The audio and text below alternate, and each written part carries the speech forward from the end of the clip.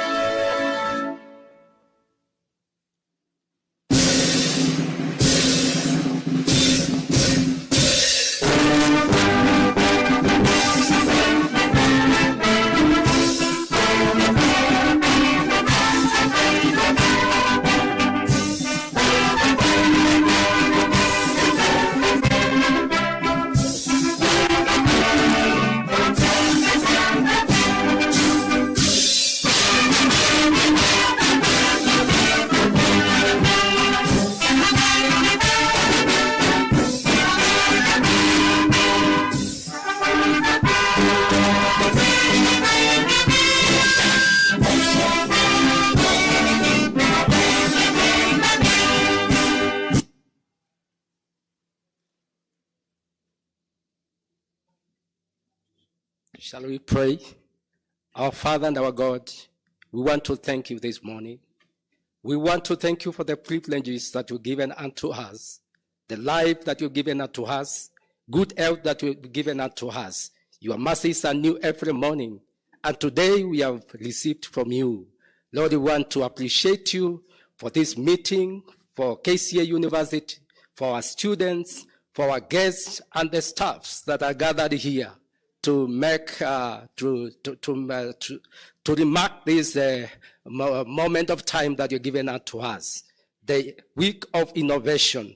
Lord, we pray the name of the Lord as we enter in this week of innovation.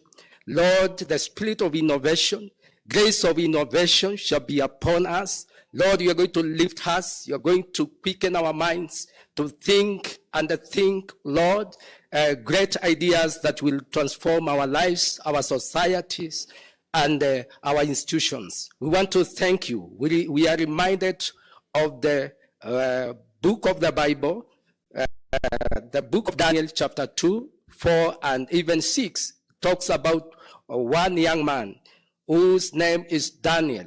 Daniel had a unique skill, talent. When the king was looking for somebody who could interpret the dream, because it was so critical for the kingdom and the nation of Babylon, there was no one who was found. There was no magician, there was no sorcerer, there was no witchcraft, and the witch doctors were found to have the knowledge and the skills to be able to interpret the dream, except this one man, the name Daniel, who had knowledge and ability to interpret the dream for the king. And the king appointed him to the places of leadership so that he may not suffer loss.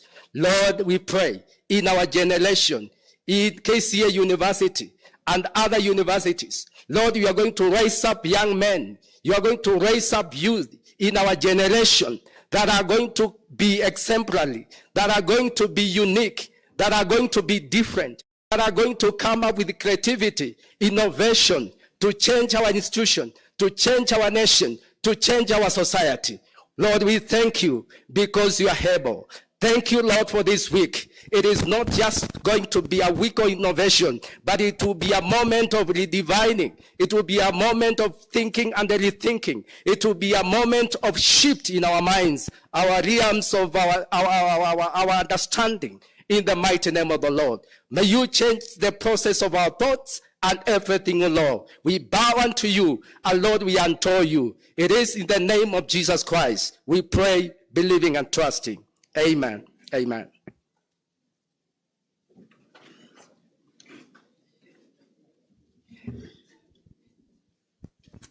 Thank you, Mwangangi. Can you appreciate Mwangangi for that powerful prayer?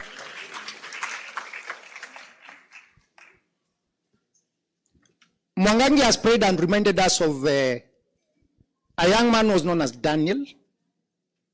And Daniel was not alone. If you know the story. If you know the story, there were 4 young men from Jerusalem who were taken captive. And these young men were found to be 10 times better than the people of Babylon. 4.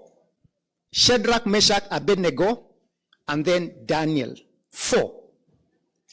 I'm bringing this to say we have 4 innovators today from 4 different universities.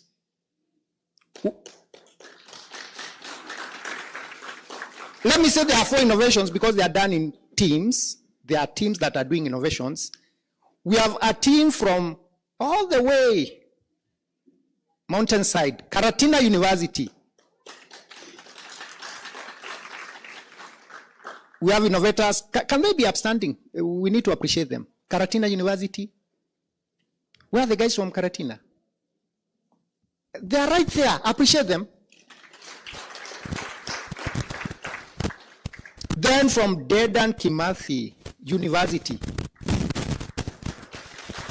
Appreciate this guy. He's coming with an innovation. We'll bring them on stage shortly. Then from Zitech University. We have that team. 10 times better. And I tell you what will be 10 times better. And then from our very own KCA University.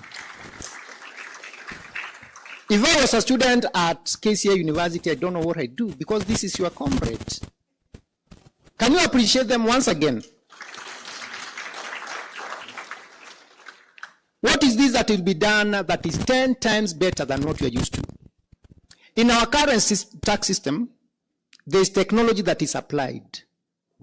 The one that we know is this iTax that we use to file returns end of the year, and we have eTeams, a new kid on the block. But today, we are looking forward to getting innovations that will take the place of iTax, that will take the place of eTeams, and many other areas. Because there is still a huge gap, what we call compliance gap, of people out there who are not able to pay taxes. Either they are not willing or they are not able. But there is a huge gap in terms of tax compliance. And we believe that technology, right applied, will enable taxpayers to find it easy to pay their taxes. We also believe with right application of technology, the Revenue Authority will be able to bring all these people on board. I needed to say that, and also mention that we are going to have research presentations. There are students who have written papers, serious papers with innovative ideas or policy implication, and we'll have them presented here. Now, this is just a start of KCA University 2025 Innovation Week, which has been driven by our captain, the Vice Chancellor, and CEO will be here in the afternoon to officially open the session, a 3-week. But he has been ably assisted by his deputy in assembling these events, the series of events that take place throughout this week. That is none other than our DVC research, innovation, and outreach. See what we are talking about, research, innovation, and outreach. I like to invite our DVC, Rio, to make a few remarks. And because we'll have official opening of the entire event in the afternoon of the entire Innovation Week, we'd request him to officially open the tax innovation, which is taking place this morning. Karibu sana, Bwana DVC.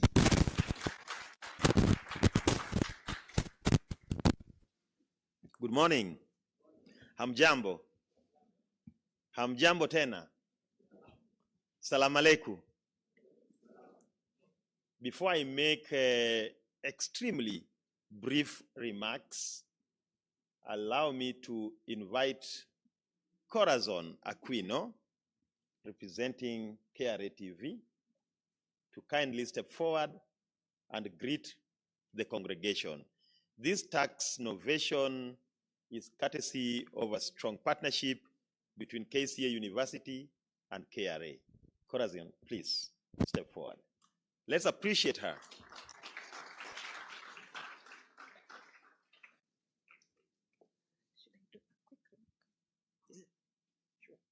Good morning. Can I get a better good morning? Good morning. Indeed, it's such a great privilege to be able to join KCA this morning during its 4th Innovation Week and Industry Summit. We appreciate this platform as KRA because it celebrates creativity, collaboration, and transformative ideas. This platform affirms that what we believe in KRA, that innovation is a necessity. And for those who don't know, we have it anchored as part of our core values.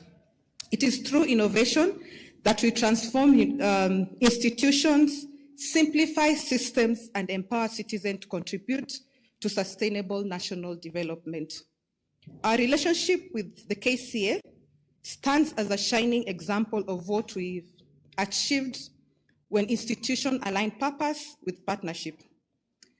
This we've achieved over the years with KCA because we've worked with them and on a transformative journey from nurturing community tax literacy through the market activations that we've done with KCA to support civic education, the co-development of a structured curriculum that is meant to support the tax societies across the country.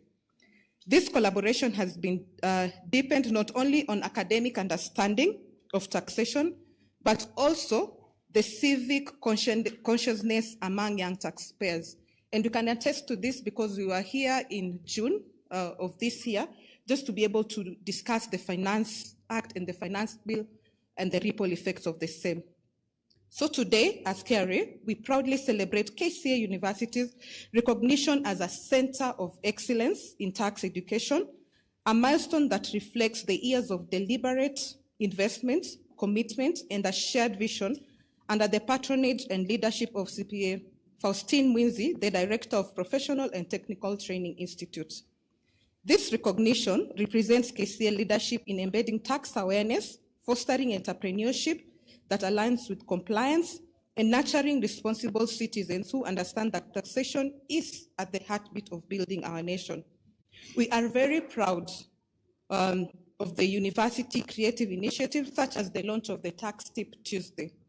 This innovative platform brings taxation to life, simplifying complex concepts, connecting with youth audiences online, and promoting a culture of voluntary compliance through relatable and bite-sized information.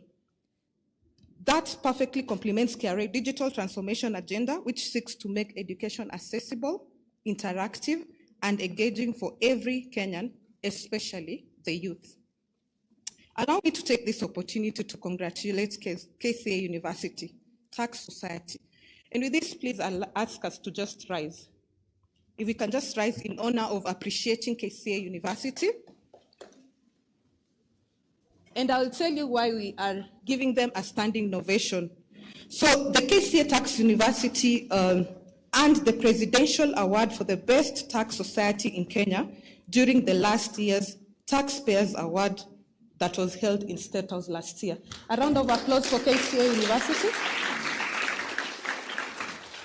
So you can take your seats. This astounding achievement is a testament to the spirit of excellence, leadership, and patriotism that defines this institution.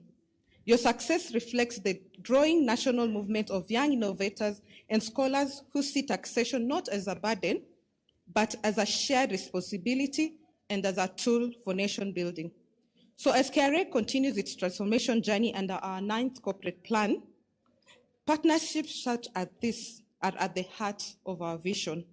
We will continue to strengthen collaboration with universities in research, innovation, and tax technology support.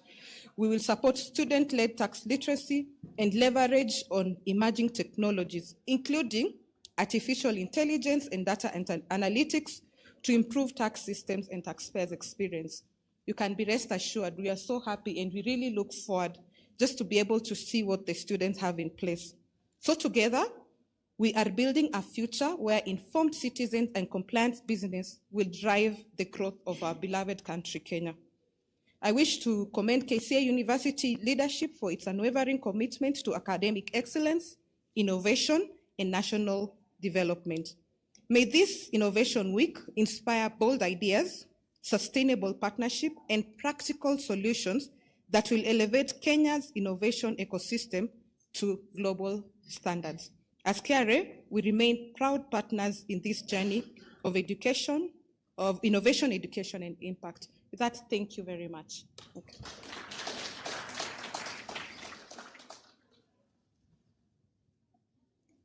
Let us appreciate Corazon one more time.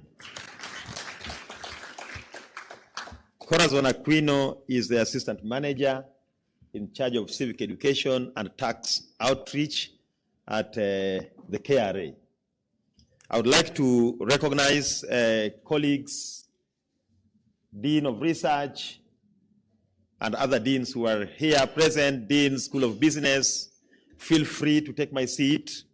Please come and sit here. Dean, School of Technology, Dean, School of Education, the host director for this wonderful, innovative, and pioneering tax innovation event, CPA Faustin Mwinzi, and the colleagues from PTTI. I would like to recognize all the partners, the institutions that are here. We are very, very happy to have you here at KCA University. I want to recognize staff and students, all the comrades who are here. Hamjambo tena. Good morning. It's great, it is very good. Corazon, this tax innovation is a creative brainwave innovation from KCA University, from our Professional and Technical Training Institute, led by CPA Faustin Mwinzi, and it is going to be an annual event. It's going to be a standalone annual event because you don't find anything like this in any other university in the world except at KCA University. I think you should clap for me at least. My name is Vincent Onywera. I'm a professor of exercise and sports science. We pay taxes. And I'm the deputy vice chancellor in charge of research, innovation, and outreach. And I chaired the organizing committee of the 4th KCA University Innovation Week and Industry Summit. So from today, it's game on. We are now in the field and we are going there. I would like to also say we are very excited to be having this as a curtain raiser event with the approval of our VC and CEO, Professor Isaiah Isiwa Kindiki, who is in another meeting. We will be having the official opening ceremony this afternoon, presided over by the Principal Secretary of the State Department for Science, Research and Innovation, Professor Shaukat Abdulrazak, at 2 p.m. right here. So I want to invite you to be back here at 2 p.m. We also will be having our keynote speaker, Mr. Lee from South Korea. Mr. Lee will be talking on a grand innovation on an AI-supported shoe. He introduces himself as a shoe maker. Shoes like what you are wearing now. And without letting the cat out of the bag, we saw the shoe yesterday. Edie Rogers, you are there. That shoe is amazing. That shoe is amazing. I've never seen anything like that in my 58 years in this world. Don't think too much about my age. It's just a number, you know. It's just a number. So please, we'll continue with the programs this morning. As per the program that you have, you know, we'll continue, and then the official opening ceremony will happen right here. You cannot miss anything like that, because the shoe will be where? The shoe will be where? The shoe will be here. So we want to see.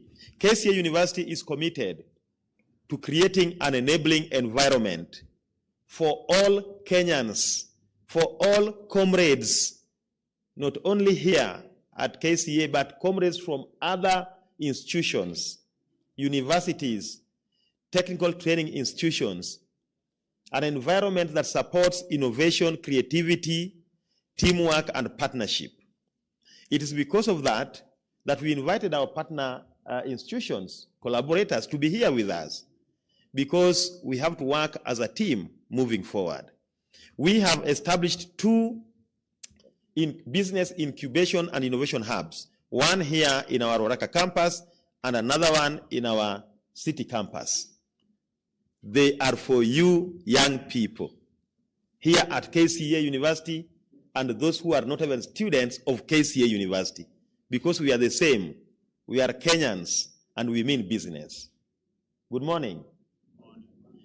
KCA University has also created an enabling environment for partnership and collaboration, where our members of faculty, trainers, and staff support emerging entrepreneurs. We have been able in less than 2 years to file 11 patents as a university. We have been able to commercialize three outputs. They are out there in the field. And these young people are doing amazing stuff. I wish I was a student today. I wish I was a student either pursuing certificate, diploma, or degree program in any of the universities, but especially at KCA University. But we are also encouraging our members of staff. Members of staff, good morning. That even you, it is not late. It is not late for you to come up with an innovation which can be filed with KIPI, which can be patented, which can be commercialized. Because yours truly, standing in front of you, also has filed an innovation. It is there with KIPI. So it's not late for you to do it. It's not late to do it. The theme of this year's innovation is Innovate, Elevate, Impact. We want to innovate with you together. Once we have innovated, we want to elevate it by taking it to the community. And when you take it to the community, what do you get? Impact. So I want to thank you very much. Let me not take much time. CPA Faustin Mwinzi, I'll be in and out because now we are on the track. But I want to declare by raising the curtain. I'm only going to raise the curtain this morning for the tax novation as we wait for the official opening of the 4th KCA University Innovation Week and Industry Summit. I want to thank all the partners. We have so many partners, close to 30 partners, and you can see some of their banners here. We encourage you to visit the exhibition areas. Please visit those areas, interact with them, share with them your thoughts, ask them questions, see the areas of synergy, see how they can support you as we move forward. Thank you so much, and with those many remarks indeed, thank you, Corazon, and thank you, everybody. And I now declare this tax novation workshop on behalf of the VC and CEO officially opened. Thank you very much.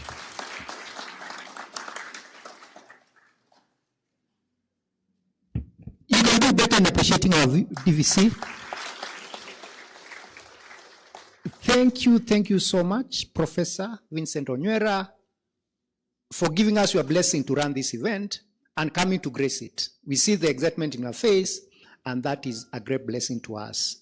Now, while he was making his speech, he mentioned that this university has filed 11 patents, 3 commercialized. I attempted clapping with Corazon. I wonder, to the rest of us, doesn't that mean something? When you file yours, don't you want to be celebrated? Can we clap for the achievement of the university?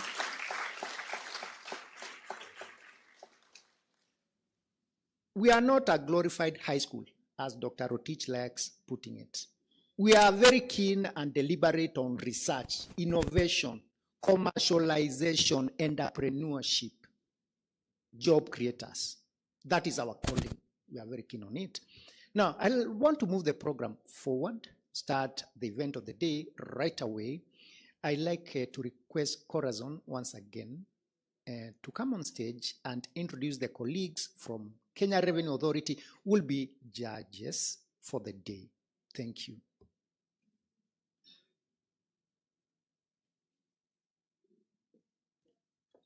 Thank you so much, Mr. Mwinzi. I will ask my colleagues to just stand where they are, including the ones who are on camera. So we have a group of 3 teams supporting.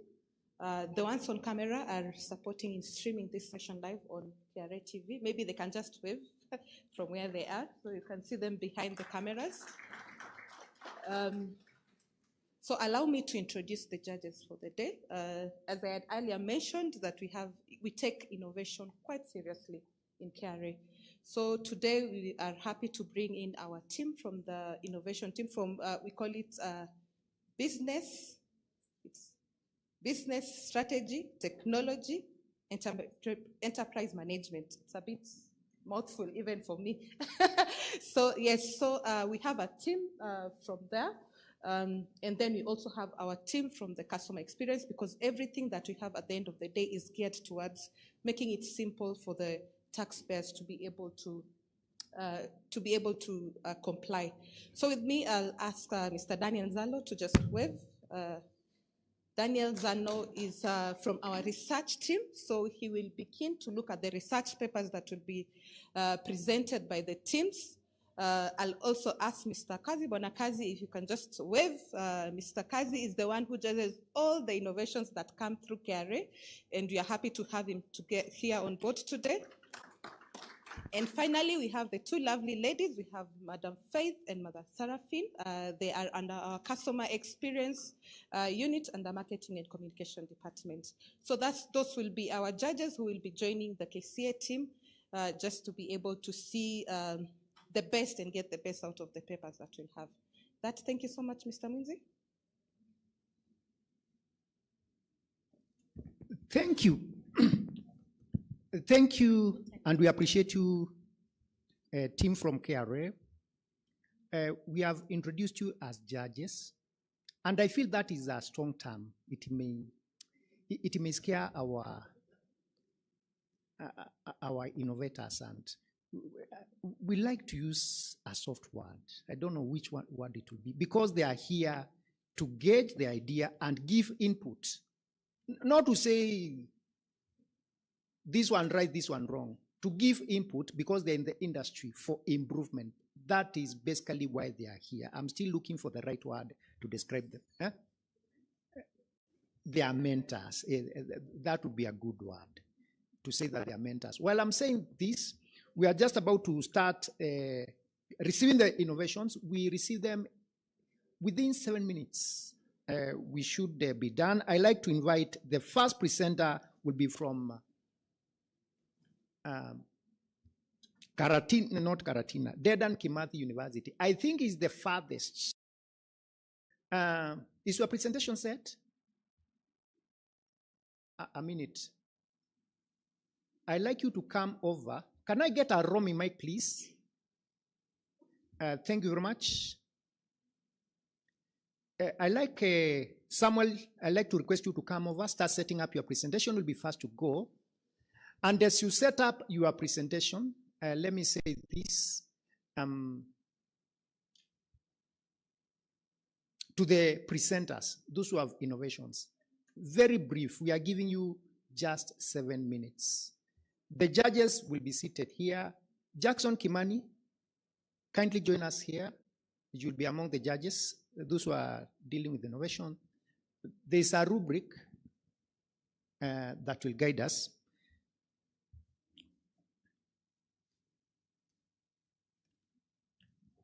While he sets up, the guidance I like to give is that we want the innovators just to tell us how that innovation would work and who would it serve. As simple as that.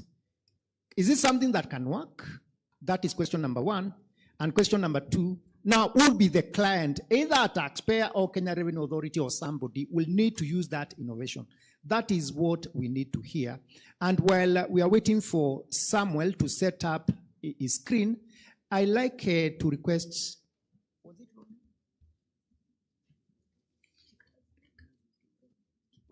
I'd like to request Kipro from KRA. He has been introduced to as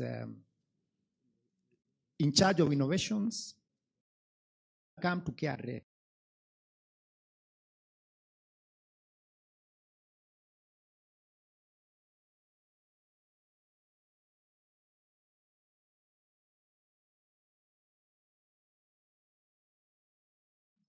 What happens in this innovation, and while you are doing that, you'll also set the expectations from the presenters.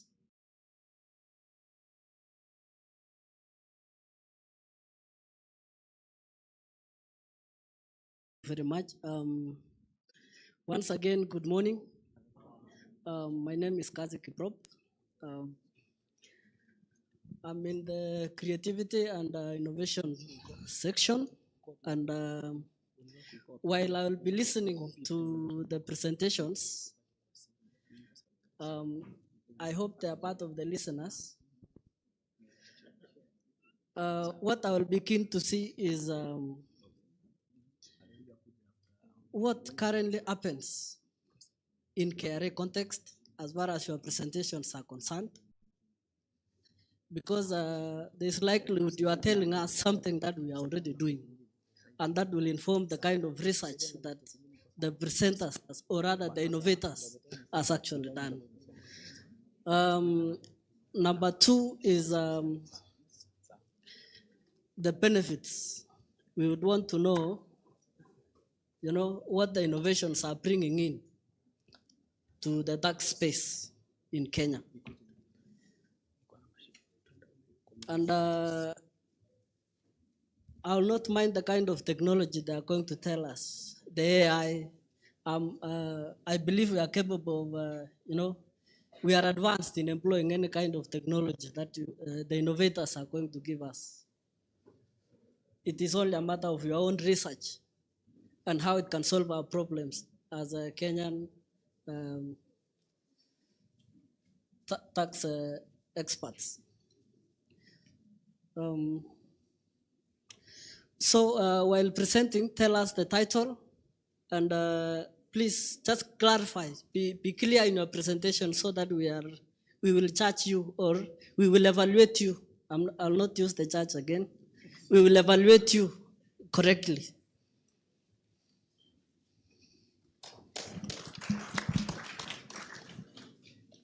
Thank you. There is slight change. Had requested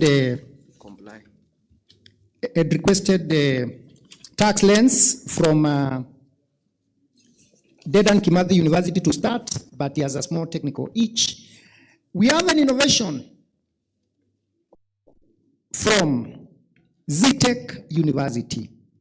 The name of the innovation is e-comply. E-comply.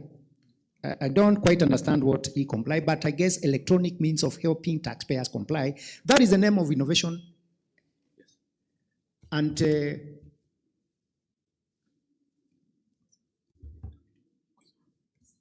we are trying to set it on screen.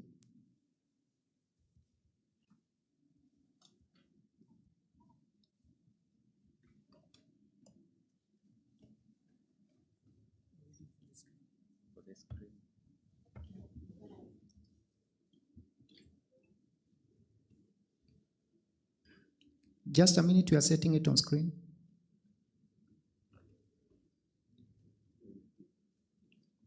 And there you go. Now, comrades from KCA University, Dedan Kimathi University, ZTech University, all universities presented. Can you show your love to our presenters this morning? Guys,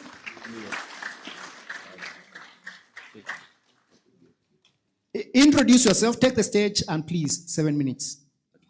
Karibu sana. Thank you. Hi, everyone. My name is Alan Otieno from ZTech University. I'm with my colleague here. Abubakar will introduce himself. I'm a computer scientist and a software engineer. Thank you. Hello, guys. My name is Abubakar Kideka. I'm a student at ZTech University, and I'm also a software engineer at Codecraft Ventures. And today we are here to defend our project. So, KCA University sent out a call to innovators. We heard, we heeded, and we are here to show e-comply.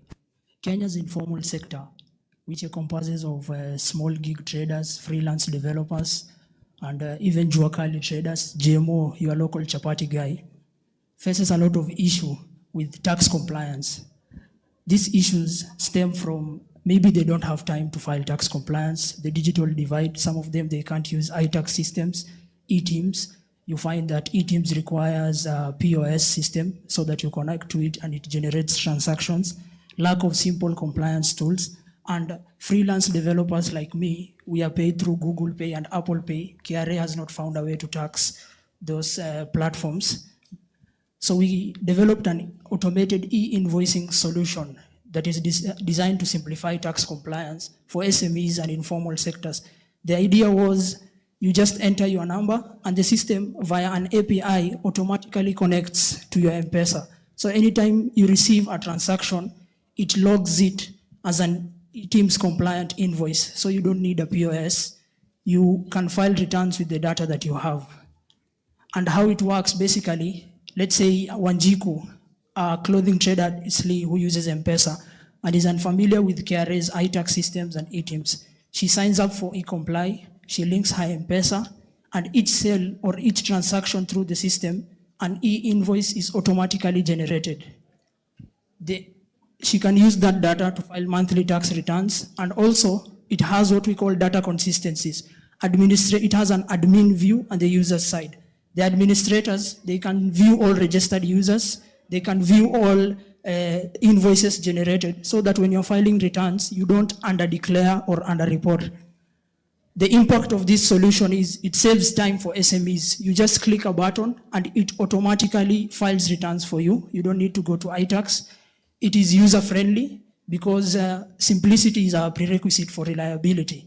It enables landlords and informal traders to file taxes easily, and it can be used to file what we call turnover tax and rental income tax.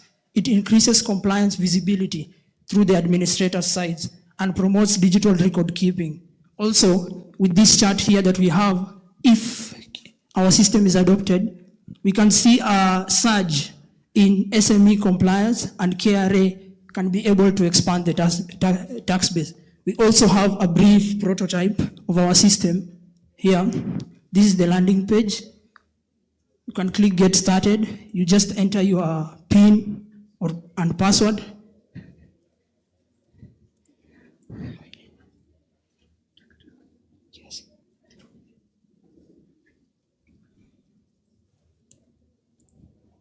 Yes, and this is the landing page. After you log in, you just click Begin Processing. You can upload your statement because right now, as I've said earlier in my pitch, that it connects automatically via API. But due to ethical and legal concerns, Safaricom does not allow third-party users to view the transaction messages of their customers, their clients. And we could do that via web scraping, but it is not ethically or legally correct. So for our prototype, we decided that you can upload a statement via CSV. You just click, choose file,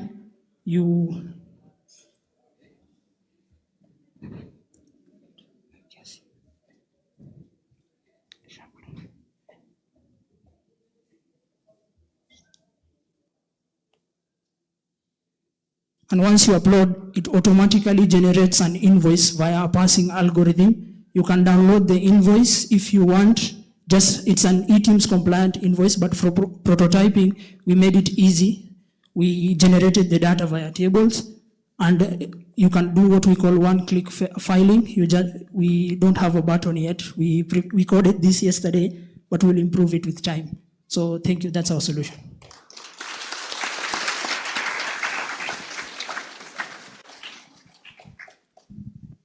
Thank you very much, and that is ably presented. We like to take one or two remarks from the judging team.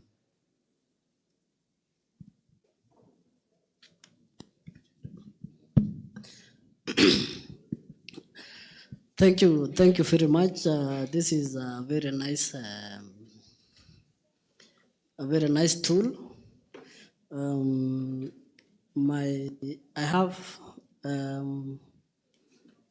I have a concern on the practicability, because you are saying, you mentioned about ethical issues.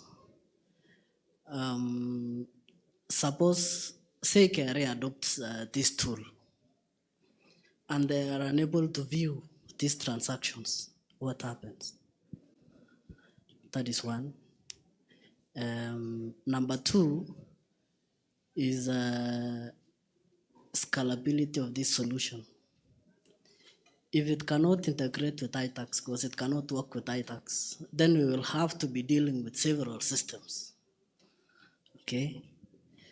We have adopted eTeams, and it is our single source of information as far as VAT is concerned.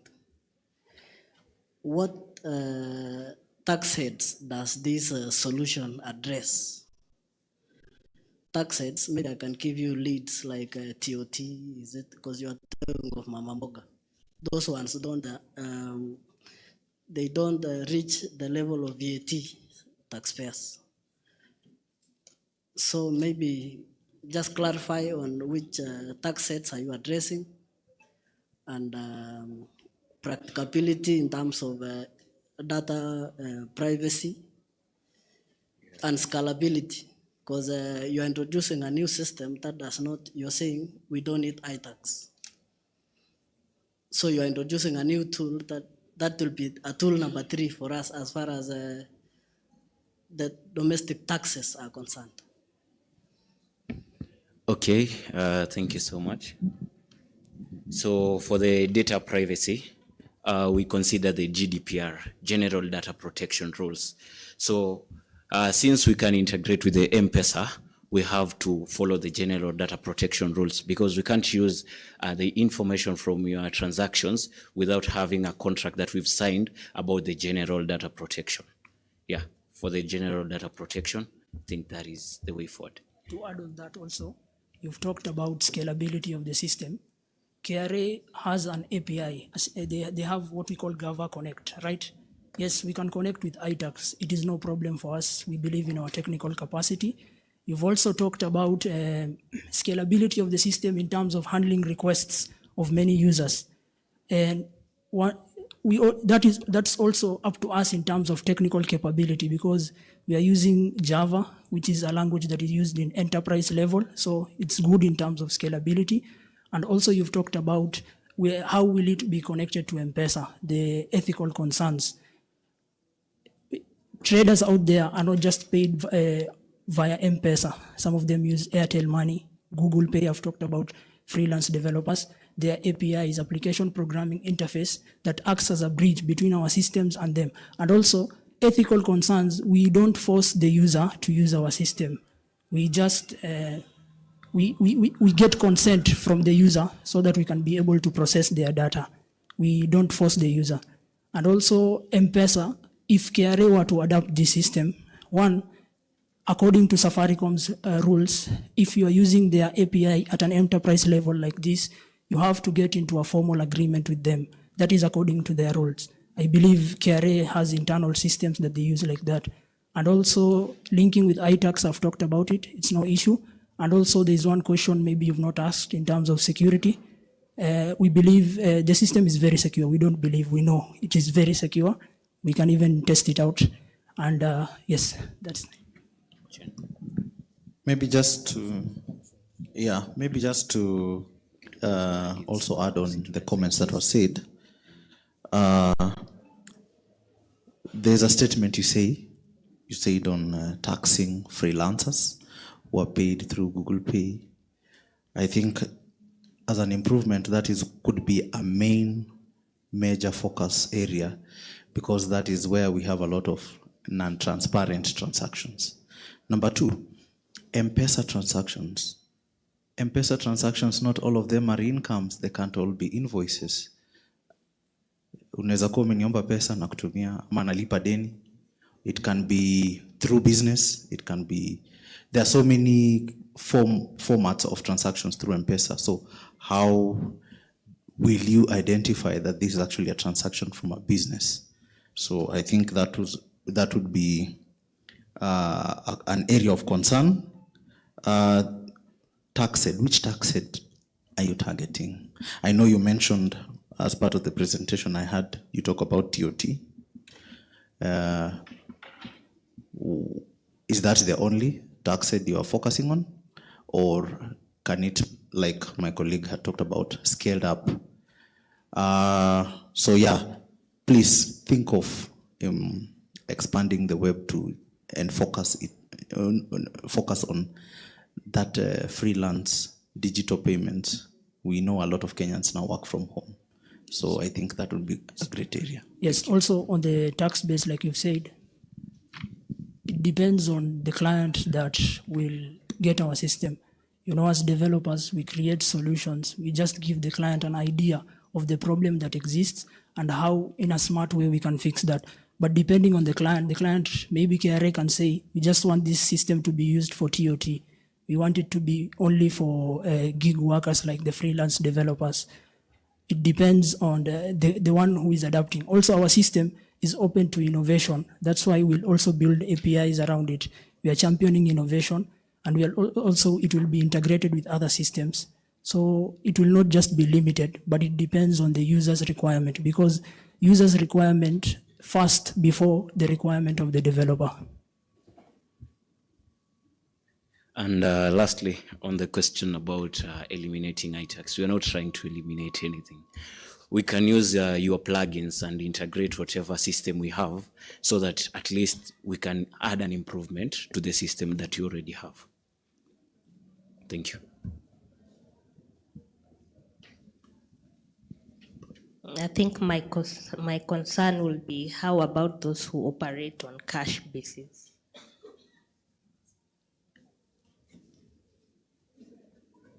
I don't think there's a system right now in place anywhere in the world that is able to tax cash-based, because I don't think so. Maybe I'm not that, I've not researched enough, but I don't think so.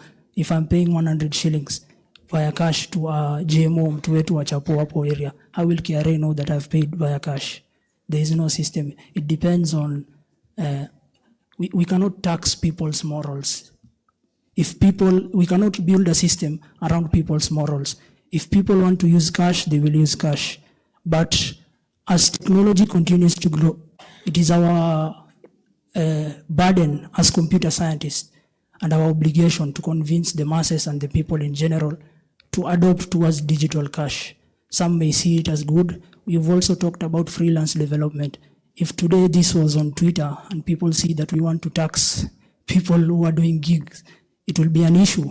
People will create X spaces and start talking about KRA. But nothing is easy. Innovation is hard. We'll build around it. Thank you. Yeah, so maybe my take is,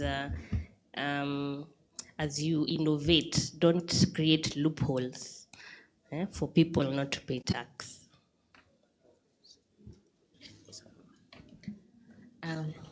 Thank you. It's a very innovative application, and it has addressed a huge issue that we do have at KRA, which is taxing the informal sector. And just to reiterate what my fellow colleagues have mentioned, yes, the M-Pesa thing is a problem because you don't always receive all your all your incomes on M-Pesa. It may be just a regular transaction from a friend. And secondly, about the gig economy. Yes, that's a very, it's a very, let's say, delicate place for now. For instance, working with PayPal, some people receive cash through PayPal. So it's not entirely your income that you're receiving through PayPal or any other form of e-wallet. So let's find an innovative solution to resolve that. And finally, I'd just like to mention that the key aspect of one of KRA missions and visions is to enhance voluntary compliance. So from what you see, it's like you're immediately giving them a solution that they can't escape. So we want to make sure that they are voluntarily complying and not forcing them to. Yes. So that's where we are moving to with regard to customer experience. Thank you. But as I've shown in my prototype, people don't have to connect their M-Pesa, because we also had this issue of connecting to M-Pesa when we were developing the solution yesterday, and we found out a way to do it where you can just upload your statements. It's there, it's voluntary. KRA cannot force you to upload your statements. Thank you.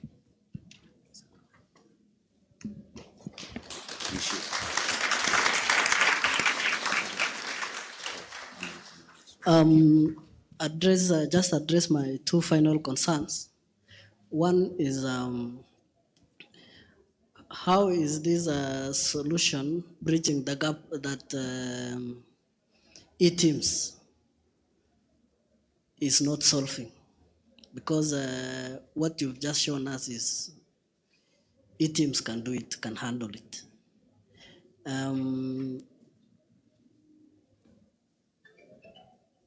Maybe you can address that then. Yes, I don't think e-teams can handle Google Pay. I don't think so. I don't think they can handle Apple Pay. And also, when we talk about real-time invoicing, it's close to real-time, because my system has two types of processing: batch processing and real-time processing. The real-time processing is where I connect to the M-Pesa direct. e-teams cannot do that. You need a POS to do that. POS is very expensive. Imagine I pay taxes and then I connect to POS and then I pay my cyber guy 1,700 to file taxes. It will be a burden for me as a startup, and I will not even want to comply with the government. I'll rather not pay taxes, right?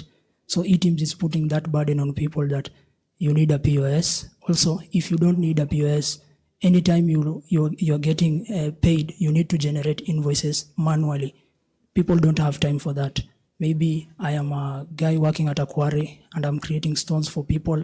I'm managing my workers. I don't need to manage my workers and also to manage my e-teams account. It's as if your right hand does not know what your left hand is doing. Thank you so much. Give him a big clap.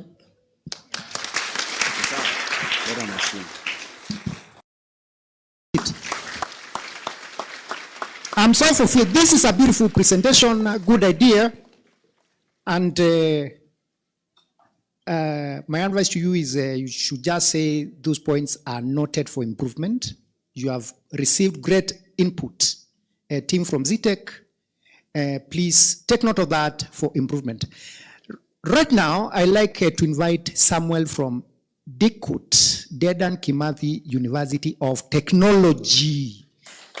Appreciate him. Is this one?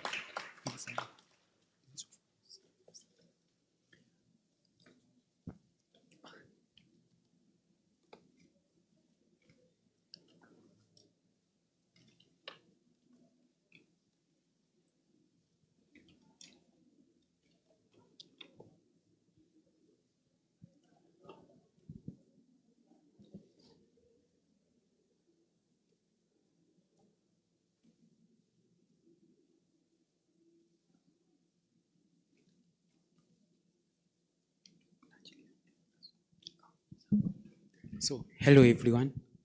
Okay, thank you. Oh, my name is Samuel Maina from Dedan Kimathi University, also a software engineer. So, my innovative is called Tax Lens. So, we have seen in the recent years, the government has been channeling all its activities online.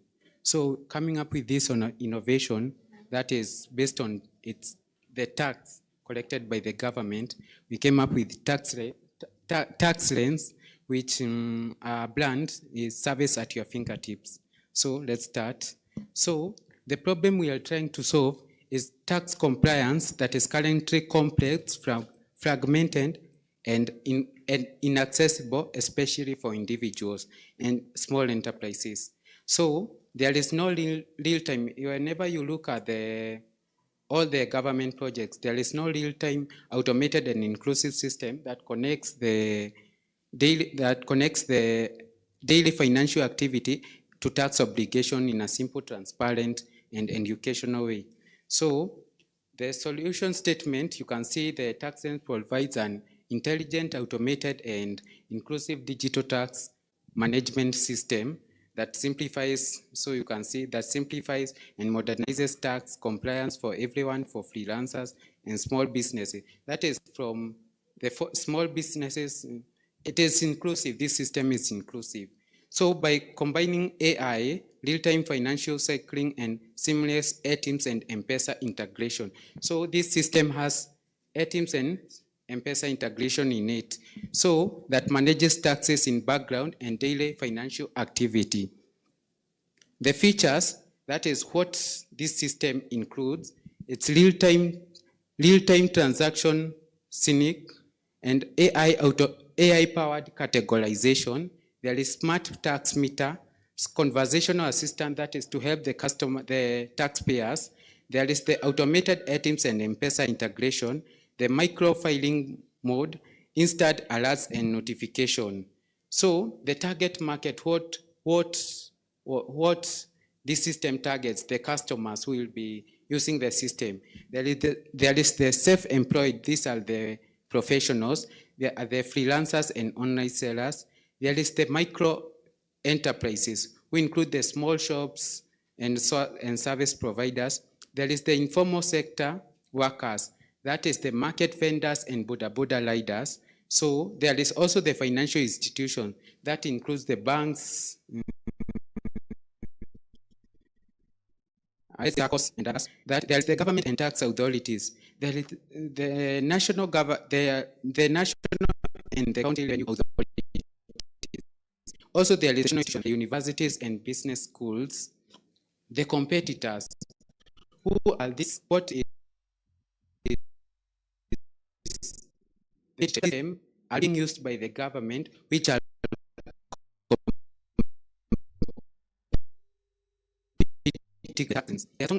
these are cute profit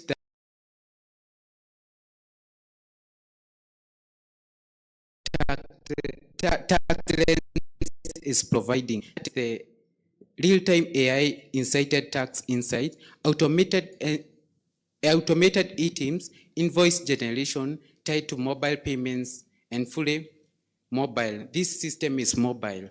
So that means the tax lens has rooms to differentiate by combining features in a way that current tools don't, economy and real-time intelligence. The revenue models, how will this system sustain itself? The tax lens live can sustain itself through multi-stream model that balances accessibility for everyday users, premium enterprise transaction, and partner-based revenue. So there's marketing. How will people get to know this system, the tax lens? There is the digital marketing strategy. That is the use of social media. Everyone is on TikTok. Everyone is in IG and whatever. So there is the institutional outreach. Yeah. There is the institution, that is the KCA, and there is the brand positioning. So we have the prototype. There is the prototype we have. So here is the prototype. This is the prototype. So if you don't have an account, you can sign in, and if you have an account, you sign up. For me, let's use a case I don't have an account, so we sign in. So here, let's say, let's use a password. That is a prototype.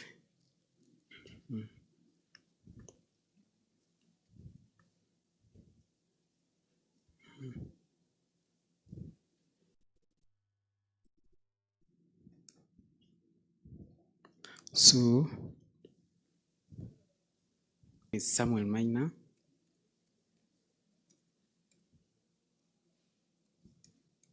So, Jimmy.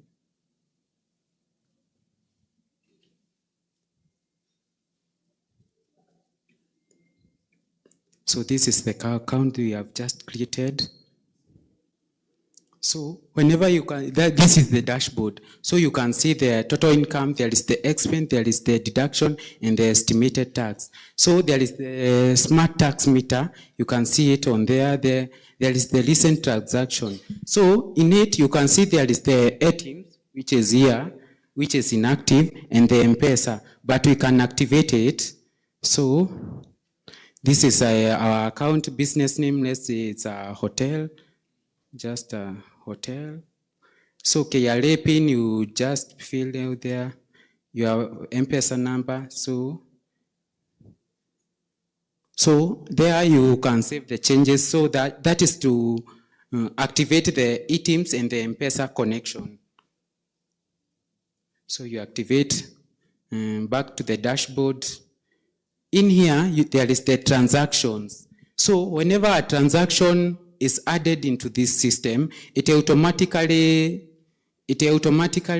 changes the income expenses, since this vary depending on your usage. So let's say here let's say there is a transaction we have done. So let's say a transaction type is that the deduction. Let's say it's an example.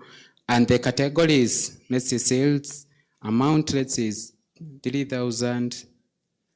Description, you can add, say, client, let's use.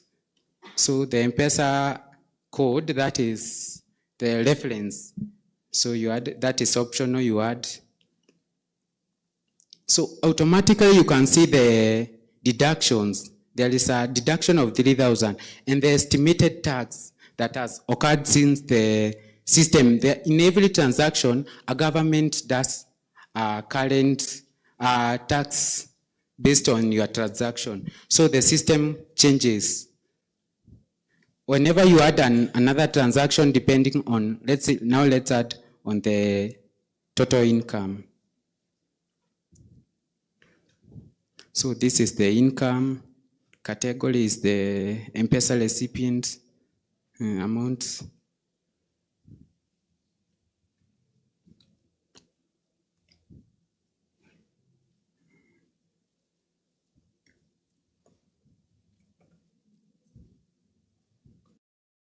You can see the total income have changed, expenses, deduction, and the estimated tax. This has occurred since in every transaction, difference of the tax changes. So the smart tax meter shows you the tax income and the estimated tax that has occurred since the system has changed.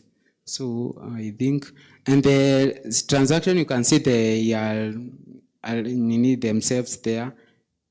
That, I think that is that is my prototype. So finishing on my presentation, there is the team members who could not avail themselves due to various reasons. Yeah, the marketing strategy. Thank you. Thank you for your time.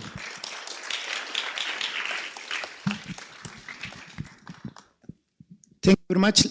I'll allow the judges, probably one of them, or we call them mentors, to give their views concerning this.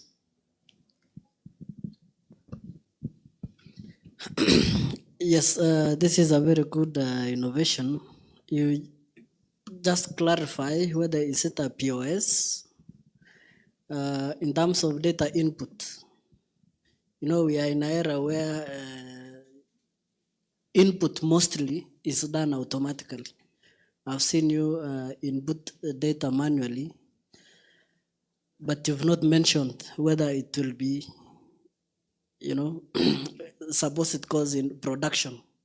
Where is it getting that data? Is it manual input? Is it a system that is aside where I will do my transaction and then I feed it with the information? How is it going to work with the current systems in place?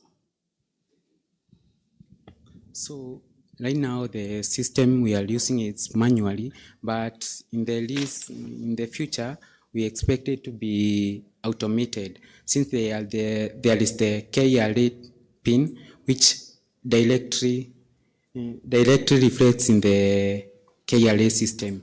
Yeah. Thank you.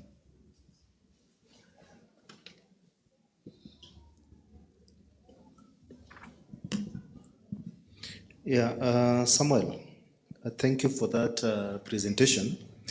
Now, my question is, you're addressing tax compliance, and of course that has been a headache for KRA. Yeah. And specifically the self-employed. I've seen you listing a number of them, and I'm wondering how voluntary it will be, because there is what you call tax evasion. People don't want to pay tax. Yeah. You've talked about marketing strategy. So that people do not know that they have a responsibility to pay tax, or is it about the complications in the system? Because when the more you talk about, people run away. These informal people don't understand this system. How do you, the way you have said about simplification, how do you simplify this that everybody now feels is not a big task to comply? So most people nowadays they should pay taxes manually, where that comes in with a hotel, unalipa tax, then you have to maybe be given a receipt. With this system, they can be able to pay it online. There will be the online receipts which will be provided there. And lastly, please clarify about you said this. No, is it? It is a mobile payment or mobile like that. It's a mobile platform. Using a mobile device that is on a phone. Then this system on a phone you can use it anywhere. That's what I mean. It's a mobile app. Yeah, mobile app. Yeah. Okay, thank you, Samuel. I'll just give two comments. Number one, invitation. You mentioned a smart tax meter. Yeah. And then you mentioned eTIMS and M-Pesa integration. I was very keen to see how the prototype links the two. I have seen that you have to activate on a different dashboard the KRA aspect and then the M-Pesa aspect. But at the end of it all, I've noted it's more of a bookkeeping idea, because you also mentioned your competitors as Zoho. Yeah. You know what they do. Yeah. So it is more of a bookkeeping innovation, which is good. But I think if you can improve it so that we do away with the idea of voluntary compliance, the automation contracts. Yeah. So that when somebody does a business, yes, it is next for the tax agent. Thank you. Thank you, sir. Sure.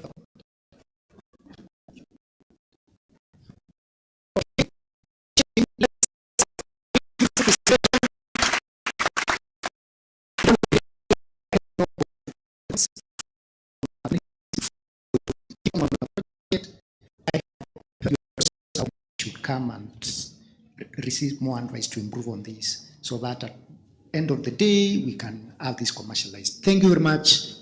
We'd like to invite the team from KCA University. Bravin Mangafu. Now, these are your very own.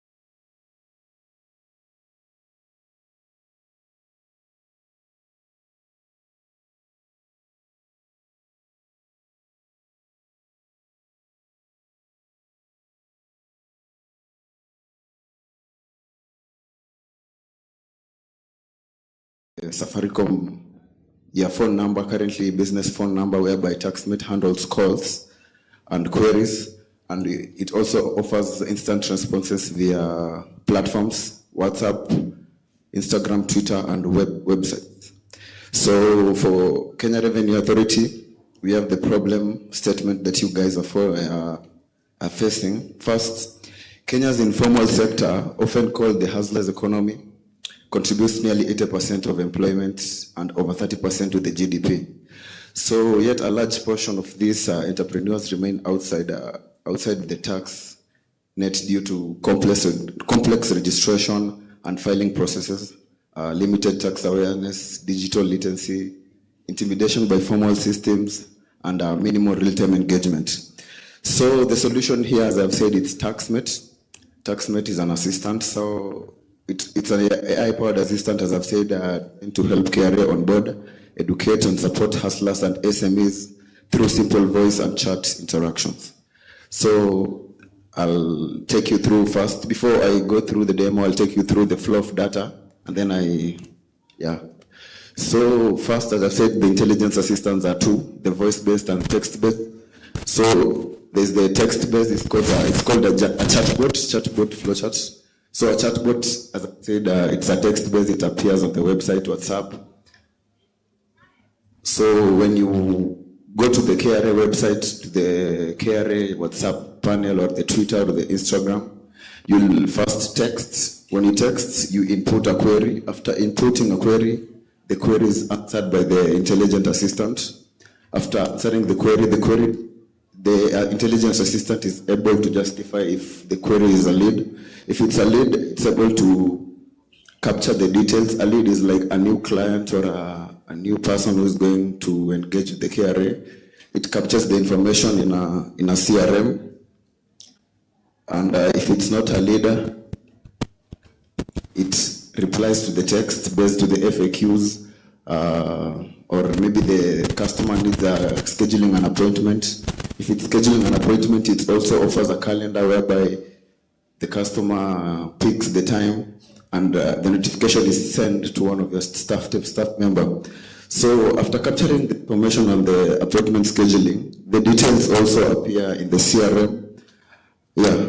After appearing in the CRM, it makes sure the conversation is answered and information is well displayed.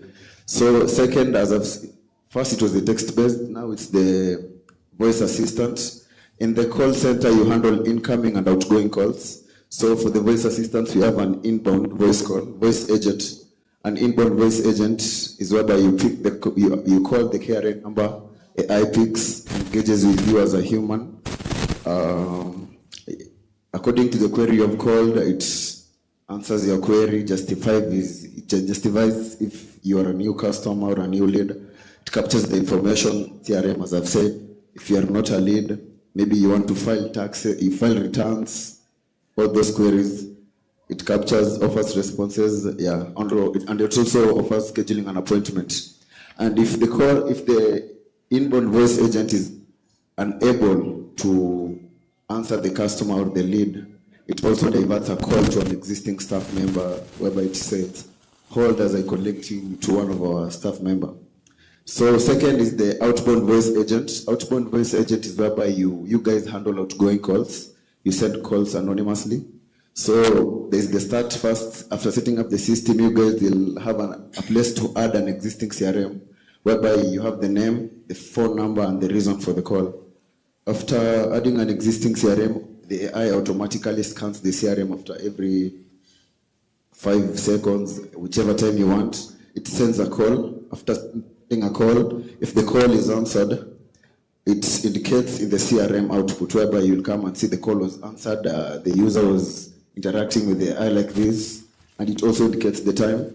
And if the call is not answered, it will indicate in the CRM this user did not pick the call. So for the outbound voice agent, it also does follow-ups, whereby you can do a follow-up by adding an existing CRM. And payment reminders. And reminders. So let me take you through the demo. I'm going first to start with the voice agent via the call. I'm going to call TaxMate, as I've said, It's named TaxNet. So while as I connect.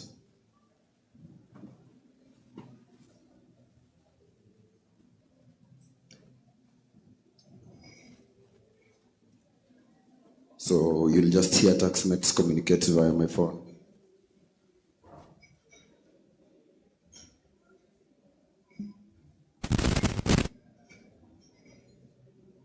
Habari yako boss, have you got a minute to talk about your business? Yeah, sure. Great. Are you self-employed, a hustler, or an SME owner? I'm an SME owner.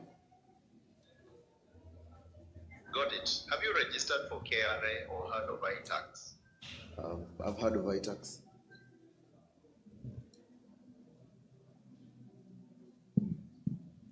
You mean iTax? No stress. Have you registered for a KRA PIN yet? Not yet. No worries. Want me to walk you through how to get your KRA PIN? Yeah, sure. You'll need a national ID, email, and phone number. Ready to start? Yes. So that's at TaxNet. It's male-based. We can automate it to be a female-based as you guys want it.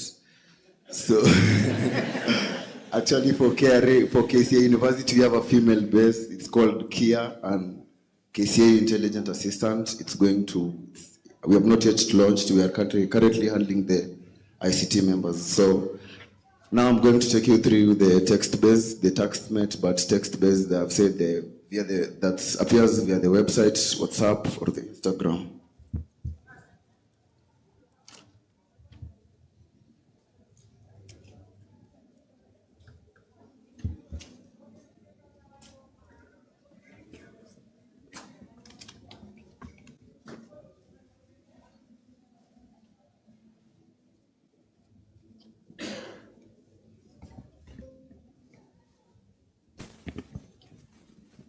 Technical team, please.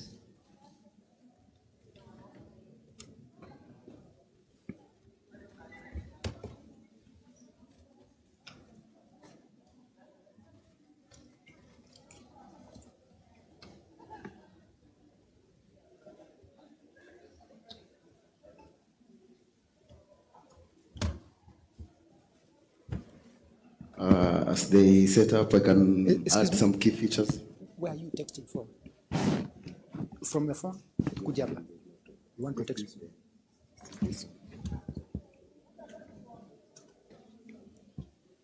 Yeah, I can add the key features. On the outbound voice agent or the voice agent, they also have a concurrency limit whereby it can call 5 people at the same time or 10 people at the same time or 100 people at the same time. The way you guys prepare for the package. Yeah, so this is a text base. It appears on the website for now. We are just hosting it. It does not exist on your current website. So as you can see, it's a widget. It appears. Hey there, I'm TaxNet from Kenya Revenue Authority. Do you mind if I ask a couple of questions? It's just them actually. So as you can see,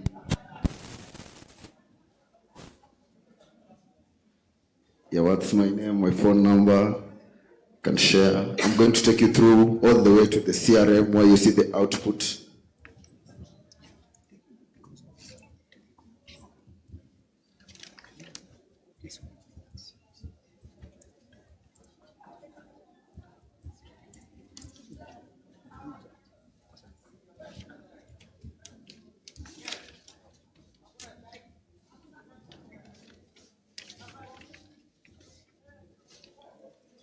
Yeah, it engages seamlessly. No concurrency limits. 1,000 people can engage with it at the same time. Yeah. So we are also preparing a text-based for KCA University in the process. Yeah.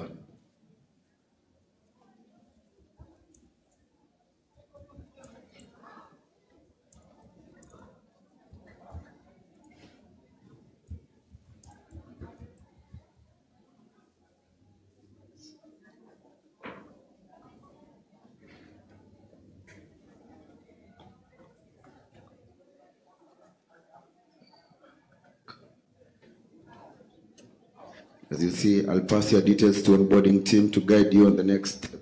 So let me show you the CRM. As you can see, it will appear in a few. Let me refresh. This is my first test.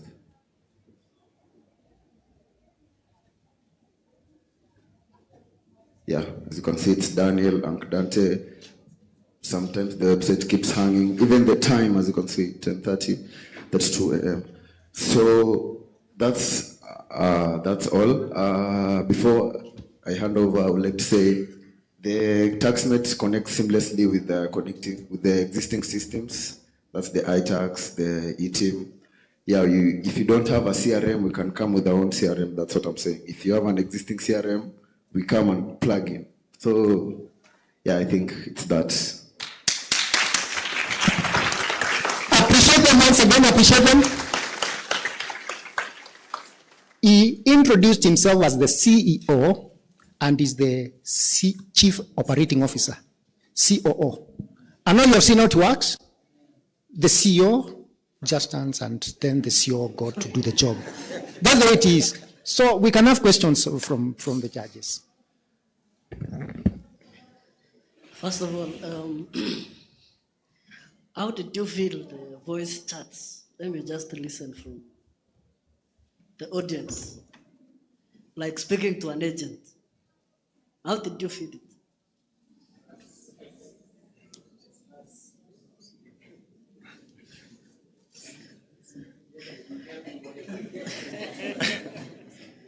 Yes, that was amazing. Just a few things. Do you have knowledge of what KCA is currently doing as far as the chatbot, the CRM integrations, and how they respond to clients?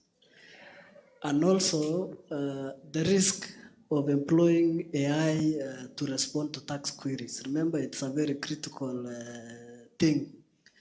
And Kenyans don't want to pay tax. That's the bottom line. But we want them to voluntarily do it. Suppose the AI, because most AIs are hallucinated at some point. Suppose they, even you as a student, you file nil returns, and suppose at some point the AI tells you you have, say you got a PIN in 2022, and tells you have arrears since 2013. What happens? What will happen to your attitude towards KRA? That is one. Two is because it is voice and chat. Voice and chat, which is text-based. How do you intend to address the disabled? Okay. So those are only two for now, but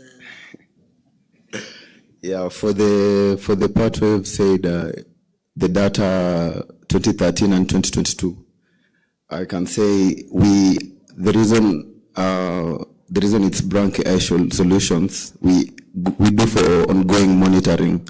So we do updates on your current systems every monthly to avoid hallucinations. And we also train these AI modules with language modules according to your business platform or your business workings. So as hallucination is what we do as the AI is working on the end. We also like to implement the human in the loop framework where the human will answer the complex queries and we transfer the call out the query to the human on your team so that he can answer the accurate information. You see, when you call AI and say, I want to see my file returns, when you call the phone number currently, as I've said, we do ongoing monitoring, updating with your current systems. If what the user is asking is not updated in your current system, it diverts a call immediately, or it provides a calendar for scheduling an appointment whereby one of your staff member will come in the office during the office hours. You know, AI works 24/7. During the office hours and found a CRM way existing, somebody has scheduled an appointment yesterday at this time because of this and this. So there is human coming in. It will also send an email reminder to show the appointment has been scheduled. Just a concern. I saw you running on top of KRA website. Is it that?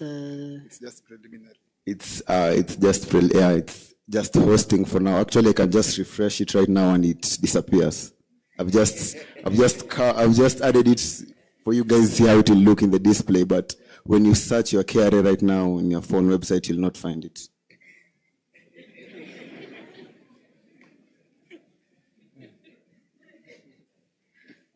It's not invasion of privacy. It's just tools that are available on the browser. Yeah, it's not invasion. Yeah, but with back-to-back contracts agreements, we can now host in your cloud service providers or something like that. Yeah, I want to add where you have said that the AI handling your queries is an issue. There's data risk. So we have forgotten to say that all the data we are creating for the KRA, we are adding to the AI. It's being hosted on your cloud services or preferred cloud services, whereby you and only you will be able to manage the data. So I don't intend to talk again. Let me just give you a suggestion. Maybe you can include video as well. AI to guide, like when somebody is speaking, just the way education is done in Sweden for small kids, where they use AI videos to train. So like an AI tutor. AI tutor, thank you. You can just work with it. Okay, thank you. I do love the idea. Probably my concern would be, so the AI can only respond to PIN registration. No. It's tailored the way you want us to create it to operate. It operates the way we want, the way you guys want. But you said for a system-related query, you'll still need an agent. Complex queries. Complex queries such as maybe things that it needs to confirm. It can't answer that because it will start hallucinating. So it will need someone on the human team. The human team. Yeah, to give the accurate details. Because what I know, most of PIN registrations, our customers tend to lie.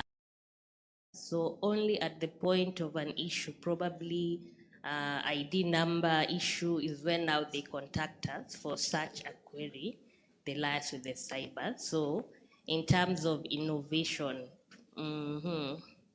or in terms of queries where they need to check the system, probably I think the win will be at a point where we will not need to speak to an agent at all, because currently for such simple queries, they tend to liaise with cyber guys or any. So for the complex queries like they have a date, that's when they tend to call us, or assistance on, even on filing, they still liaise with cyber. So for example, if they have not filed returns for probably 5 years back, so if the AI was able to do that, assist them without having to need an agent, then I think that would have been a win.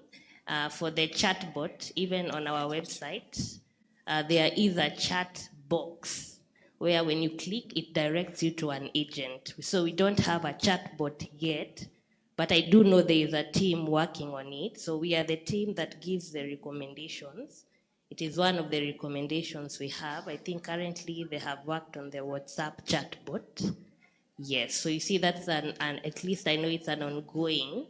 They're trying to work on a chatbot. So how do you stand out? Or because now you see, if on my end, I know they are working on a chatbot. You see, for the current chatbots that are existing, they kind of be vivid. As I've said, our AI assistants have different features, like scheduling an appointment, providing a calendar, the text-based one scheduling, and additionally, the chatbots you are saying, when you look at their, chatbots exist, but their context is what it matters. That's what I'm saying. So our chatbot is more, I like you to go and check out the other chatbots. And we bring out ours. Ours is more complex. It assures engagement. And I forgot to mention, let me go overall. For businesses, they want to serve customer experience to around the clock. So our assistants, they do lead capture. Lead capture is the CRM I've showed you, the lead capture, appointment scheduling, and the customer support. Additionally, they transfer to a human. So you see, as you navigate through the 4, there is no one is left unanswered or taken care of, or yeah. Okay, so we do have a CRM. The difference now is that the agent manually inputs the data. So the difference now, that's why I was saying for you, a win will be where we totally eliminate the agent. Because currently what you have demonstrated, we have an agent that does that. So a win for you will be to find a way where we do not need an agent at one point. You do not need an agent, how? Oh, fully, yeah, I get you. All right. It's a very innovative application that you've come up with. So something to note, we do have the interactive voice response, IVR, that guides you through all the options, and some that you have not showcased. Did you research that? Let me just ask all of them. Let me respond on that. You see, that one is whereby you say press 1 for, press 2 for, you see. Okay, let me finish the question. So the interactive voice response, for instance, if I want to find out my PIN, I can input my ID. And if I have a complex query, I can be directed all the way to the agent at the call center. So similarly, it's what I've seen yours do. It's just the difference is that now you have AI and ours is more of an automated one. So that's maybe something that's different, but it similarly works the same. The other query is with regard to data privacy. Let's say for the chatbot and the AI response that you have for calls, if I know her ID and I put it in, I'm able to access her all the details, tax details. If she has a business link to her PIN, I'm able to access that. And if she has a car she's importing, I'm able to access that on the customs end. So what are your solutions with regard to data privacy? And the third thing that I noted that I feel that you will play a huge role in is with regard to outbound calls. Currently, we do them manually. And basically, there's no need to eliminate the agent altogether, but there's a way we can automate it so that maybe when you're receiving a call from your relationship manager, if you have maybe a business query, you're not getting a call from an AI bot, but they're working together. It's a blended customer experience to provide the best results. So I think that's something you can actually plug into because that doesn't exist. But for the rest, I feel we already have them, but if there's something different that you can do, that would be a good job. I would like you to pardon on the data protection parts, and then I answer you. I repeat that? Yes, so the data privacy part is what I was worried about, because when you have your ID and I go into the iTax system, I'm able to access everything about you. I'm able to know where you work. I'm able to see if you have a business. I'm able to see everything that you do on the iTax system. Alternatively, if I have your carrier PIN from your ID, I'm able to go into the ICMS system and find out all your imports. So if we're using AI and eliminating the need for customer agents, human customer agents, how will you guarantee privacy for our customers? As you've just seen, it captures the information on the CRM. The AI does not remain with the information. The information appears on your CRM. At the moment, he has just given out the details. There's no third party in this. It's just you and the customer. The data, it's in your cloud, so there's no third party. If that's what you're saying on the ID, someone having your ID is able to access so there's no third party on the platform.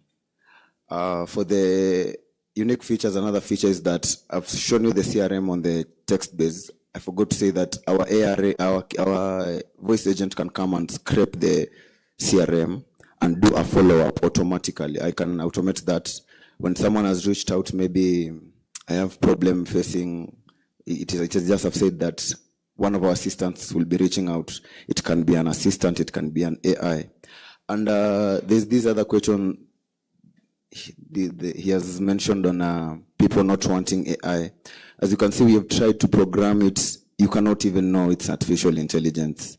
We are able to clone voices and create it to be perfectly like a Kenyan person. So when a caller calls, he's not even able to know this one is an artificial intelligence. Yeah. Okay. I also had some concerns, but along your responses you've mentioned, but I wanted to talk about the ethical concerns surrounding AI. I don't know if you are aware we have AI ethical charters that are in place that cannot allow for complete erasure of human intervention. I don't know if you are aware that exists from UNESCO. Yeah. So we have a bot that's good. It's in English, right? Do we have it in any other language? Yeah, we can divert in. Can you customize it to Swahili? Mimi manataka kulipia hii nyumba. Can it understand that? Actually, because majority of Kenyans are even us at KRA we are aware now. Majority of Kenyans are not as fluid or even as educated as you might want to imagine. So that's why we need those tax agents, because when they call, some even may want to speak in vernacular. So they will be lucky if there's somebody who can understand their language, because our idea is that we facilitate them to do what? To pay up the taxes. So number one, that was my concern. Number two, you've talked about security. Yeah? I don't know if you've put, there's a term I'm forgetting, that, I can ask the chatbot, do you know Kazi?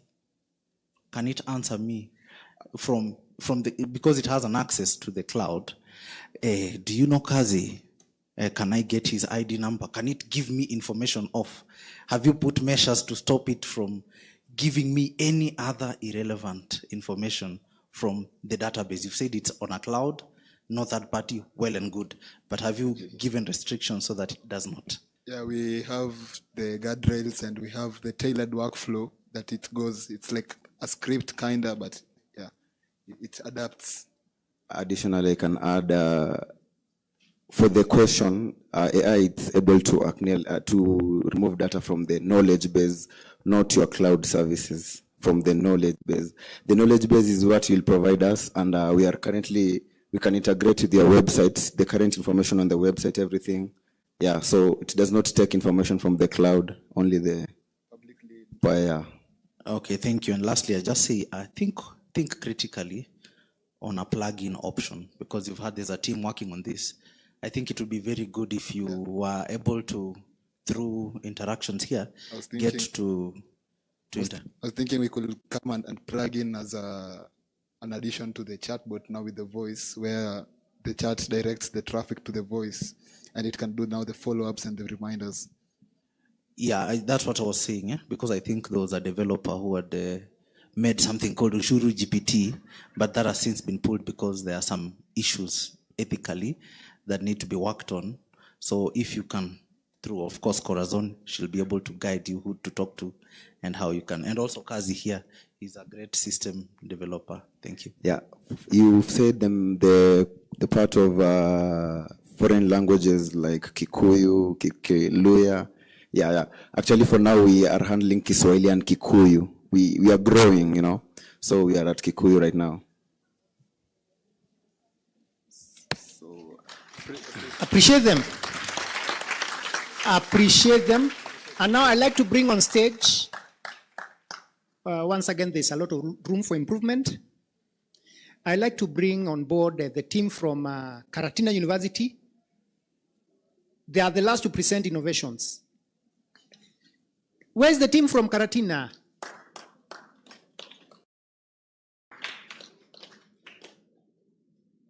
Oh, they chose to sit at the back. And for the first time, we have a lady innovator. Can you appreciate that even more? I want you to appreciate her till she gets here. Yeah, keep clapping. Appreciate they have traveled all the way from Nyeri County. And now you can introduce your team. Good morning. Thank you so much for this opportunity. My name is Mary. As you have heard, we're a team from Karatina University. Yes, my name is Mary Kabura. Yes, and with my team here, we have Jimmy Kimunyi, and he is from Chuka University. Yes, that's how we collaborate. And we have Victor Gedai from Karatina University. Yes, thank you so much. Thank you.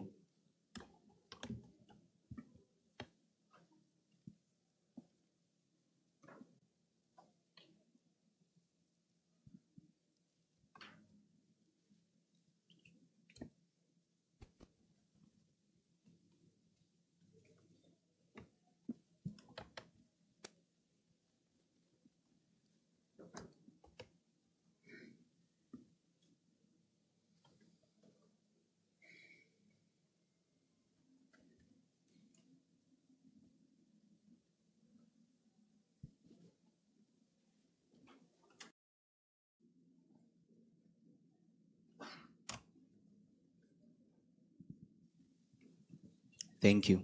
Good morning, everyone. Even before we speak about tax compliance, tax education, I want you to think at a small business owner in the informal sector. He owns a stall. Her monthly revenue is approximately 40,000, 30,000. But she is not tax compliant. Why? He's not tax compliant because he lacks the knowledge. Most people, they really want to be tax compliant, to pay tax for the future of this country, but they lack the basic knowledge of the tax system and everything. Why? So, looking at the problems slide, over 60% of the informal traders, like in the informal sectors, it is called the SMEs, they lack basic knowledge of the Kenyan tax knowledge. And they rely on a word of mouth, like, unajua umefile return, like haujafile return, basic, like even filing return, they rely on a word of mouth. So, he knows he needs help, but the expertise, they are really expensive to hire and come and do the calculations that his business needs to be compliant to the KRA. He also has an option to go to the KRA office or the call center, but he values his time. If he goes and queue at the KRA office, that's approximately 6 hours. And in that 6 hours, he can count losses. So that is where we come in. Our solution is basically a tax advisor. AI, most people, this is an AI thing. It is a web-based platform that is user-friendly, and anyone can come and chat with the bot. No, it's not a bot, it's an AI. Chat with the AI, and they can be advised. It is real-time. It will save his time, the time that he would spend going to go and queue at the KRA offices or the call center, and also it will save his time. It will save his time, and it will save the cost of employing an expertise to come into the business. Yeah, you will get to see the model in a few during the demo.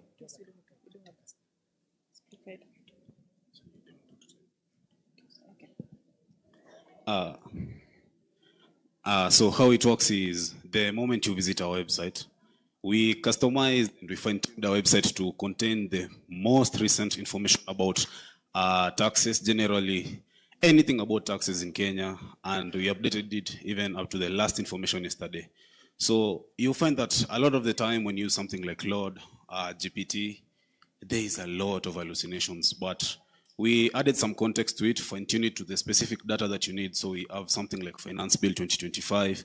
I saw some information about cars being auctioned in the, I think at the port. So what you find is you get the actual data that is in, the actual data that is in the context of Kenya, because first of all, the problem you're trying to solve is KRA's issue. So I think I'll just go straight to the demo. It will make better sense. So market valuation, we are targeting micro SMEs, freelancers, because you also end up finding a lot of people who are in the informal sectors are just generally mostly freelancers and micro SMEs. So the market size of the informal sector is around 9.7 million people, 7 million both SMEs and micro SMEs, and 79% of it is something we can also work on. Let me just go straight to the demo and then we'll come back to this part.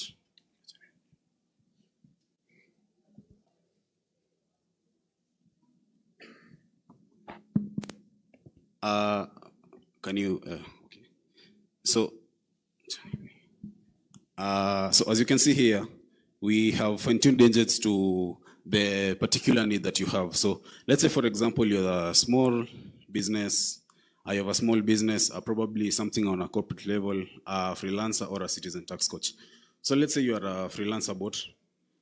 Let me just create a new chart and I'll say, for example, in the Kenyan context, what information do I need to know to be tax compliant? So what happens here is it generates a query and it runs through the actual data that is in the Kenyan context. So you'll be able to find that, first of all, generally register the PIN, understand your different tax obligations, record keeping, and generally this is information. So I want it to avoid hallucinating. So that's why we added these document references, so that you're able to understand that this is the actual data that KRA provides. So I'll go here and I'll download this document.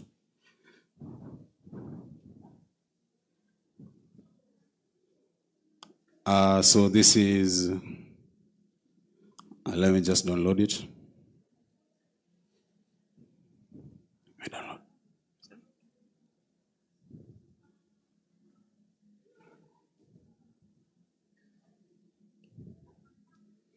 So as you can see, this is data that the KRA information, general information that you should be tax compliant about. So I don't know much about these documents. So let me just ask the model directly to understand what I really need and just be compliant.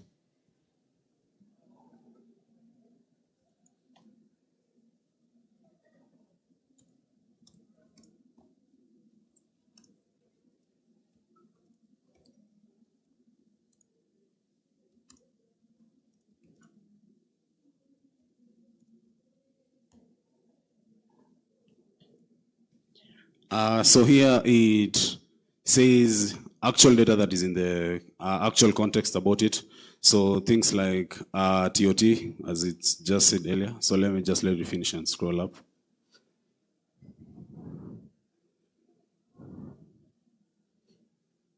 So it has information about turnover tax. So as a person who's freelancing, I need to know that, hey, I need to pay turnover tax. So this is what it has. It has access tax. Navigate to the returns, select the return type as TOT, fill in the form, submit the information, acknowledge it. And then for income tax, resident return, personally, I don't know what that is. It's also good to understand what it is. So what you find it is, it gives you context to the Kenyan ecosystem. You're able to understand the actual thing that KRA wants and needs from a freelancer. So if I go back to this document that we downloaded just right now, I'll just look for something like income tax.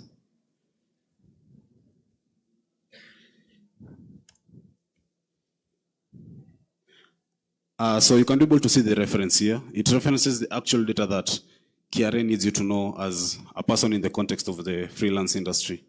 So something also which is, let me say, an additional feature that we added is we added support so that you can be able to talk to it directly.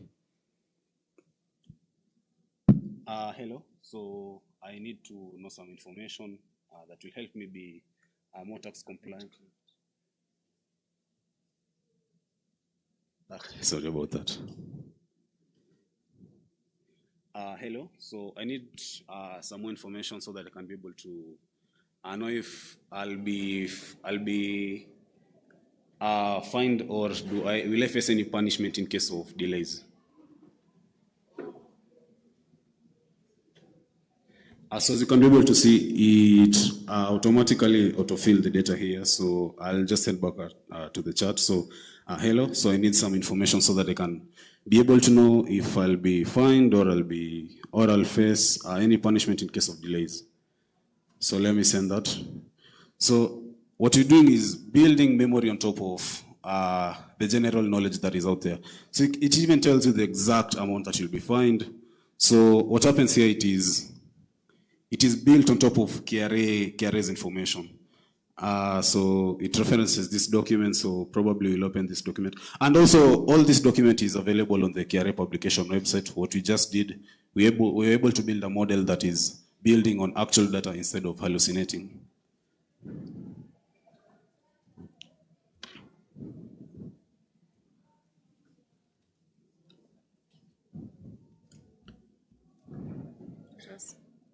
Also, something else is, let's say you wanted to have a voice, you wanted to talk to it directly, so we have an endpoint here called voice.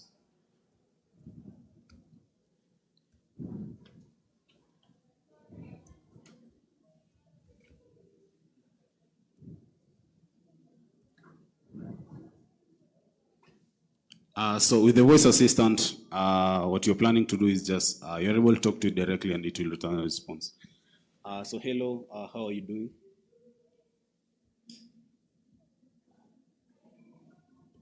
Sorry about that, it's a bit buggy.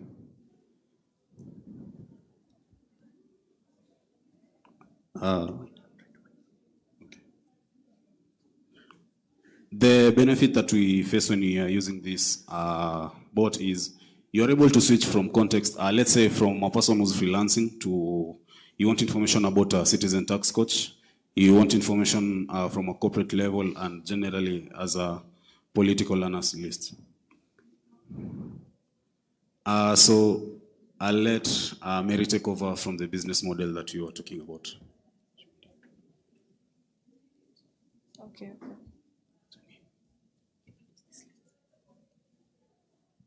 All right, let's get to the business model. We are planning to have a free with limited access to all the general taxpayers. Yes, pro plan for the sole proprietor, that's 100 bob. It's simply because we are simplifying the information that is there for you. We are bringing it for you as personalized information. The other one is on the business plan for the partnerships. You'll have to subscribe at 500 shillings. And also partnerships with the KRA under contracts. This is because our system has a memory. So we'll be able to collect all the data insights, and we can give you you're able to know which areas need more focus, and which areas need more focus, and you can be able to devote more energy on those areas. If it is turnover tax people that are people are not able to understand, you're able to devote your energy on that area. So market adoption, how do we want it to be get adopted by the people? It's through social media pages, Instagram, TikTok, and all those pages that we have.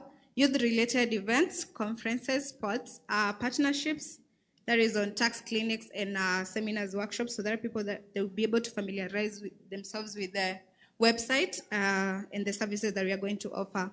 What is our competitive advantage? It has AI and automation to simplify tax laws and procedures. There are so many tax laws that KRA come up with, but much of the people are not familiar with them. For us, we are making it easier for you. And yes, the other one is on speed, provides instant responses, faster filing, and quick access to tax information. We have data, personalized insights. As we have said, we are going to simplify it for you. What is our traction, our milestones and progress to this point? Within 2 weeks, we've been able, the first week we did our deep research to understand the KRA publications. Yes, the gaps that we are having, and we had to come up with a problem statement, the AI chatbot, and the website. With us here is our team. That's me. I'm an economist or data analyst from Karatina. Jimmy, our software developer. Victor, our IT expert. Thank you so much.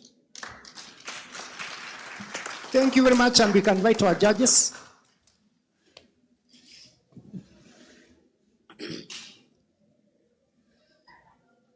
This is fantastic.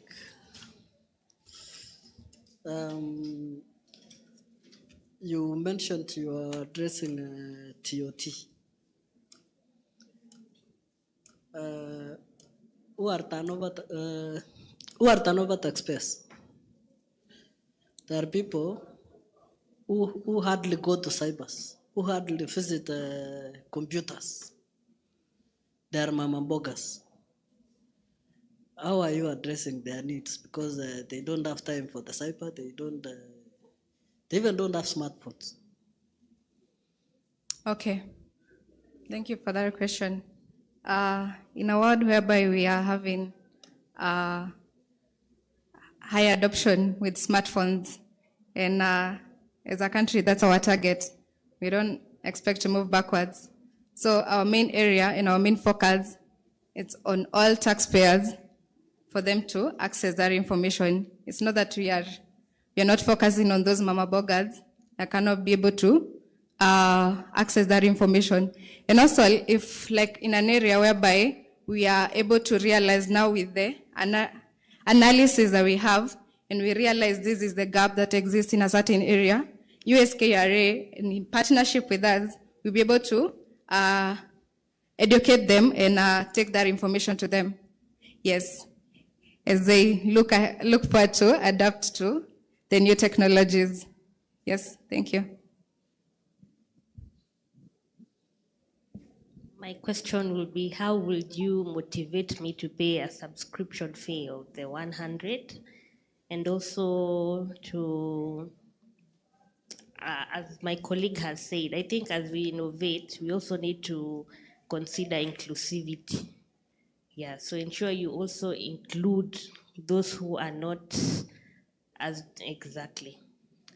Okay, 100 bob, it's an affordable fee. Most of the businesses, probably they hire, even maybe some of us who are here, they have to hire accountants to offer those services, or probably go to cybers. So for us, if you're able to collaborate even with KRA, we can have also data to do with payments records in that system in such a way that they're able to know whether they have any penalties or fees that exist. So for that, to address your question, okay, it's affordable, and we are structuring this information in such a way that you don't have to struggle through the websites and the manuals and the scripts that are existing. Yes, so it's an affordable fee. Yes. To add, okay, that 100 is for the pro version. There is a free version. Picture that you have mentioned, Mama Boga. It has 20 trials, like 20 inputs. You can interact with it for up to 20 times. So that Mama Boga, the 20 is enough to get the information that he needs or she needs. If he exalts, like I may exit the 20 input. Okay. Sorry for that. I was saying the 100 bob is for the pro version. If you exit the 20 inputs that, like, you can interact with the system up to 20 times. If you exit, like, you really need to get a certain information and you have, like, the system has aujapata the information, so that's where the 100 bob comes in. And for the businesses, 500 is for business, like you employ accountants, but 500, yeah. There is a free version. So just to clarify, from career point of view, what we do is we strive as much as possible to make tax systems and taxation process very simple, very seamless. We don't want any taxpayer to feel any pain in terms of taxation. So introducing even one bob to a taxpayer, like him, is going to tell me he's buying information from KRA to know how to pay tax. If I'm a taxpayer and I have to pay 100 shillings to know how to file VAT, that's already painful. So first of all, Maybe you can address that, because as government, we would want to offer services free of charge. So if it comes to a point where we need to subscribe to get just information from government, then there's a disconnect. yeah, so you'll find that most of the time we are not only dealing with the regular day-to-day taxpayers. You're also probably dealing with a corporate client, and probably they want really more information on how they can be more tax compliant, avoid punishment and fines. So the paywall that was put there was just a proof of concept that if you ever want to go really deep and explore our services to the maximum, you also have that option. But currently, I think we can also extend the free tier request to something like probably 50 to 100, because if you're looking for information, I think 100 requests will cover generally everything you need. And also generally, you'll find someone like Mama Mboga does not know information about taxes in Kenya.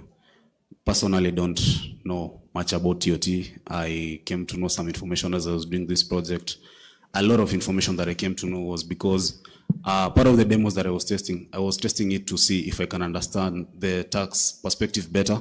Personally as a freelancer, to understand, hey, I need to pay ABCD, and if I do ABCD, I'll be tax compliant, I'll avoid fines, I'll avoid punishments, and generally I'll have a smoother time with the Kenyan government.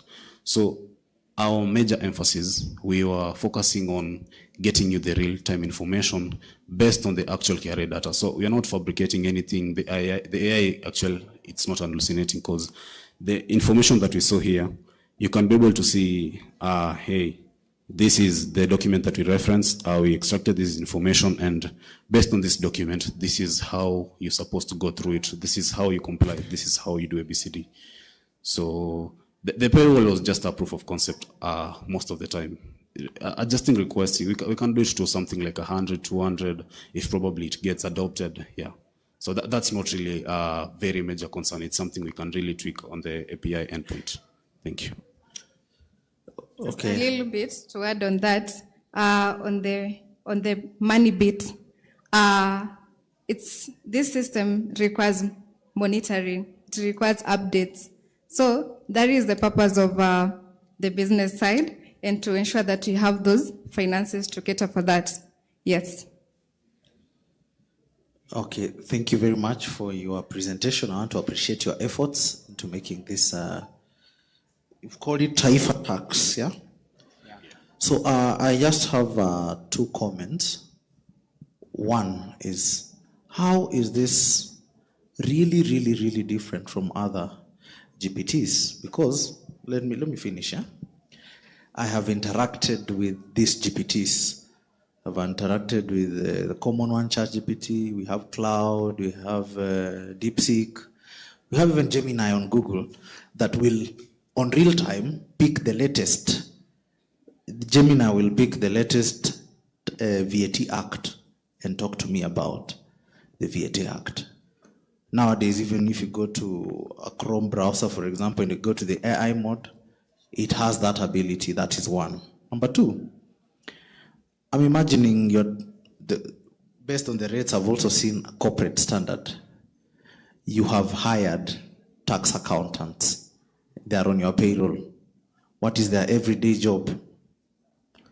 To ensure they have the most updated documents, be it an act, be it a regulation from government. So do you think at this, and you see there's also a structure within KRA. We have departments, we have LMT and MST, and as we are now expanding, we have relationship managers. for each corporate, especially those corporates.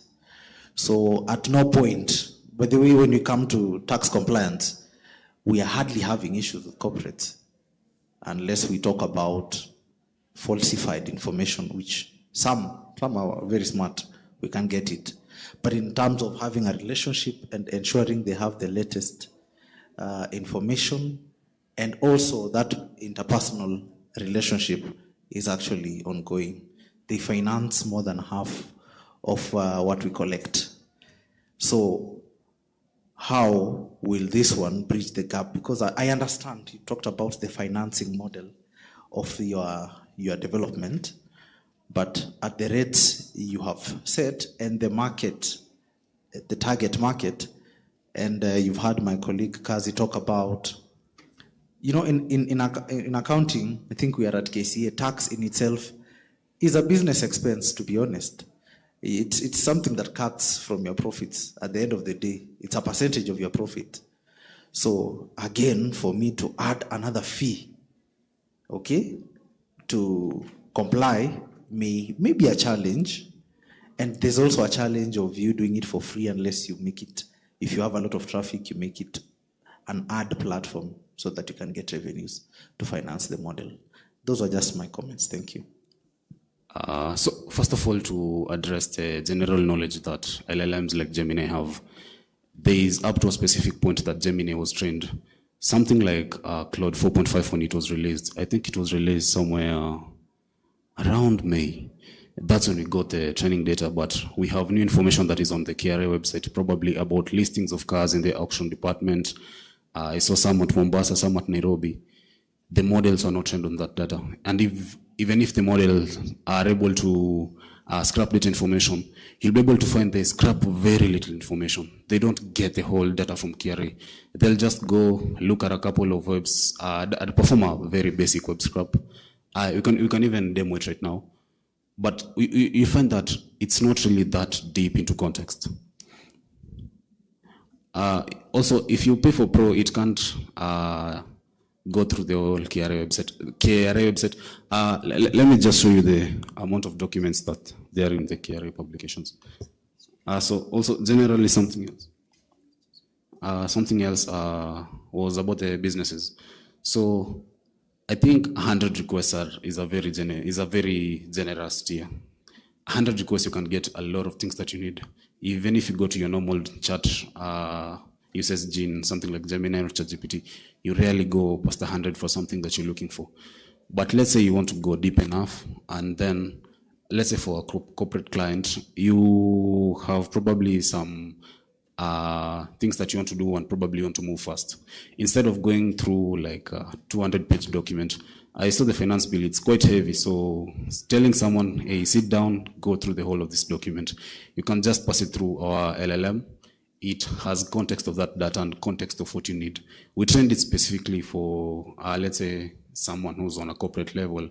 You're probably moving a lot of money, you're facing some really large, probably tax. I don't know much about corporate, but you find it that it is in your context and it also gets you more time. Thank you. Thank you very much. I'm sorry to cut you short. Thank you for that brilliant presentation. We do appreciate the team from Karatina. You may as well occupy seats in that area. There's plenty of space. Comrades, allow me to inform you, leo hakuna kuinama. Shortly be issued with some tokens. So stick around for a while. Right about now,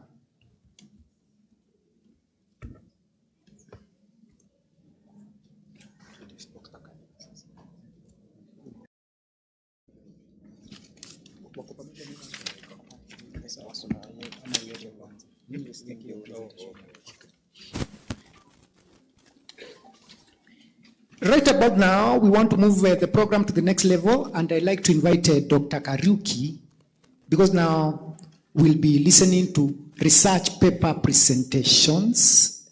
We'll have research paper presentations. If you could take this seat so that you are closer to the rest of the panelists. We got a student from the School of Business with a paper presentation.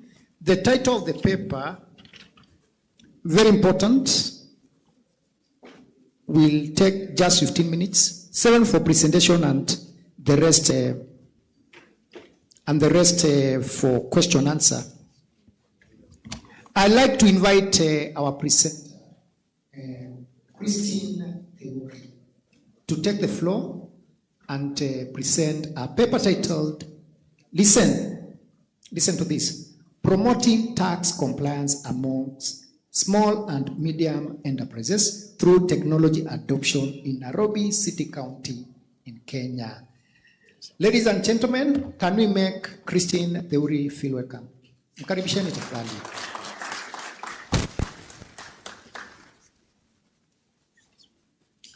Good morning, everyone. Okay.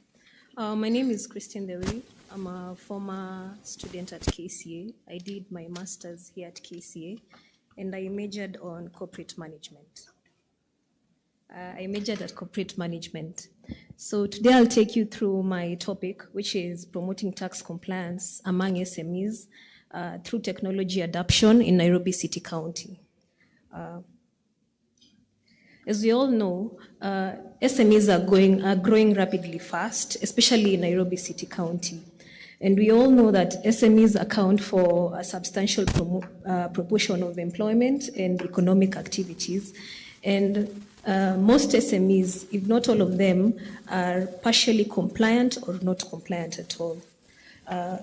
In the year 2013, KCA invested in iTax, where they were moving people from manual filing to online filing. And thereafter, it managed to move to eTeams in 2023, whereby we moved from the point of the manual ETR receipt and removing your Z reports to the online invoicing. However, with this investment that KCA made, we saw there's a change in situation, but in the financial year 2023-2024, we saw that KCA was not able to meet its target. Roughly, they collected 2.4 trillion against a target of 2.5 trillion, roughly making it a percentage of 95%. So we go to the objectives of this study. The general objective would be to assess, in terms of technology, how software usage, business automation, and virtual taxpayer education influence tax compliance among SMEs in Nairobi.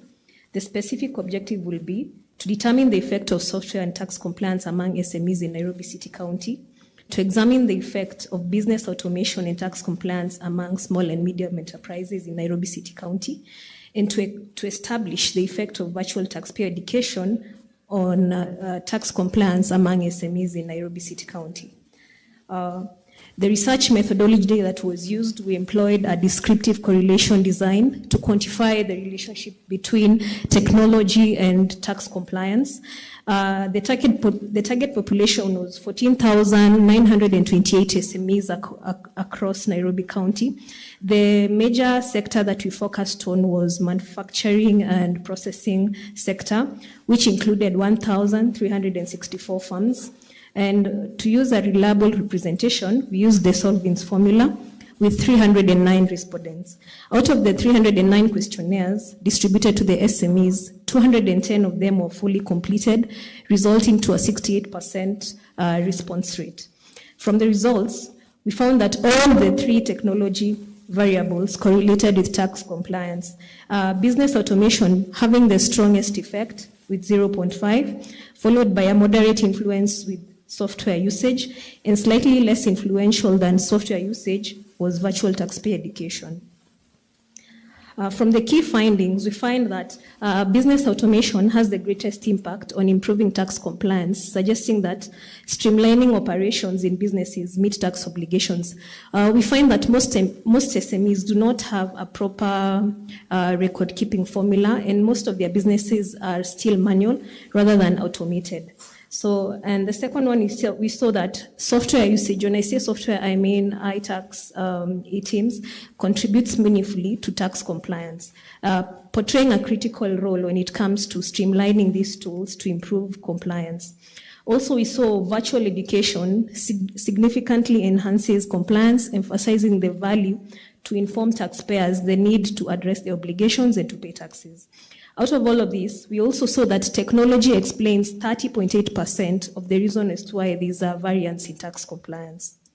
For the policy, number one, we'd like to recommend to KRA to shift from mass awareness. Most of the time, we find KRA does a mass awareness, especially when it comes to the deadline, when it comes to filing. For example, on June 30th, you begin to do a mass awareness maybe from, let's say, May till June 30th.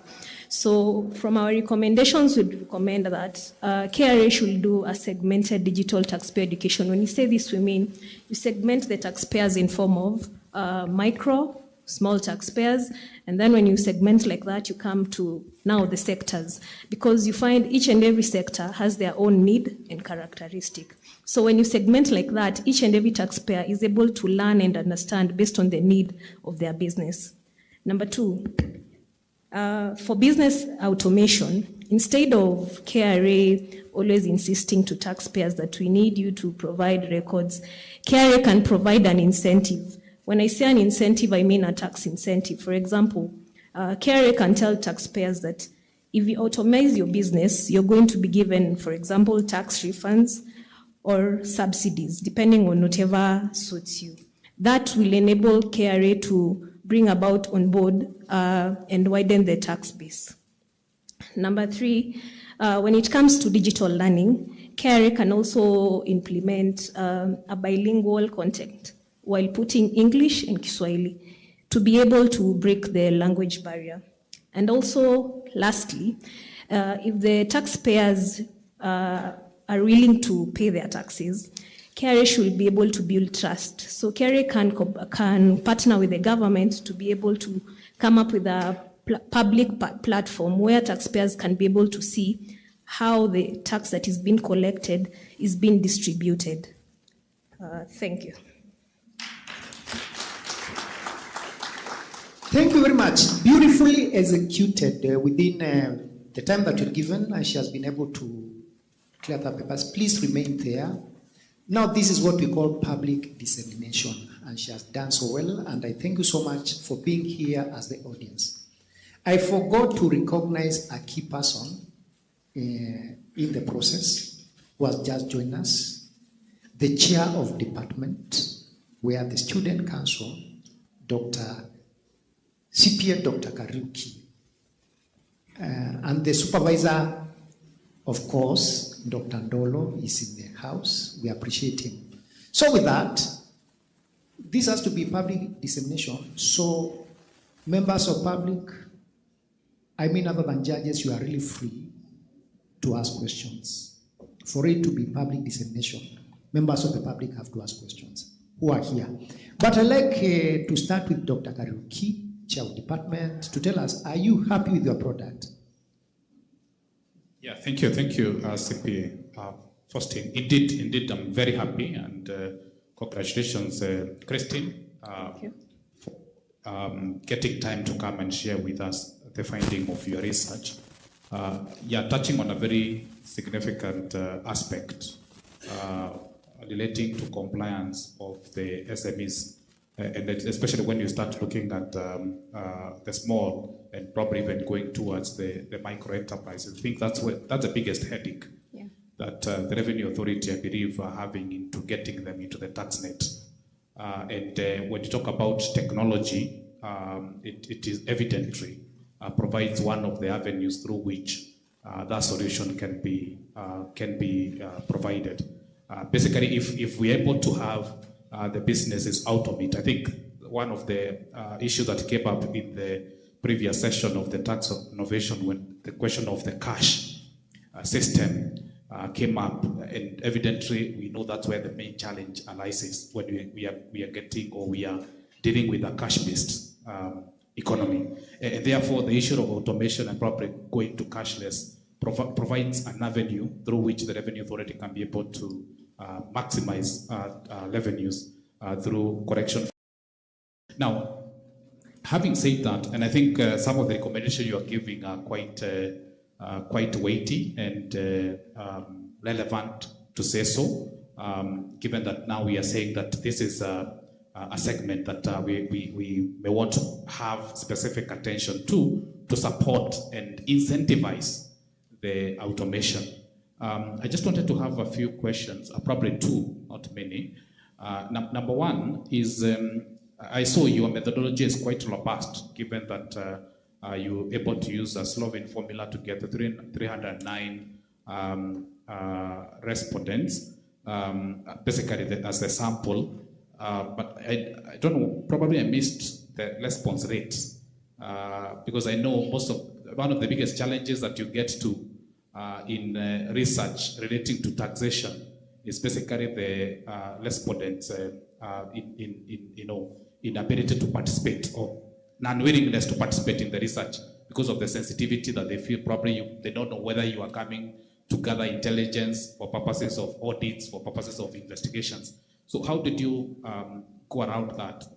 What was the response rate, and how was the respondents? How are the respondents basically, responding into the your request for them to participate? Number two, your finding was one of the key findings was that the technology explains 30.8% of the compliance rates based on probably the model that you did fit. In your view, don't you think that is relatively low, given what you have just explained, that one of the avenues through which the Revenue Authority can be able to get to this informal sector, where most MSMEs operate or deal with, don't you think that could be a on a relatively lower end? And what is your interpretation of that? Probably those are my two questions. And MC, I don't know whether she respond or gets other questions as well. So to answer your first question, where the response rate in regards to my data collection, the response rate was 68%. And from the key findings, we find that the respondents appreciated the business automation part. Reason being is because some of them were explaining that sometimes KCA normally do frequent audits. And KCA requires the taxpayer to put their records for a minimum of 5 years, according to the Tax Procedures Act. So when you automate your business, instead of when KCA comes, instead of having to go through back to your manual records, it's easier retrieving those records from your automated system. The second one, we found that software usage in terms of iTax and eTIMS, most taxpayers were not very conversant with the process. So some of them were saying that it's not a bit simplistic on how they are filing their returns. Some of them also have to hire, for example, accountants or tax agents to file for them. So that is why you find that the response rate from business automation is higher compared to software usage. Third, when it comes to virtual taxpayer education, they were significantly emphasizing that KRA should, instead of doing the common webinars that KRA normally does, they should try and reach the, for lack of a better term, the mama mboga, and try to explain to them in a method that they actually understand. One of the methods being we all know that the current form of communication is social media in this current age. So you can do short videos in social media. There's a video I saw KRA have put explaining excise duty. And they explained it in a very nice way and a simplistic way, explaining that excise duty is a form of sin tax. So if you explain it to the taxpayers, they're able to understand why excise duty is being taxed in certain goods. What was your second question again?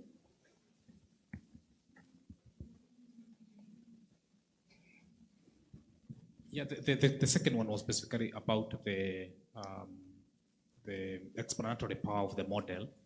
I believe that's where you got the 30.8%, where you're saying that 30.8%. The automation, accounts for 30.8% of the compliance, and I was feeling that probably that could be on the lower.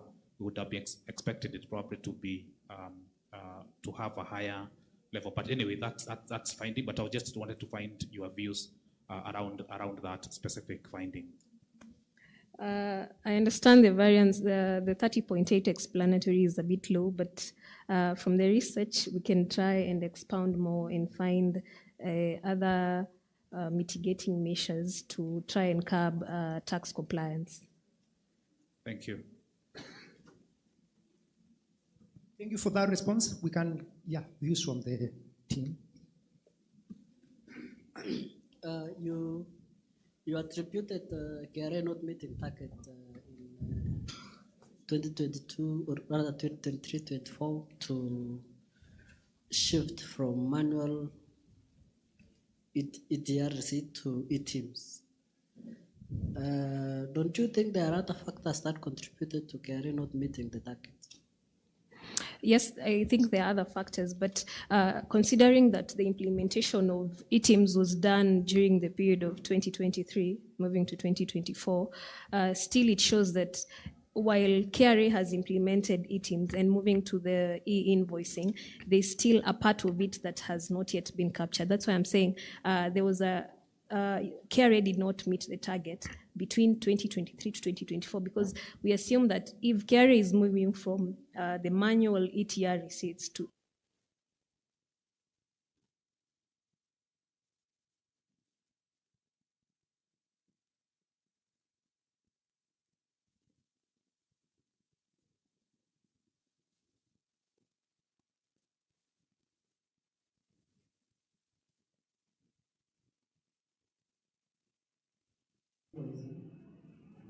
could do the same. So it was running both of them. So I don't see why your But I argument also is correct. acknowledge that KRA reached the target in 2025. So Okay. Then the second question is about your recommendation on KRA publishing dashboard on expenditure. That one is not an idea. We don't control the expenditure of taxes. So I have an issue there because we actually don't have control of expenditure. that's okay. Thank you very much for your presentation, Christine. I will not go into the point of view of your research paper, but I'll go into the recommendations. What I was looking at is the relevancy of the recommendations to our day-to-day operations, and I will just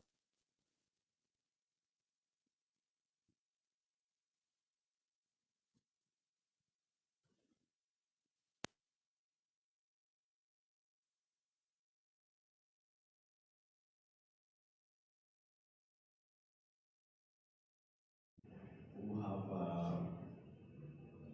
a timetable where they actually go around, not only during filing season, even right now. If you're very careful and go through our X page, you will find that they are actually communicating about tax education. Let's just say that the acceptance has also not been very, from the taxpayer side itself, the reception has not been very good. Why? We are operating at a position where the fiscal space is very reduced, even on the government side that finances KRA. So for a taxpayer initiative, taxpayer training to be held in this hall, fine, we may come, but we won't come with umbrellas like we used to come with. We won't come with pens, we won't come with notebooks. We may come with a pen, but you're getting those incentives that would encourage people to come for those trainings and are not necessarily funded as before. You also find the turnout for such trainings to be quite low, but we are working to ensure that it's increasing. Number two, the collaboration with the business association is active. We are very actively involved with MCEA which is the key body for the small and micro enterprises. We also have incubation period for those taxpayers who are being onboarded by the way. We have them under incubation period. So maybe we can look at that. And then the last two recommendations, I would say they're not in KRA's purview. Why? I'll talk about, and I'll seek clarification on of course, reduced compliance frequency as an incentive, simplified filing for digitally integrated SMEs as an incentive, and also tax credits. But I'll just like to point out that tax is cast on stone. Not even the president can say you are going to pay less legally. The only thing that can be waived are penalties and interests. And you've seen Parliament has done that in the two fiscal years, yes? It's only Parliament that can do it. KRA, I was telling somebody this morning, we are M-Pesa agents. When the law says the rate has changed to XYZ, it is as is.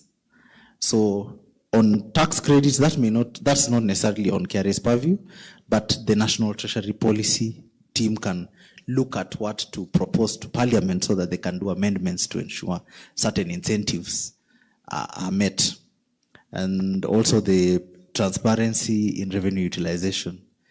Like we collect, but you are aware, nowadays you pay, even before, when you paid tax, it has been deposited in what? National Treasury account. And now you pay through eCitizen 222. So KRA does not, cannot, in all honesty, implement the fourth recommendation. But what you can do is from your findings, I've seen you've done correlation, you've been able to assess the effects of digitalization by these small businesses. Maybe you can come up with now the more recommendations on the how we can harness this as KRA to improve compliance in this sector. Okay. So maybe that's all I can say about it. Thank you very much. Okay. This issue of tax compliance, I want just to think loud and different from the context. I'm thinking we are addressing tax compliance. Supposing those who are formally employed, like ourselves, suppose we are also told voluntarily to comply. As in you give me my whole amount of money, then I now go to KRA to make my contribution. Would it affect tax compliance? So on that note, I'm now wondering, this tax compliance, is it for voluntary or for mandatory or compulsory contributors? Because like I've seen your recommendations and I was imagining they would best suit those who are mandated to pay tax, like now the formally employed people. If you have webinars, I will be the first person to attend that webinar so that at least I get to know what is it I'm paying and how can I alleviate the pain of paying these tax. But for somebody to come and attend a webinar and you tell him how easy paying tax is and how good tax can be, the tax amount you're paying would be utilized, then that person goes home. Do you think that person will be the first person to pay tax the following day? Remember, it is voluntary.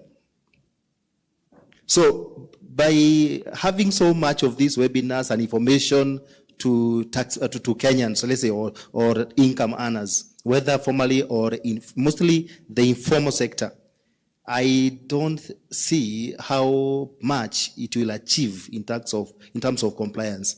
People do not want to pay tax because it's a liability. And of course, as KRA, you are not concerned with how revenue is utilized. It's about tax collection or revenue collection. So until that part is addressed, is now when we can achieve a lot of tax. I don't know whether you observed that. Yeah, true. Yeah, thank you. You have comments towards the last questions and comments? I will take up their recommendations and follow through it. Okay, thank you very much. Are we done? I hope I'm not, in as much as we are constrained with time, I don't want to lock anyone out. Now, we like to appreciate her. We really want to appreciate her for making the paper presentation. Can we clap for her and give her a hearty clap? And I mentioned Dr. Ndolo. People probably don't know Dr. Ndolo, Dean, graduate school. Is it Dean or Director? Can you just wave, sir? Yeah. That is the mentor of the student. Those who have not gone through the research process, you don't work alone. You work with mentors. So this brings us to end of the first part of today's activities, which was hosted by Kenya Revenue Authority. And as you see, we have guests which we are not able to introduce, but they come from CIPS. And this is part of the next, rather, this will be part of the next program. We like to say this, we organized this activity within a very short time. I think this call was made 3 weeks ago. And we required the students to respond. So that is part of the shortcoming and reason why you see some gaps, why they were not able to interrogate really what is in place and fix it and even get mentors. We also understand most of them come from public universities, and public universities is Mapambano right now. So in terms of them being able to access their mentors who are the lecturers, there was that part missed. But they did well. These are really nice presentations. In as much as you ask questions, it means there is something that was shown in those presentations. Worry the day you make a presentation and people are quiet. It means there's nothing they are seeing. But if they ask questions, then they are seeing some room for improvement and they are seeing the logic of what we are discussing, which is the most important thing. We respond to you later. Of course, tell you how you performed and even further steps for improvement. So with this, I like to invite Duncan Maragia, who has been my able assistant in putting this together, to give a few remarks for closing. Then Margaret Carida, you can say a word of prayer to close the first part of the program. Guys, don't leave. We start the next session right away. Maragia. Thank you. It's been quite a thrilling morning, and now we are almost heading to the afternoon. So now it's my singular duty, I think, to just do one packed thing.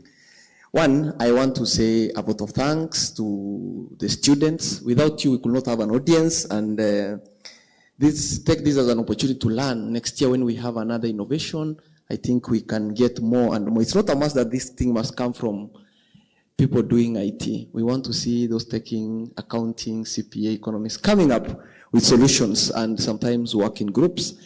We want to thank the faculty and the Tax Excellence Department, led by our director, for putting this together. The innovators and the paper presenters, that was a job well done. We thank you for that. KRA, our biggest partner in this. We shall always be grateful for the work you've done to us. The judges, without you, probably we could come and say and not give value to the presenters. The division of Rio and the incubation center, you did a good job trying to bring the students on board on how to pitch and deck their ideas. Our media team, we owe to you because without you, probably we could not be having these presentations here. And to the chief host in absentia, the VC and CEO of KCA University, we also want to thank him for hosting us and ensuring that this event is successful. Now, the way forward, looking at what has happened here today, as our proposals to KRA, maybe it's time we consider having, a national, every year we have a national tax innovation, or national conference. As you can see, there are so many ideas co-hosted by KRA and KCA, and that can be achieved. And Dr. Karaoke and Dr. Ndolo, probably it's high time we decide that we can be having an annual tax innovation publication, digital on the KRA website together with KRA, to disseminate these findings, because a lot of research goes on in universities, and probably it hence, they say, even when we say we are doctors and you're asked where is your research, probably it's somewhere gathering some dust. It's high time we see how we can partner with the KRA and have those publications digitally or printed. So I want to thank everyone, and at this moment, before I call my COD to pray, maybe I do one appreciation, and this appreciation, we stand up as we pray, we do appreciation, and this appreciation, I like makofi ya Nyayo. We all know makofi ya Nyayo, because KRA is in the house, let's all be upstanding. So we are going to do makofi ya Nyayo. Nikisema moja, mnajua vile mnafanya, si ndio? You know that those makofi are very therapeutic. They could smoothen the heart. So I want to do a few makofi ya Nyayo. Let's give a try. Moja, mbili, funga, fungua, mbarikiwe. Thank you. Chair, come and give a word of prayer. Good morning. Let us pray. Our dear Heavenly Father, in Jesus' name we come before you this morning. We want to thank you for the successful commencement of the first day of the Innovation Week. We thank you, Lord, because your word says that it is for a man to plan, but you're the one that establishes our plans. We thank you that the first session has gone on successfully, and we give you all the glory. We thank you for the innovators, those that have done their presentation. We thank you that, Lord, you're using them to provide solutions to the world and the challenges that face us today. And we pray the Lord, you continue to guide them in their endeavors. We thank you for each and every person that has participated this morning. We ask that, Lord, you bless them in every way. And we thank you, Lord. We give you glory even as we begin the next session. We pray that your presence will be with us to the end of the week, that, Lord, it will be successful for the glory and honor of your name. In Jesus' name we pray and believe. Amen.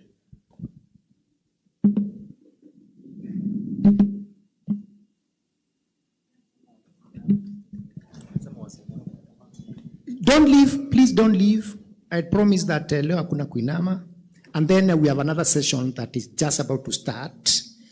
And also should inform you that KRA are on site throughout the week. They got a booth outside here, and they remain there between now and Thursday. Please patron their tent, and some of those questions that you have will be answered as you know more about that organization. And now I'd like to invite Dr. Karuki to take us through the next program. Karibu sana. Yeah, thank you. Thank you, CPA Faustin, for the opportunity. We are very much pressed of time, and but it is for a worthy cause, because I think what has come to our attention, or what you have been able to listen to this morning, has actually been exciting, and there's a lot of value add. With us, after this session, we are going to have a panel discussion. But before we get the panel discussion, we have one of our partners, a very important player in the space of the professional development, and this is the branch chair of the Chartered Institute of Procurement and Supplies. We want to give him an opportunity to address us. But before that, we'll invite the Dean School of Business to welcome him officially. Professor Christine, kindly come so that you welcome our speaker for this session. So thank you so much. Good morning, everyone. Good morning once again. I hope we are ready for the second session. So thank you so much for being here today. I'm Christine Simeo. I'm an Associate Professor of Economics at the Dean School of Business. So welcome to KCA University. Welcome to the School of Business. It's the business that domiciles the heritage of KCA University. in terms of tax and tax innovation and policies, accounting and finance. We pride ourselves in training business leaders for Africa and beyond. And we focus on technical skills, soft skills like critical thinking, creativity, leadership, and so on, and entrepreneurial skills. And at the School of Business, we give structured entrepreneurship training so that we can build sustainable startups. So for the students who are here, kindly check up and enroll yourself in the Biz Launch PAD program, which is actually mentoring innovators so that we come up with sustainable startups. And actually it is sponsored by Bridge for Billions. So you'll be done for everything, including a mentorship and looking out for you for venture capitalists. So there are so many opportunities for you. So let's look out and let's enroll and let's build our entrepreneurship, innovation, and so many other things. So without much ado, allow me to invite Joshua Joroge, who is branch chair for Chartered Institute of Procurement and Supplies, to just speak to us about what is in for us in terms of procurement. So let's put our hands together to welcome Joshua to give us a talk on procurement. Welcome, Joshua.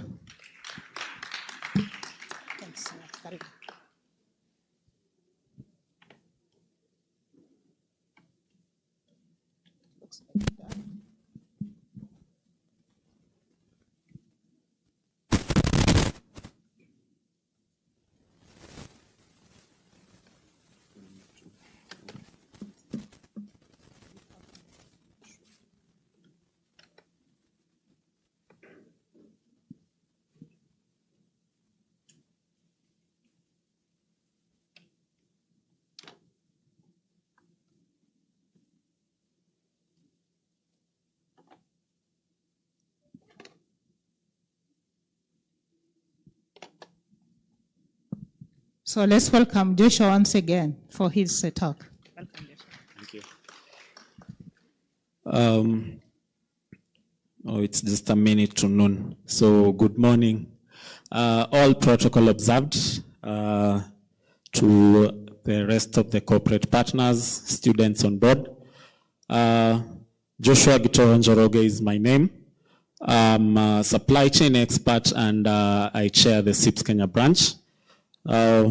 We thank the KCA team for organizing this, and I've been listening to the great presentations by the students, and I'm quite impressed. So allow me in a few minutes to introduce you to what SIPS is and what we do. So SIPS stands for the Chartered Institute of Procurement and Supply. It's a not-for-profit membership organization headquartered in the United Kingdom, but has a global presence. So we have a global membership. For those wondering, it's the equivalent of ACCA for accountants, but now for procurement and supply chain professionals. So sorry for that. We are a voice of the standard. We support commercial organization through looking at their procedures and processes, and through our program known as our Procurement Excellence Program, we see how we can strengthen their processes so that they can meet the global standard. Talking of the global standard, we have one that was recently launched last month, and it is accessible via our website.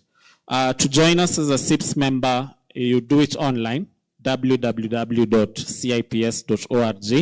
and some of the benefits that you get from being a member is you get expertise and intelligence, because we do have a SIPS qualification, and the knowledge and expertise that you gain from that can come in handy in your practice. We also offer support and guidance throughout your career. we have something called the SIPS Connect, where you get to interact with professionals across the globe, those who are industry leaders, those who have recently joined, and they can be able to help. Career progress and success, you'll see in my subsequent slides how that will happen. Community and connection, as I've said, you get access to a global network, credibility and recognition. Once you're fully qualified, you can become MSIPs. Once you get to practice, and after some years, you can apply to actually become a fellow of CIPS. So this is just a continuation of the benefits. And maybe a point to note is that we do have a branch even locally, the one that I chair, and we do organize a lot of networking sessions, knowledge sharing sessions, and I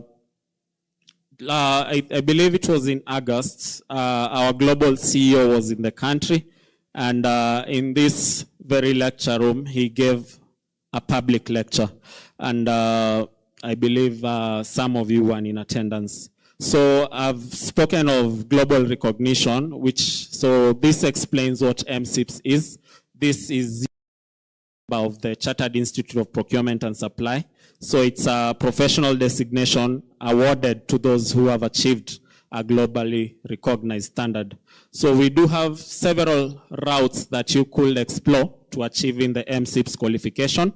The study route whereby you sit for the SIPS qualification.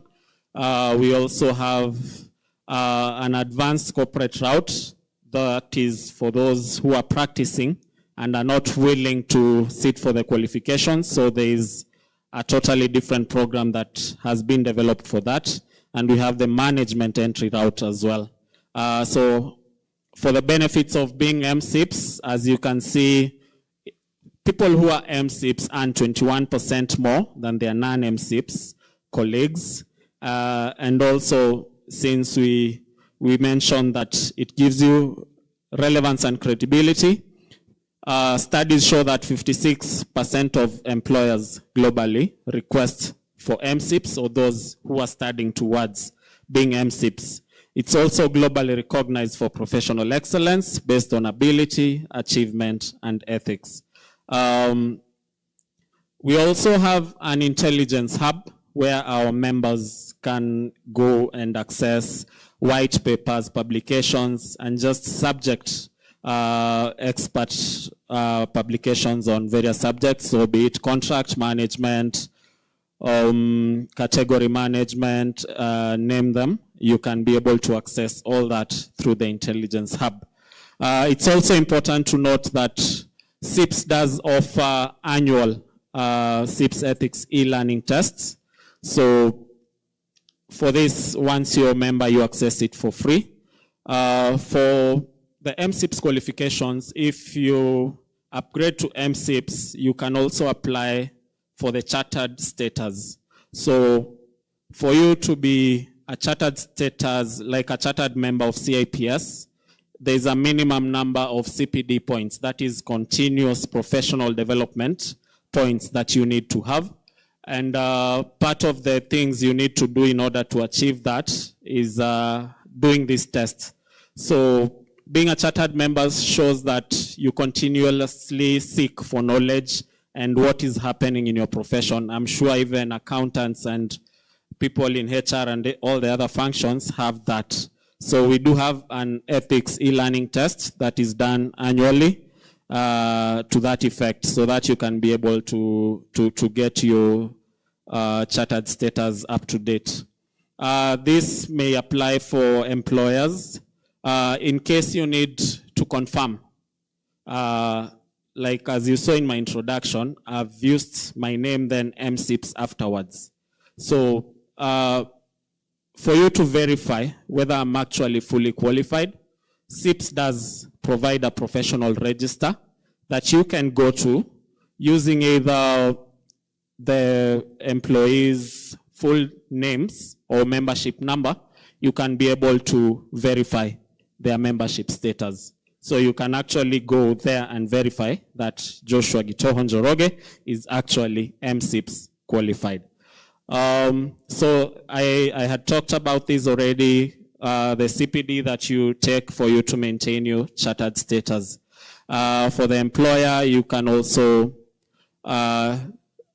we have various programs, as I had mentioned. We have a SIPS for Business wing that can analyze your entire supply chain and help you to capacity build your staff. So in terms of what we can do with organizations is a lot, and I'm still around. We can have a chat about more on the same. So as I come towards the end of my presentation, this here shows our representation globally. And as you can see, SIPS Kenya is represented there. The reason for that is because we are in the process of opening a regional office that will be based in Nairobi. And that was the reason why our global CEO was here in August. So the Kenyan branch is part of the 95 branches that are available globally. Take note that we already have 198 study centers. That's important because in my next slide, I show that we are working to develop a strategic partnership with KCA University. So among the conversations is them coming on board as a study, maybe an examination center, and we're also looking to accredit some of their courses. So the first photo was just outside the administration. We had met with the Vice Chancellor and CEO and part of the team members. The second photo was our global CEO giving a public address to the students, and a group photo of all of us with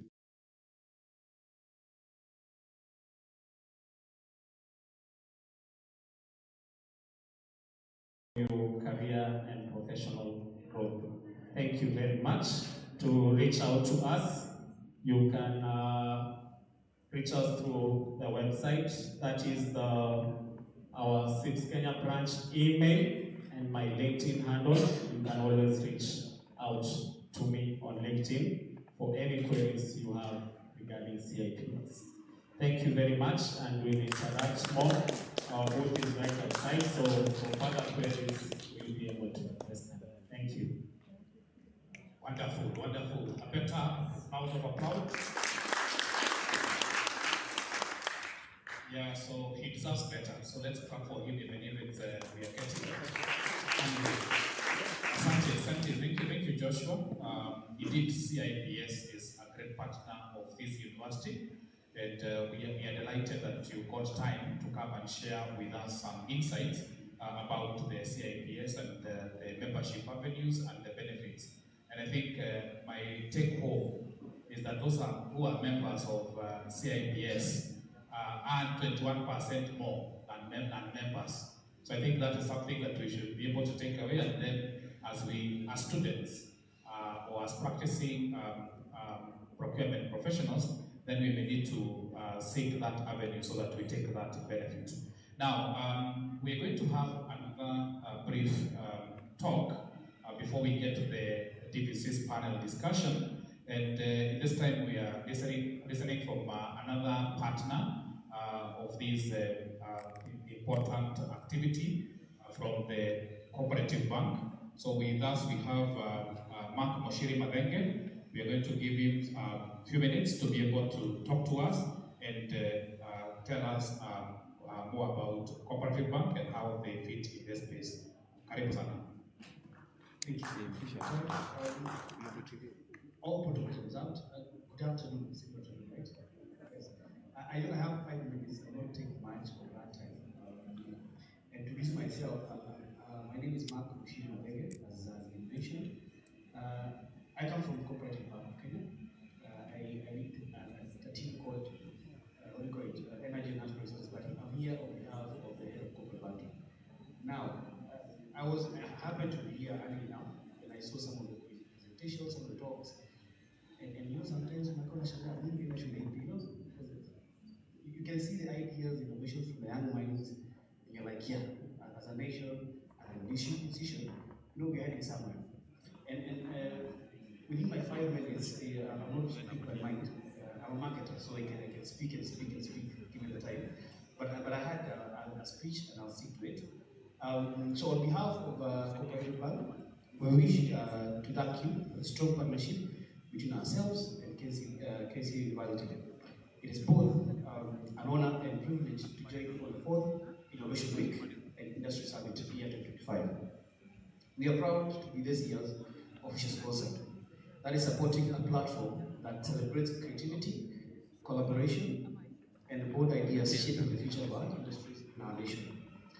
As a bank, we believe innovation is not just a concept. It's part of who we are. From our humble beginnings as a movement built on shared prosperity, we have grown.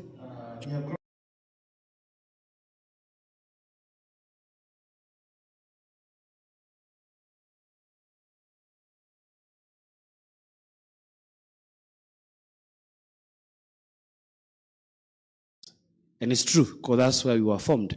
We were formed by a farmer in Nyanza, in Coast, in Central, who came up and thought of how can we make this small outfit called a SACCO to be a bank years back, okay, 50 years plus. And that's why we are, as big as we are. We came from very humble beginnings, and because of innovation, we've grown to who we are. We are going to be to continuously imagining how banking can serve people better, digitally, inclusively, and sustainably. Our journey mirrors the very spirit of this summit, finding new ways of empowering communities and transform industries through partnership and ingenuity. This summit brings together some of the brightest minds in the business, academia, and technology. It's here that ideas are tested, partnerships are formed, and futures are built. We are especially excited about the focus on innovation that drives inclusive growth as part of the key drivers for this particular summit. Innovation that uplifts small enterprises, empowers young people. I mean, you've seen all the young people that did their presentations, and opens new pathways for industries to thrive responsibly. As a bank, as a bank that serves millions of Kenyans, our mission goes beyond finance. We see ourselves as enablers. Okay? Enablers of dreams, enablers of enterprises, and enablers of innovation. Through initiatives such as our digital banking platform, ranging from collection solution, etc., etc. And here I'll take a pause and give you an example. Most of my seniors in the room, myself included, when you thought of opening a bank account some years back, you think of going to a branch, queuing, waiting, go collect your KRA pin, go collect your ID. No, you don't have a photocopy in the branch. Go outside, do a photocopy outside there, then come back. Right now, as we speak, the Gen Zs and Alpha in the room, from 35 and below, you can open an account where you are, from where you're seated. Okay? The guys doing digital, I think there's one of the innovator who said, the first one, who said they do, they get paid by PayPal. They pay their, to support their sites and everything via cards. You don't have to have a physical card or come to the bank and get a card, queuing up, lining up to get a card. All that you can do on the comfort of your seat, anytime, any day, and that has come about because of innovation. We continue to invest in solutions that make business easier, faster, and more accessible for all. As I conclude, I'll have a word to every person who calls themselves an innovator. I believe I'm one, in one or another. Your ideas matter. Your courage to change the status quo is what moves our economy forward. As a cooperative bank, we reaffirm our commitment to working with you, providing not just financial solutions, but also partnerships and platforms that help you innovate, grow from idea to impact. In closing, let me commend KCA University for this Innovation Week, an event that creates space for fostering collaboration, creativity, and where industry meets inspiration. Together, let's continue building a future that is innovative, inclusive, and sustainable. Thank you, and let's make Summit count. Thank you very much. So my last word, if you allow, I have my colleague who is Jasmine. She just maybe can stand up where she is. She is RM Corporate Banking, handling religious organization and education institutions, including KCA University. So you have your RM there. Through the week, I think we'll have a stand there. Everyone who has a query, a concern, just please pay us a visit. Thank you very much. Mbarikiwe sana. Yeah, thank you, Moshiri, and Corporate Bank at large. Yeah, indeed, it's good to appreciate the role that all players are playing in the innovation space, and I think he has well articulated it. So tumpigie makofi akiketi. Yeah, so now we want to transit to go to the next session where we're going to have a panel discussion. So some gentlemen to help me to get some seats on the dais so that we can have a panel discussion. So 4 seats.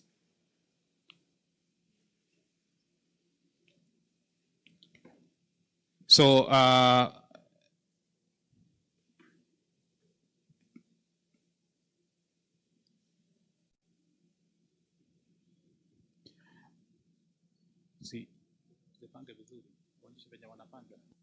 then I'll give you the mic. So I will hand over the microphone to my colleague, Dr. Caroline Ntara, who is going to be the moderator of the sessions, to be able to guide us from there. Karibu sana, Dr. Ntara. Thank you so much, Dr. Karaoke. Good morning. Oh, sorry, good afternoon. I hope that your afternoon is good. My name is Dr. Caroline Ntara, and I'll be moderating the next session. So it's a distinguished panel, and I'll be calling them out.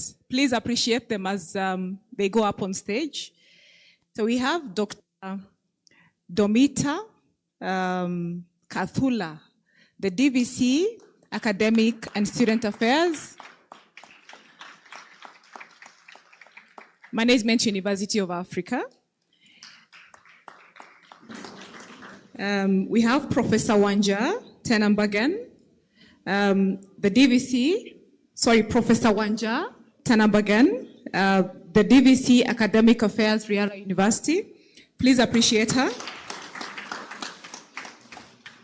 And last but not least, we have our inaugural DVC, Research, Innovation and Outreach at KCAU, Professor Vincent Onyuera.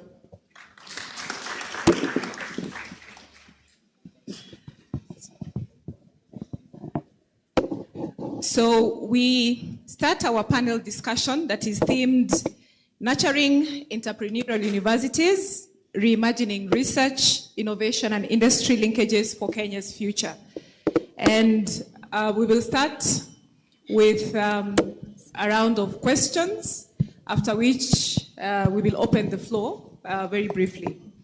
So I would like to start with Dr. Domita. You're welcome to this panel discussion. What does it mean, in your opinion, to be an entrepreneurial university in the African context? Okay, thank you very much. So let's first introduce myself. I'm Dr. Domita Naomi Kadula, the DVC Academic Research and Innovation at Management University of Africa. This is a university where we train leaders, managers, and for governance, because that we saw as a gap in our country. So when we are talking about entrepreneurial university, this is a university where we are training students to be innovators, to be job creators, and to be able to see problem in the community and come up with a research to fill that gap and to communicate that gap to the community to solve a problem. Critically, doing innovative and problem solving for the community. When you solve for the community, you are solving for the country, and you are creating job opportunity, not only for yourself, but for the others. Thank you. Thank you so much. I would go to Professor Wanja, and I would like to hear from you. We have had a lot of on academic excellence in our institutions of higher learning. So how do we then merge that with innovation and societal impact? Thank you. I am Wanja Mwaura Tenambagan from Riara University, the DVC Academic Affairs. And Riara, we also train, we don't only just train students, but also we nurture innovators.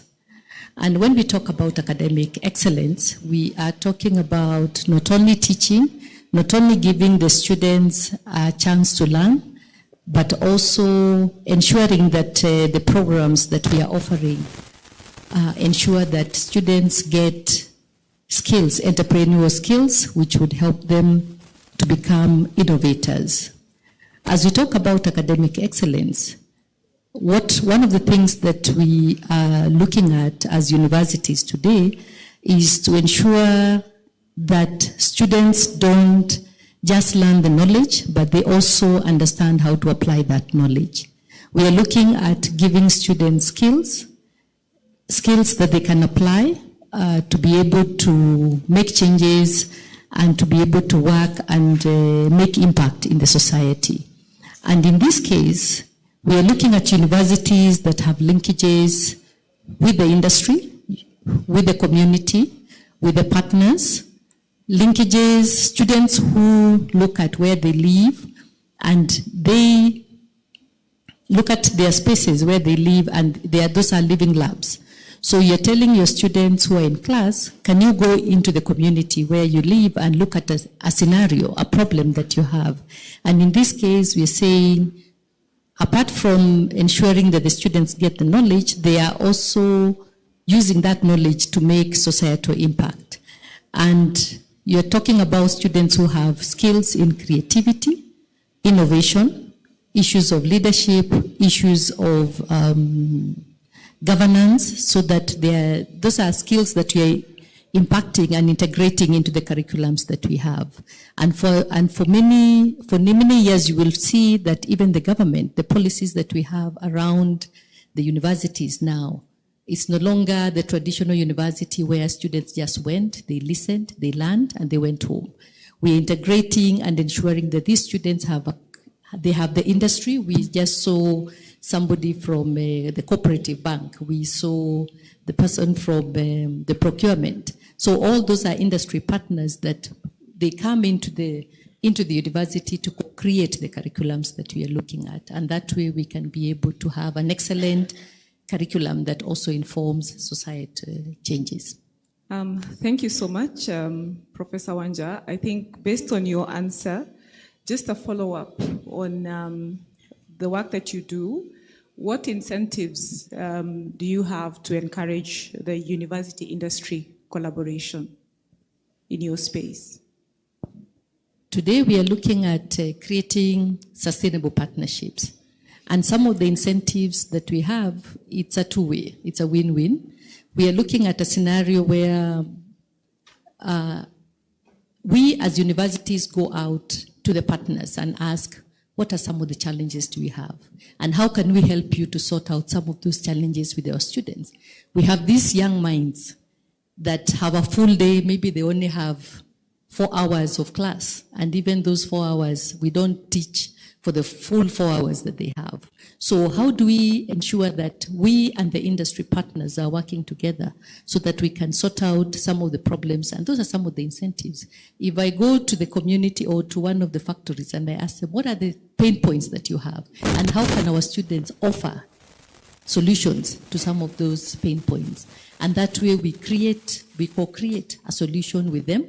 Our students are learning and the industry partner is finding a solution to them. That is one way. The other way is for the partners to see how they can also come, and we have so many people with a lot of knowledge who are in the industry. And we are looking at curriculums like in Riara University, where we are saying at least 30% of our curriculum should be taught or should be facilitated by people who are in the industry. And we have people who are just ready. They have so much knowledge and they are eager to talk with the students, to continue innovating, to continue really impacting and passing that knowledge to the students, even for free, because they think they have reached the epic. And that's also some of the incentives that we are looking at. Co-creating the curriculum with them, finding solutions that are sustainable, bringing them into the university, exposing our students. We are talking about issues of internship. We are talking about attachment and all that. Those are some of the ways that we are working together with the partners in the industry, as well as the government.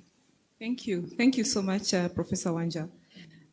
Professor Onywera, beyond the university system, how do you think that universities can work together to build an ecosystem together with national governments that can grow our economy? Thank you very much. Let me take this opportunity also to introduce myself. My name is Vincent Onywera, Deputy Vice Chancellor, Research, Innovation and Outreach here at KCA University. Really to thank my colleague DVCs, Prof. Wanja, and colleague from Management University of Kenya, and the other partners for honoring our invitations. We are very happy to have you here. We are because you are.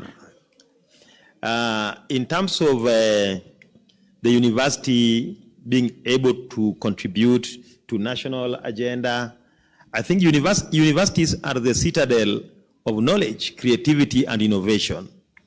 We have the highest concentration of talent in our universities.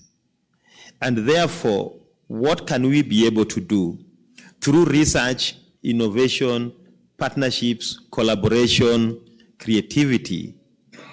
Universities are expected to influence policy, to influence practice, and also to catalyze the next steps.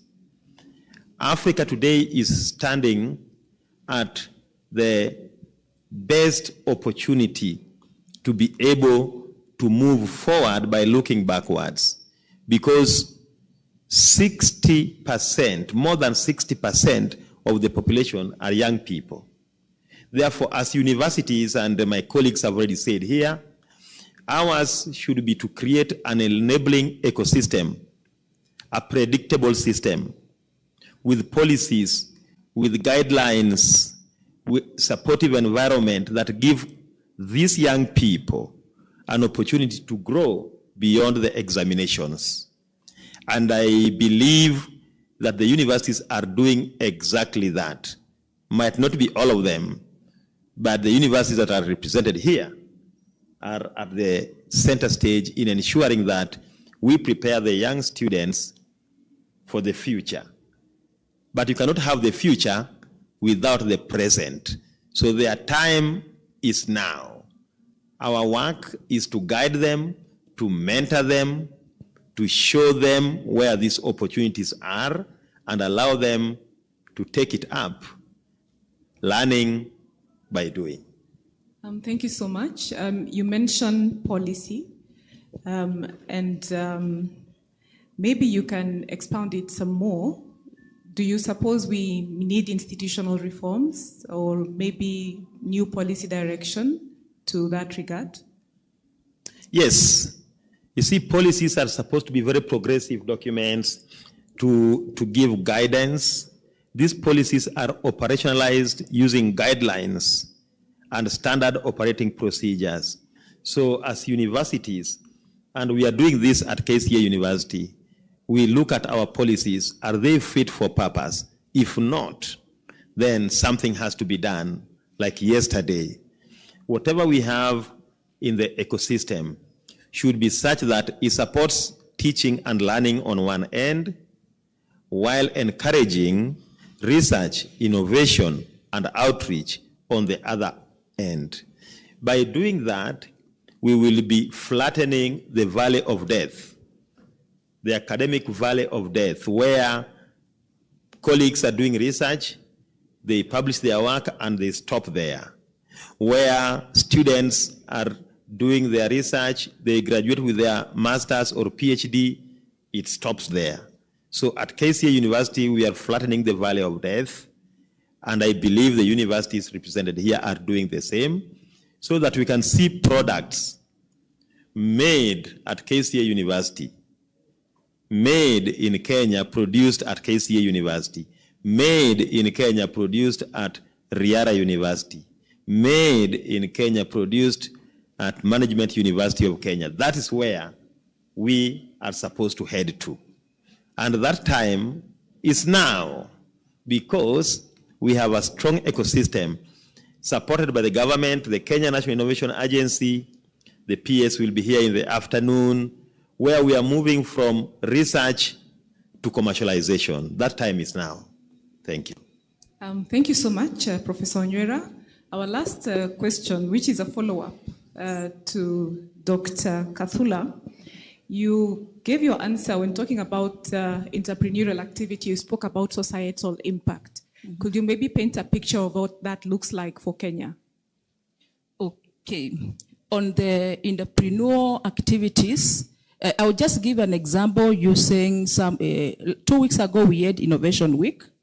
This Innovation Week is where we usually bring the industry player to come and see what students are doing, and they are able to partner with them. And through that, we are able to link the student production to commercialization and also to intellectual property right, because unless you guide them, they are not able to know the way to path. For our university, students are usually attached a mentor from the word go during an admission process. And as mentors, you are the one to guide the student on the academic path, on the research path, and also on the community engagement.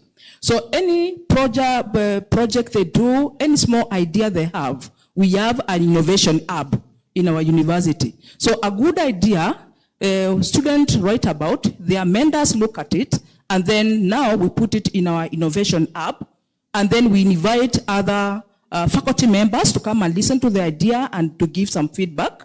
And these are some of the ideas we are writing as a policy brief. If it's about, like last week, a student has meant organic fertilizer from the straws of rice and wheat remains. So we call a company which does fertilizer to come and listen to that idea. And that student is already now selling in tons. Another student developed a website which is serving like Safaricom. And then we call the people from Safaricom to come and listen to this idea. We are also, as a university, purposefully taking students to the organization. We do what we are calling workplace study. I'm teaching agriculture, and I know there's this company which does agriculture like Amiran and that, and they have demonstration farm. I take my class to Amiran. Those who are teaching communication, they have taken their student to KCB, to KTN. So and appreciate the workplace. And as they go there, the instruction we are giving them, as you go there, go and see a problem which you can write on and as academician to solve. And through that, we are able to link now their idea to the company they have written about. Currently, like now as I'm seated here, my VC is at Japan with 22 delegates, students and staff.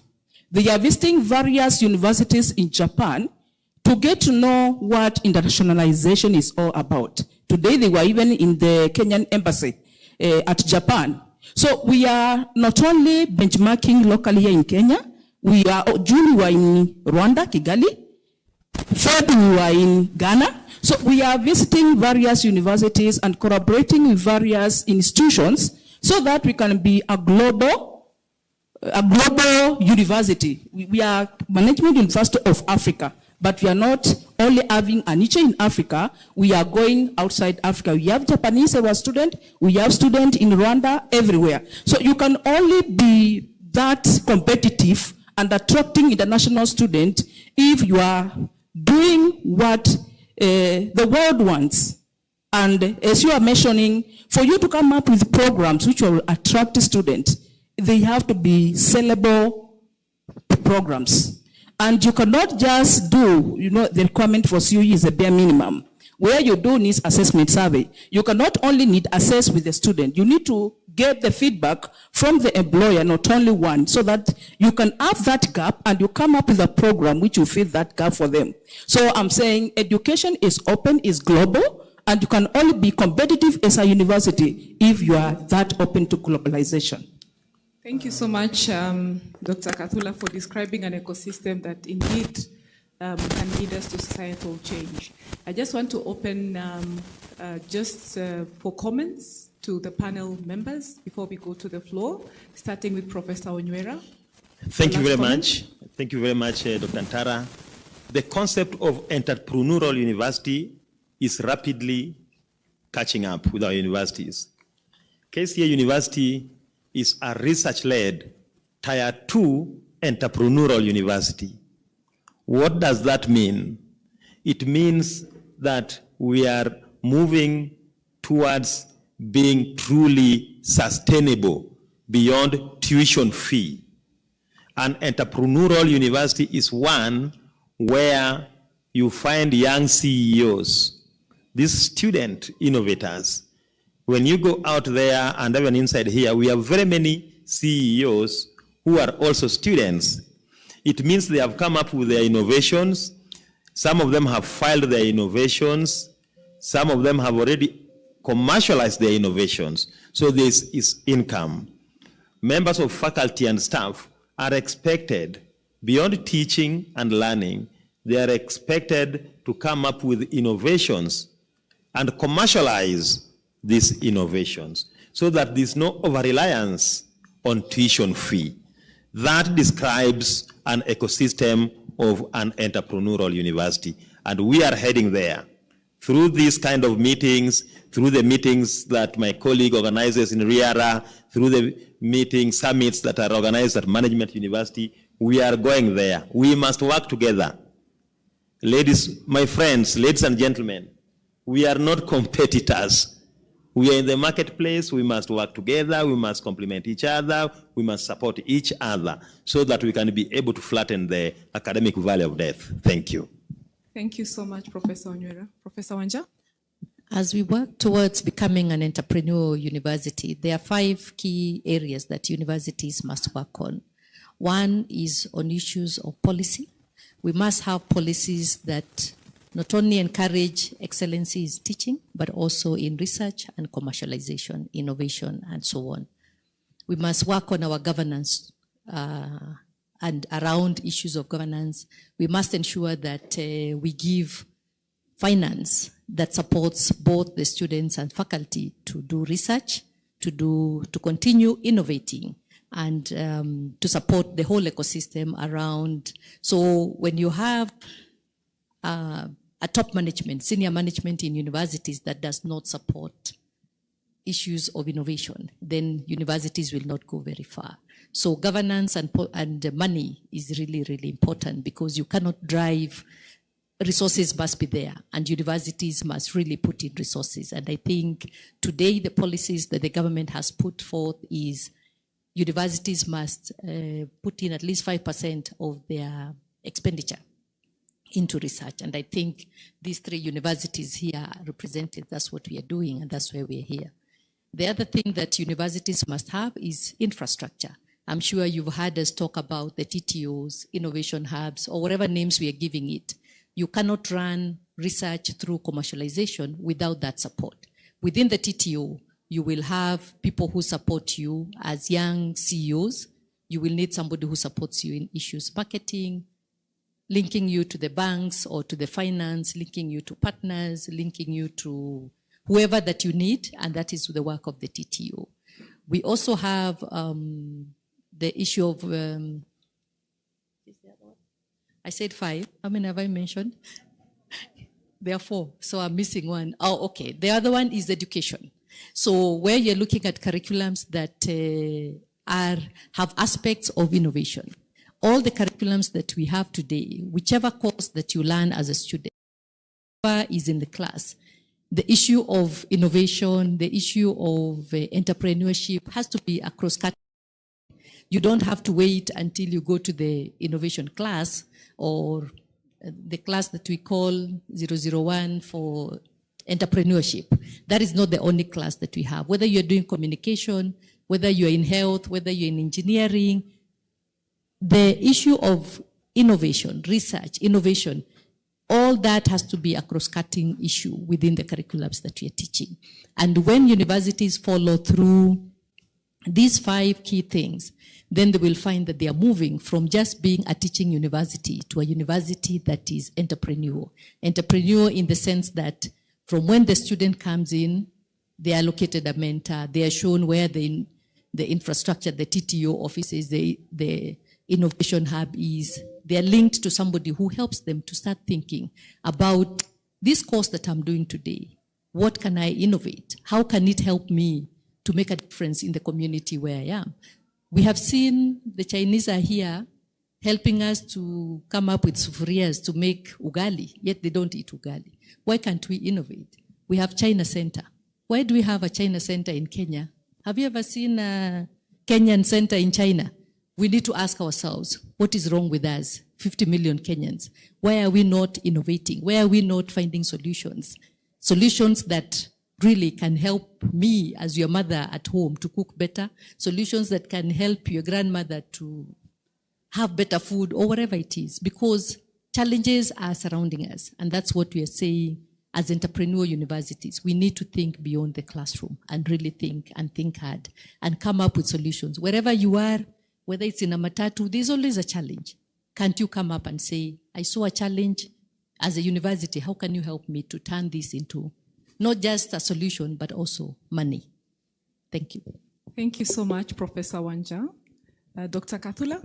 Okay, without repeating what my colleagues have said, I will mention only on two things. The issue of network and benchmarking. As our university, like for example, just this semester, we have been able to go to 4 universities of our likes. We have visited Zitech University for benchmark. We have visited ISUCU for benchmark. We have gone to St. Paul University for benchmark. And we have gone to Kabarak University for benchmark. Because we are not competing, we are collaborators. And what I do best when I go out there, as I've gone to those 4 universities, I've seen something good I can borrow and bring to my university. So networking and collaboration is key for learning institutions if we want to go far and produce quality graduates. Because whatever you are teaching, these people are going to the same market. So I should not compete with KCA. We should collaborate and give that quality outcome which fits in the job market. Apart from that, the other issue is collaboration. Research is expensive. So without collaboration, we may not be able to reach our market. So in terms of collaboration, like Management University of Africa, we have collaborated from 2021 with the SIDA, the Swedish government. They usually have programs for the poor and less developed countries. With that collaboration, they were able to link us with WIPO. WIPO is World Intellectual Property Organization. With WIPO, which is international and global, they usually have a program for the youth. And they usually have areas which they support in research. So you just target what they are funding under the youth, and you tailor-made your students to respond to course on that angle so that they can be supported. We are also in collaboration with Education Collaborative, which is in partnership with Accession University in Ghana, and it's sponsored by MasterCard Foundation. So through that collaboration, we have been able to fit into the 4 pillars they are supporting: entrepreneurship, ethics and integrity, career employability, and research and innovation. So through the pillars they are supporting, we have been able to come up with research for each of the pillars. And 2 of our programs have benefited through the funding. Ethics and integrity has been funded, and then career and employability. And every week on Fridays from 3 p.m. for an hour, student login people from the field, people from other places, so that they can get to know, for me to have a career in this field, for me to be innovative and to be employable, what is it required for me? And that is usually funded program where students log in to listen to experts and to be able to open their mind. So universities, what we need is the network, benchmarking with one another, and also collaborating with these open funders which are supporting the cause of climate change education, so that because we have the knowledge, we are able to fill that gap and we give them the feedback. We usually have the conferences, like this year we had 2. February, which was sponsored by our Japanese partner, and then September, which was now housed by us. When we do these conferences, we tactfully do what we call briefs. So depending on what students are presenting, if it is something good in agriculture, we do a brief and send to the Ministry of Agriculture. If it's something about social and culture, we write a brief and we submit to the ministry relevant. And through that, we have gotten Innovate. For now, even like now, we have visited the National Research Fund. And next week, they are coming to train 48 faculty members on grants writing. We have been able to visit the Kenya National Qualification Authority, just a courtesy call. We have been able to visit the TVET. We have been able to visit the Commission for University Education. This courtesy call, we are able to share just as peers, because we are all peers anyway, even if they are regulators and the policymakers. And they are able to tell us, like now, the National Research Fund, they told us there's a lot of money in climate change, green mining and green economy. So with that information, we will tailor-made your student and the faculty to write in those areas. And I'm sure from the training we'll get from them, we'll be able now, when we write, to attract more funds. So collaboration with the policymaker is also a good thing, and you benchmark so that when you call them, they attach a face to this person who visited my office, just as a courtesy call. Thank you. Thank you so much, Dr. Kathula, and I want to thank all the panel members. I would invite you to appreciate our panel members with a clap. They have indeed very ably shared with us the ecosystem in the university and what we need to do to ensure that we bring change to our society. In the interest of time, I'm opening the floor to only 2 questions. Any questions? There is a hand up there. And yeah, there are 2 hands. So when you are asking your question, please tell us your name, and you can also mention who you're directing the question to.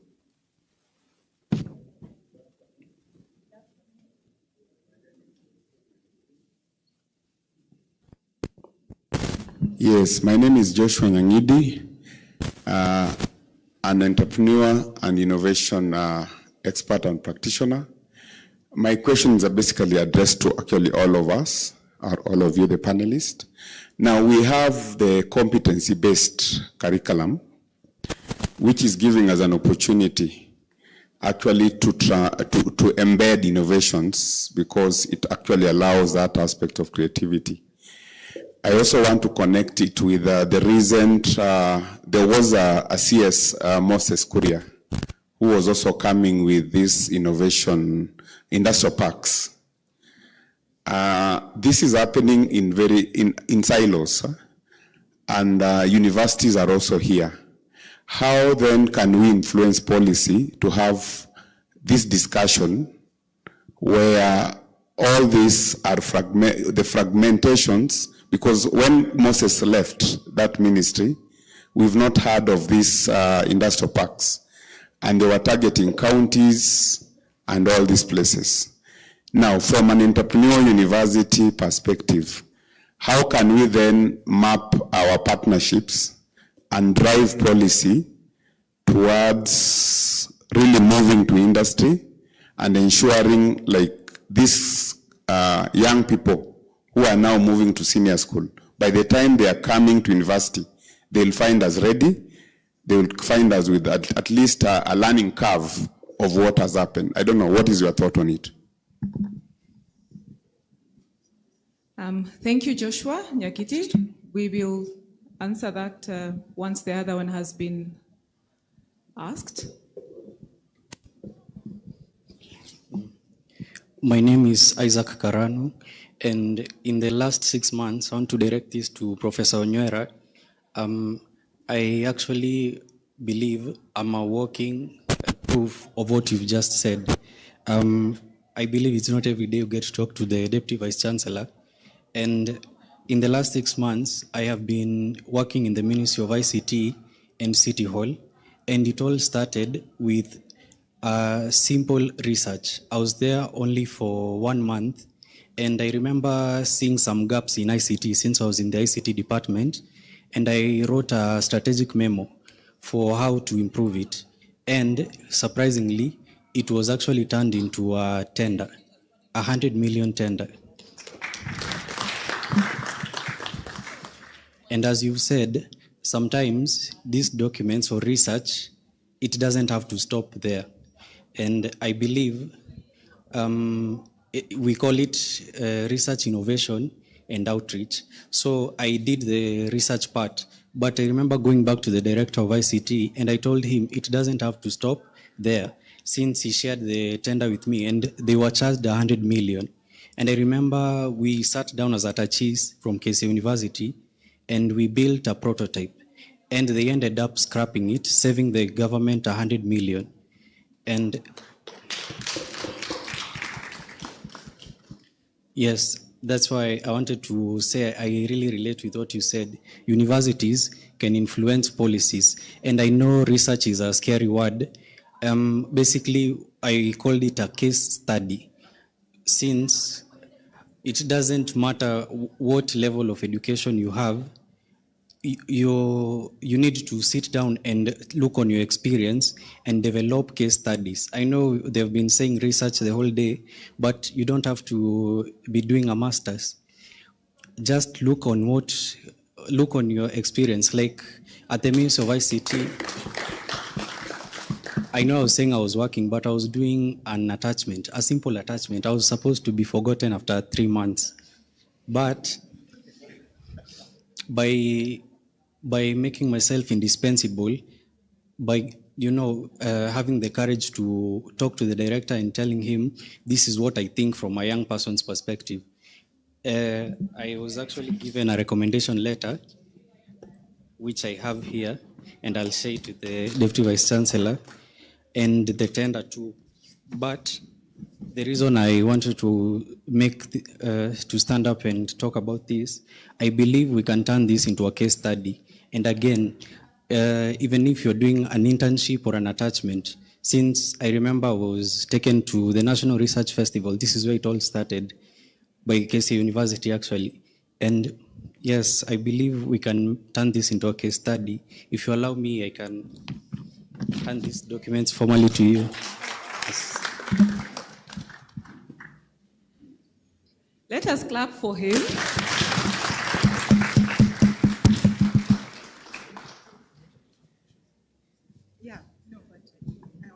And as they're taking pictures, I want to say research is not scary, okay? It isn't. Yes, as Prof receives the letters, we maybe from Prof. Wanja. Now you see there is the issue of IP management. So please share with us how you manage the IP processes, especially at RIARA. And what are these 2-3 things that we have to pay attention? Like for that case, these IP issues, and how are they managed? Yes. So maybe we could have Professor Wanja starting, and then Professor Onywera is going to answer the question that was asked by Joshua. Professor Wanja? Thank you, Prof. And first of all, congratulations to Isaac. I think that is really, really wonderful to see what students are able to do at a very small, you could be 16 years or 10 years or whatever age you are. That's what I said. Wherever you are, look around, see a challenge, and find a solution. And come to whoever it is, they will help you to find your way. And I'm sure soon we'll be seeing the next Bill Gates in Kenya. So keep it up, and thank you for encouraging. How I wish I was your age. During our days, I don't think Prof. anybody talked about innovations when I was in school. How I wish I was in this growing up now, because there are so many opportunities. Or maybe we never listened. Thank you.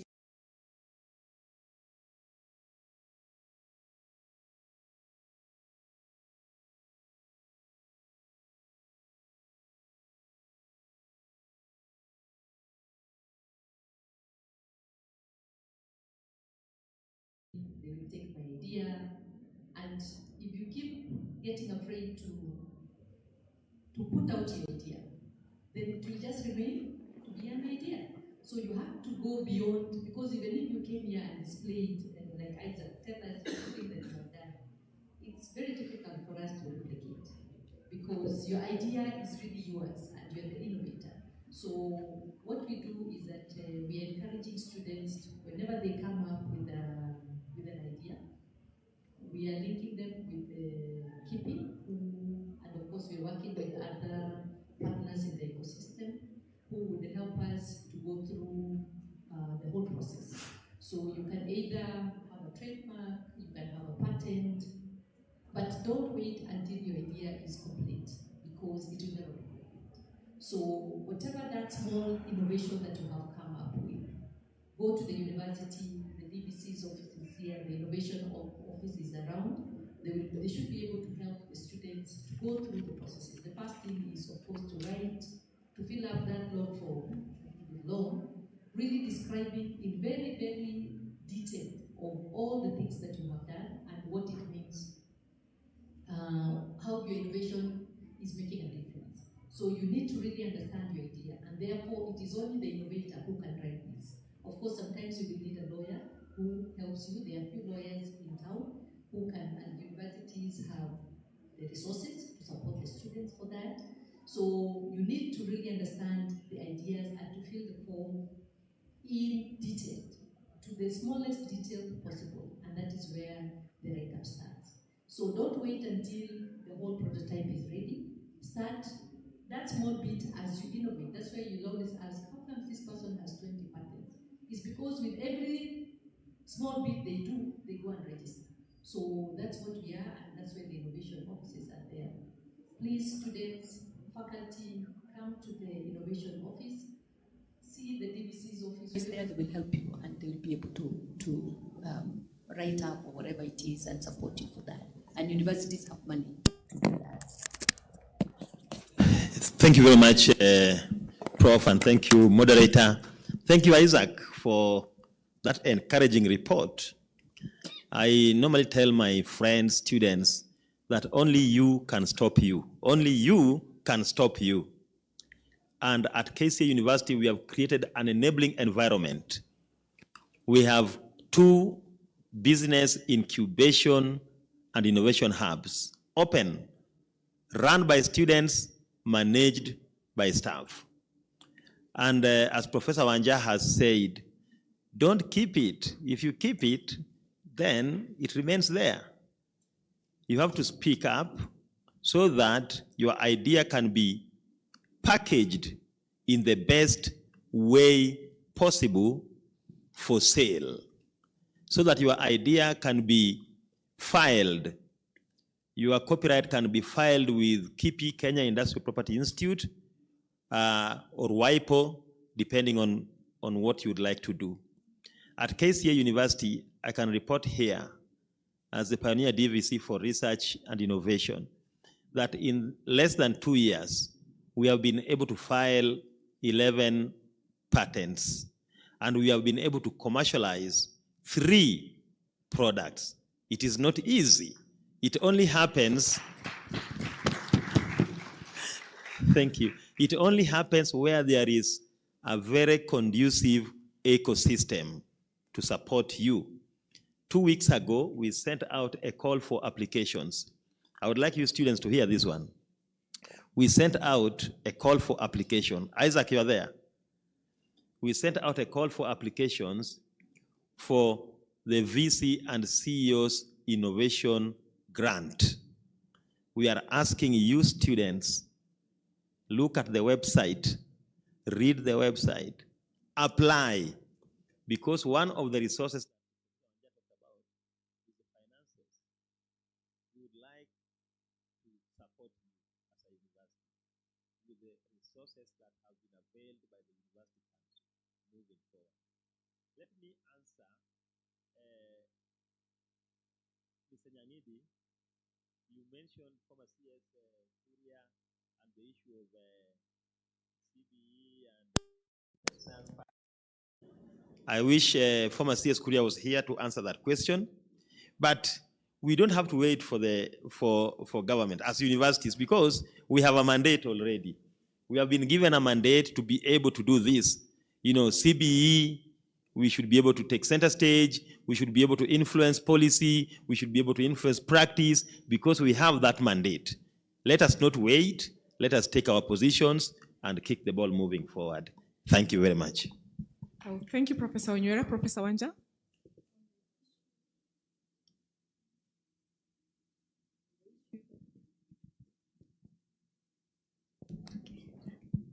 On the issue of industrial parks, they have not died. The universities are really moving forward, working with the counties. If you look at, I think we have in Kisumu, I think we have one. We have the Dedan Kimathi is the biggest. So Eldoret, so they are not, they haven't died. The ideas, maybe it's just that it's not in the media anymore. But what we are doing is that, as Dr. said, universities are working together. So you will find that even today, my students are here because we believe if you want to go far, you must go with others. If you want to go quickly, you go alone, but you get tired very fast. So we are working together. You will find if Dedan Kimathi have an innovation, all our students from Nairobi will be there. We give them transport. Whenever we have a hackathon happening, I have students from KCA, I have students from Rongo coming all the way, Garissa University. So with time, we have seen that there is a lot of collaboration. And one of the things that we have also learned as universities is that you can never have all the resources that you need. So we are moving to an extent where we are asking, Professor Onywera, what do you have? Can my students come and work in your lab? Because you can't have everything. So, for example, in Riara, we work closely with the Technical University of Kenya. We don't have engineering. So whenever we have our students with an innovation that they need engineering, what do? We just move to a public university.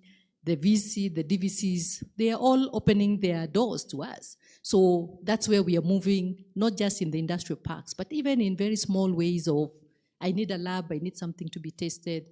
So collaboration and linkages are really working well. So the idea is not dead. Universities are really preparing themselves for the CBE. The students are coming in a few years. So we are getting ready for them. And of course, for example, in Riara, whenever we have a hackathon, we also bring in high schools. And the high schoolers really give us a run for our money. They are much better than university students. They are really doing much better. They have learned more than we learned during our days. So it's a challenge for us, and it's also good for us as universities to see what the students are able to do, and for us, of course, to take the challenge. And whenever we fail as universities, we know it's not really a failure, it's a lesson learned. We learn and we move and we ask ourselves, why did we fail? And we move and we correct and we keep moving. So we are preparing ourselves for the CBE as they come. I think most of universities are ready, despite the many challenges that we have. Thank you.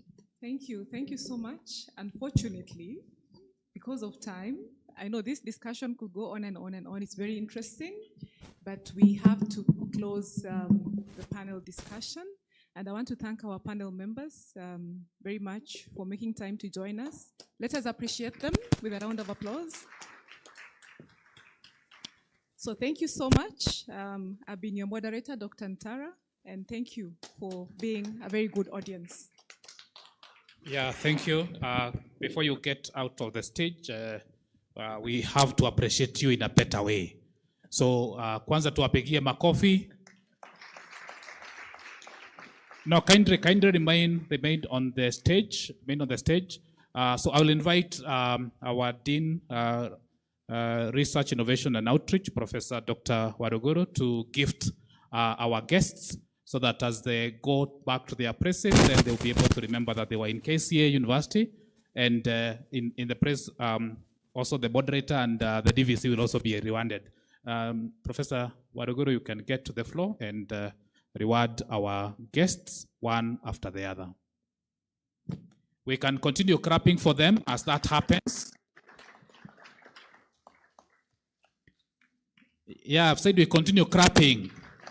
Makofi. Very much excited to have you. It has been indeed a very insightful discussion about how our universities can take the entrepreneurial role, building entrepreneurial university to ensure that innovation becomes inbuilt in our ecosystem and ensure that our students continue to thrive in innovation and also commercialization of research.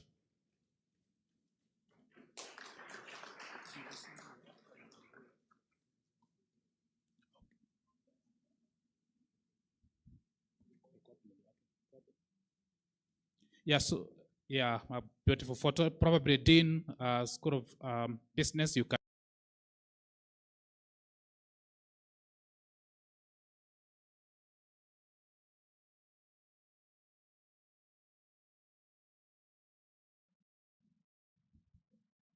Wonderful. Yeah, as that is taken, our guests will get seated, but Professor Vincent Onywera will remain on the stage so that also gives a word of appreciation to Colazon from KRA, who have been here since morning, and also the branch manager of Chartered Institute of Professionals, Procurement and Surprise, CIPS. So Colazon, kindly get on stage so that you get appreciated by our Deputy Vice Chancellor, Research, Innovation and Outreach.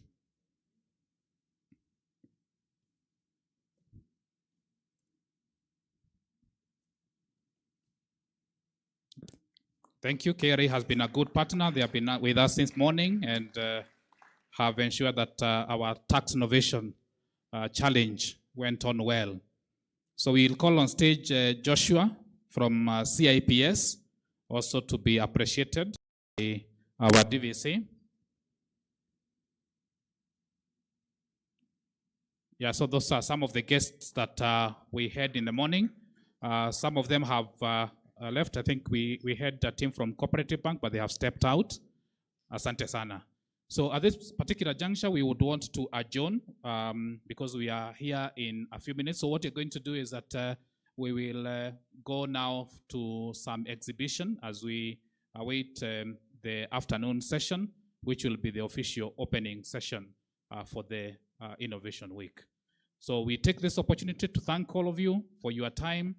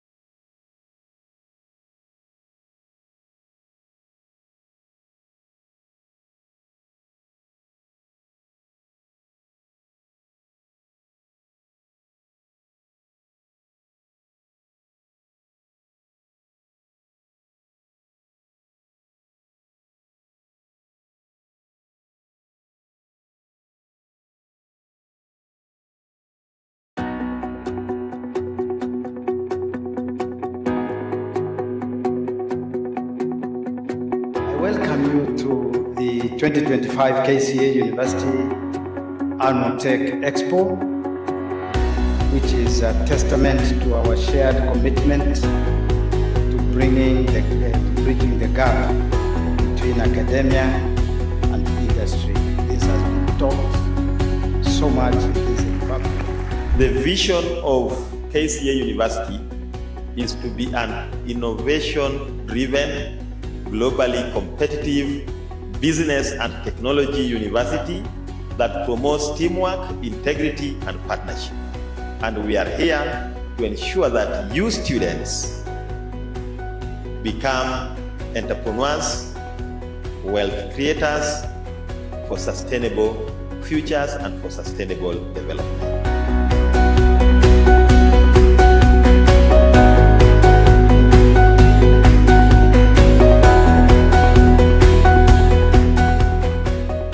Here at KCA University, we recognize the transformative power of tech expos in knowledge exchange, in skill building, and in industry-academia collaboration.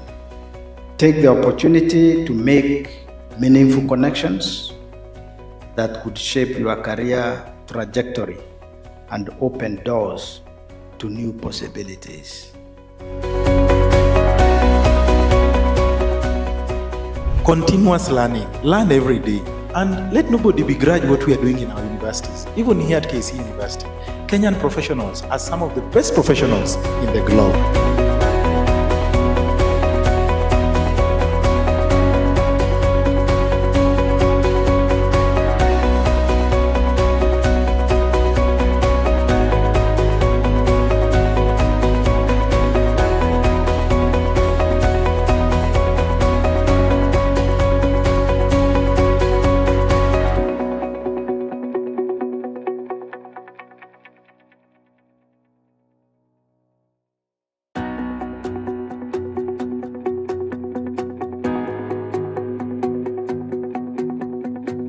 Welcome you to the 2025 KCA University Annual Tech Expo, which is a testament to our shared commitment to bridging the gap between academia and industry. This has been taught so much in this department. Meaningful connections that could shape your career trajectory and open doors to new possibilities. Continuous learning. Learn every day. And let nobody begrudge what we are doing in our universities. Even here at KCA University, Kenyan professionals are some of the best professionals in the globe.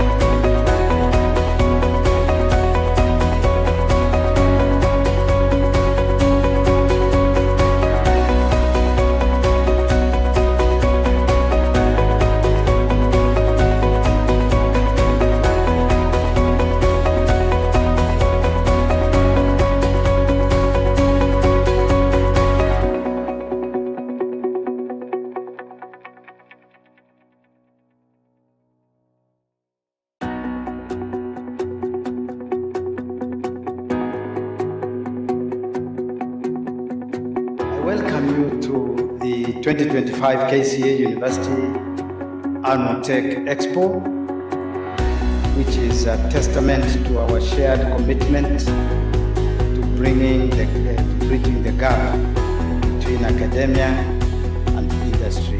This has been taught so much in this department. The vision of KCA University is to be an innovation-driven, globally competitive business and technology university that promotes teamwork, integrity, and partnership.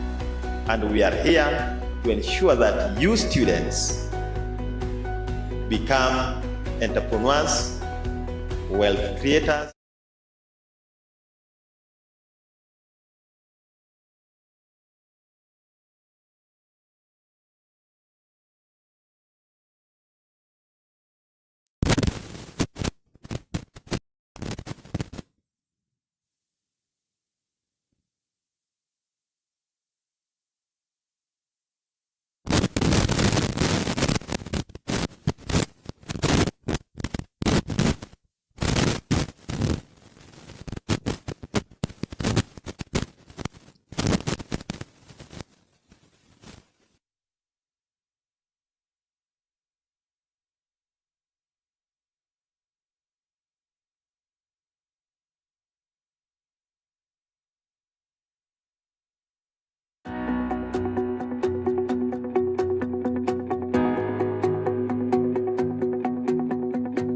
Welcome you to the 2025 KCA University Annual Tech Expo, which is a testament to our shared commitment to bridging the gap between academia and industry. This has been taught so much in this republic. The vision of KCA University is to be an innovation-driven, globally competitive business and technology university that promotes teamwork, integrity, and partnership. And we are here to ensure that you students become entrepreneurs, wealth creators for sustainable futures and for sustainable development.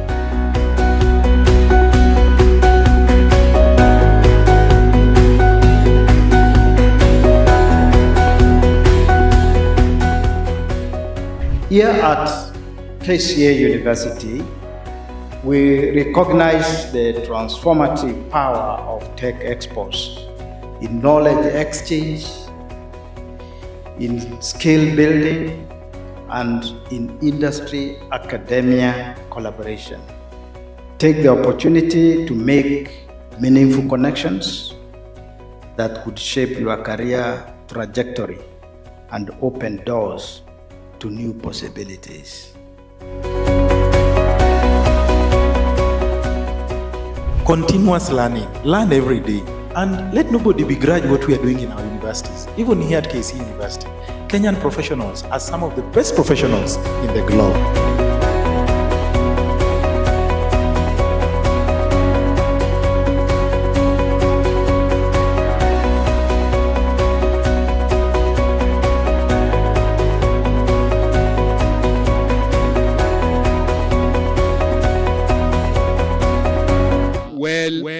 Put and if you are probably thinking about that one friend who you want to attend today's event, who is around here, ensure that you look them in, give them an invite. We have probably those who might be joining online, but those who are around here, ensure that, especially Dr. Fred Potter, ensure that you invite them to be part of the auspicious occasion. Bwana Joseph Kombe, we are in.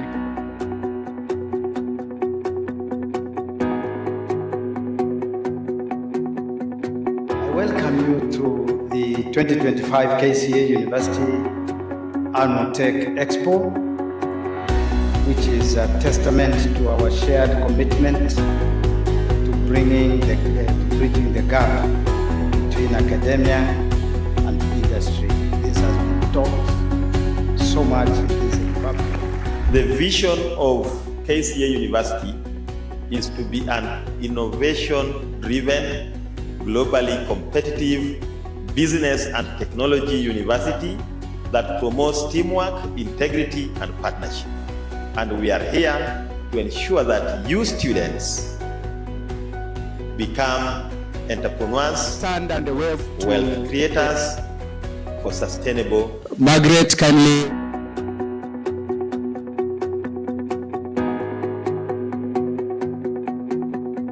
I welcome you to the 2025 KCA University Annual Tech Expo, which is a testament to our shared commitment to bridging the gap between academia and industry.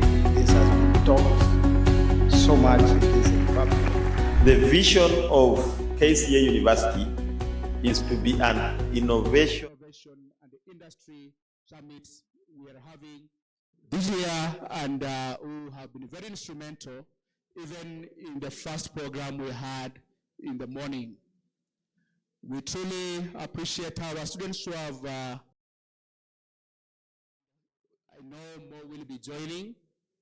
We truly appreciate you because the world, the future depends on you, and we cannot wait until tomorrow to start innovating. We have to begin today.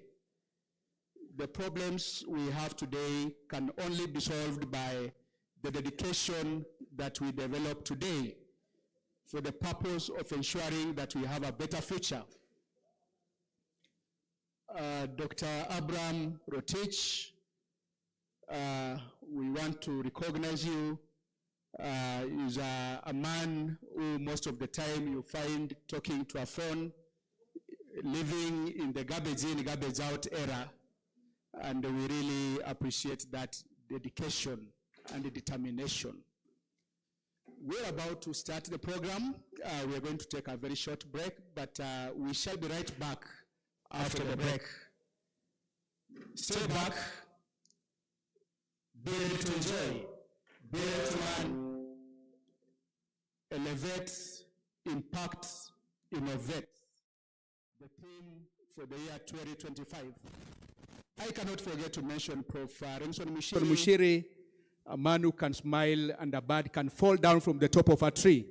Maybe Prof. Mushiri kindly stand up and wave to the team who are here.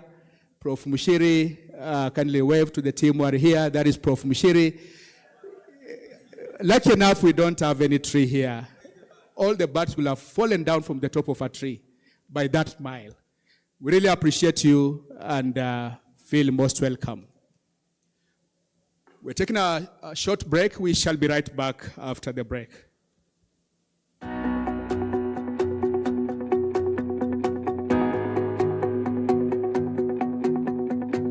welcome you to the 2025 KCA University Annual Tech Expo, which is a testament to our shared commitment to bridging the gap between academia and industry.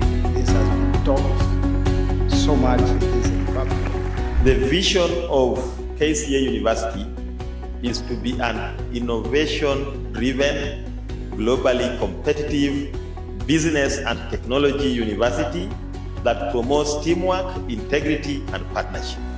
And we are here to ensure that you students become entrepreneurs, wealth creators for sustainable futures and for sustainable development.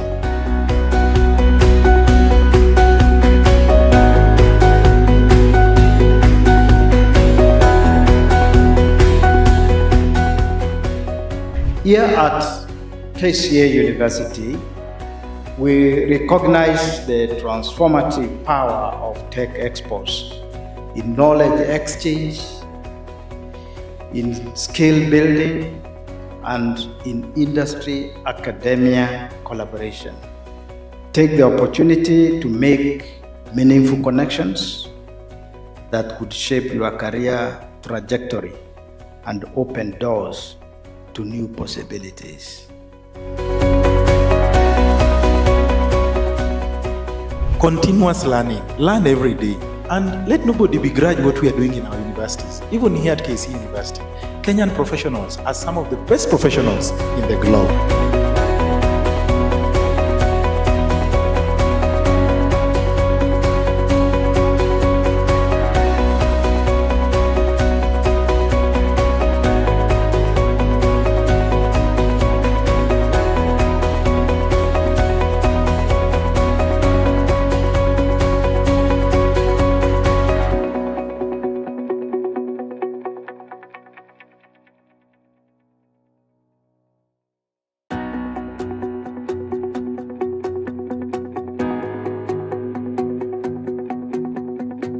Welcome you to the 2025 KCA University Annual Tech Expo, which is a testament to our shared commitment to bridging the gap between academia and industry. This has been taught so much in this department. The vision of KCA University is to be an innovation-driven, globally competitive business and technology university that promotes teamwork, integrity, and partnership. And we are here to ensure that you students become entrepreneurs, wealth creators for sustainable futures and for sustainable development.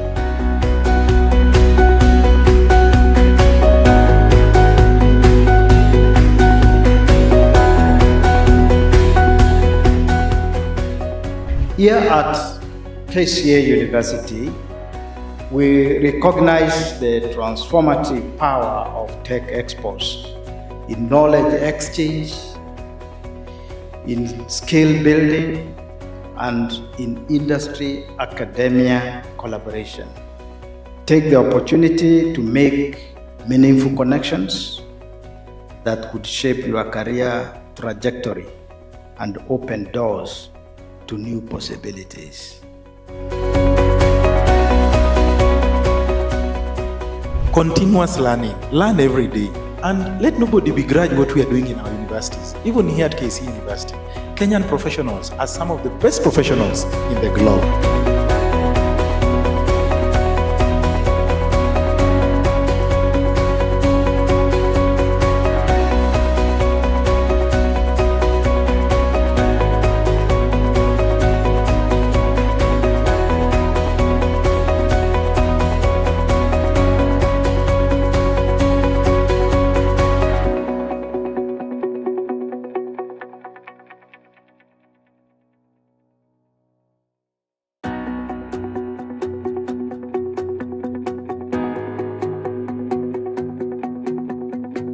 Welcome you to the 2025 KCA University Annual Tech Expo, which is a testament to our shared commitment to bridging the gap between academia and industry. This has been taught so much in this republic. The vision of KCA University is to be an innovation-driven, globally competitive business and technology university that promotes teamwork, integrity, and partnership.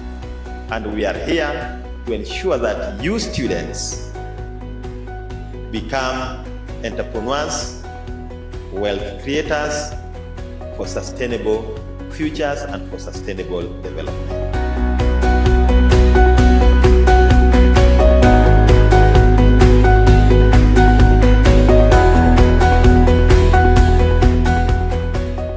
Here at KCA University, we recognize the transformative power of tech expos in knowledge exchange, in skill building, and in industry-academia collaboration. Take the opportunity to make meaningful connections that could shape your career trajectory and open doors to new possibilities. Continuous learning. Learn every day. And let nobody begrudge what we are doing in our universities. Even here at KCA University, Kenyan professionals are some of the best professionals in the globe.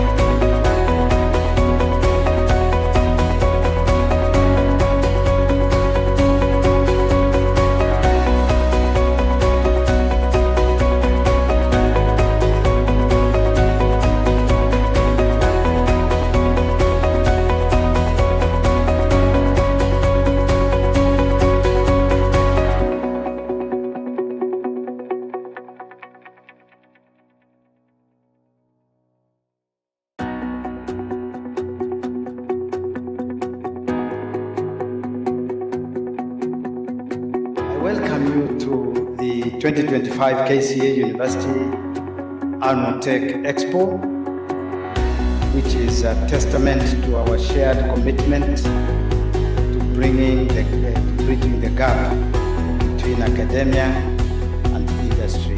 This has been taught so much in this republic. The vision of KCA University is to be an innovation-driven, globally competitive business and technology university that promotes teamwork, integrity, and partnership. And we are here to ensure that you students become entrepreneurs, wealth creators for sustainable futures and for sustainable development.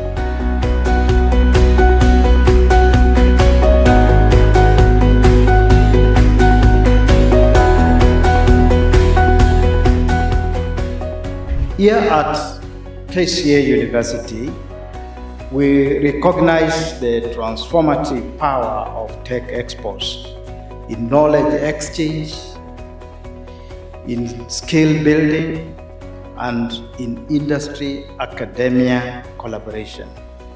Take the opportunity to make meaningful connections that could shape your career trajectory and open doors to new possibilities. Continuous learning. Learn every day. And let nobody begrudge what we are doing in our universities. Even here at KCA University, Kenyan professionals are some of the best professionals in the globe.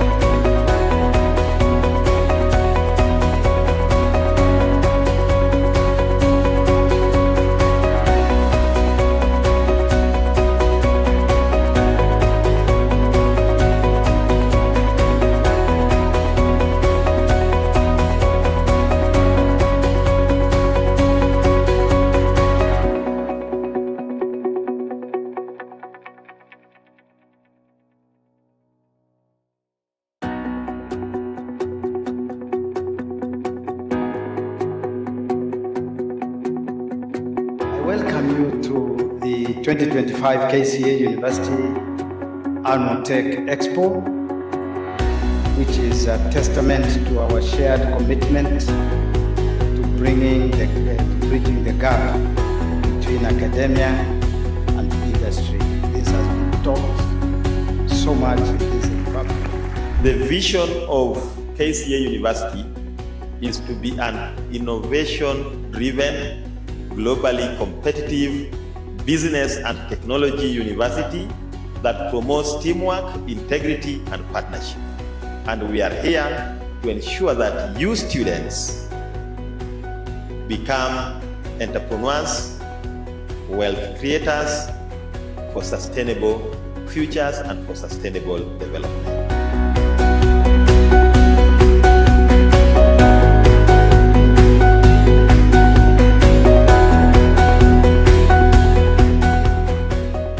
Here at KCA University, we recognize the transformative power of tech exports in knowledge exchange, in skill building, and in industry-academia collaboration.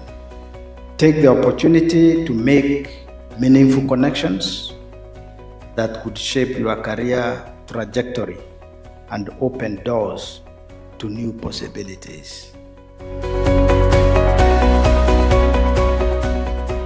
Continuous learning. Learn every day. And let nobody begrudge what we are doing in our universities. Even here at KCA University, Kenyan professionals are some of the best professionals in the globe.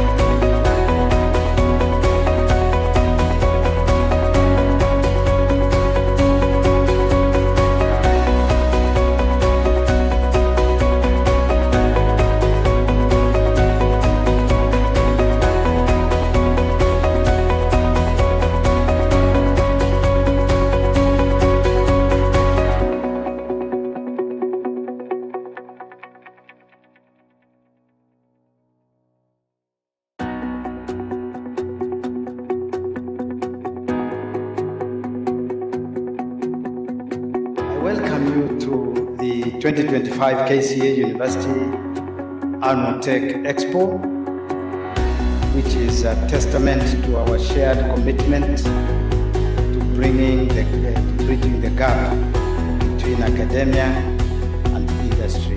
This has been taught so much in this republic. The vision of KCA University is to be an innovation-driven, globally competitive business and technology university that promotes teamwork, integrity, and partnership. And we are here to ensure that you students become entrepreneurs, wealth creators for sustainable futures and for sustainable development.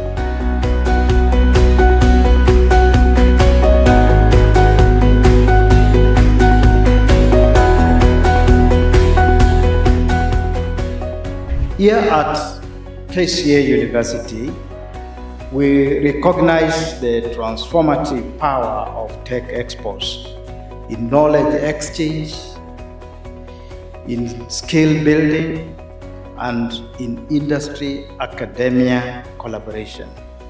Take the opportunity to make meaningful connections that could shape your career trajectory and open doors to new possibilities.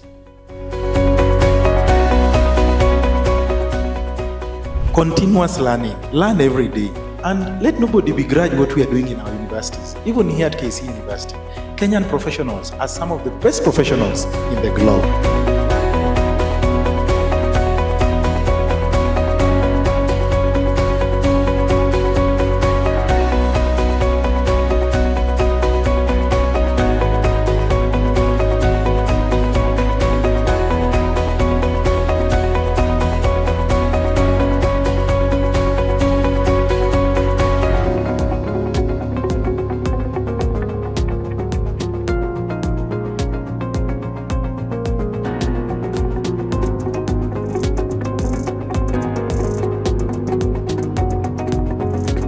Welcome you to the 2025 KCA University Annual Tech Expo, which is a testament to our shared commitment to bridging the gap between academia and industry.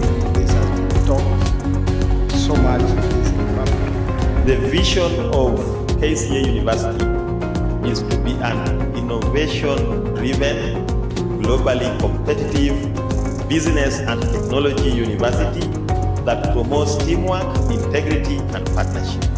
And we are here to ensure that you students become entrepreneurs, wealth creators for sustainable futures and for sustainable development.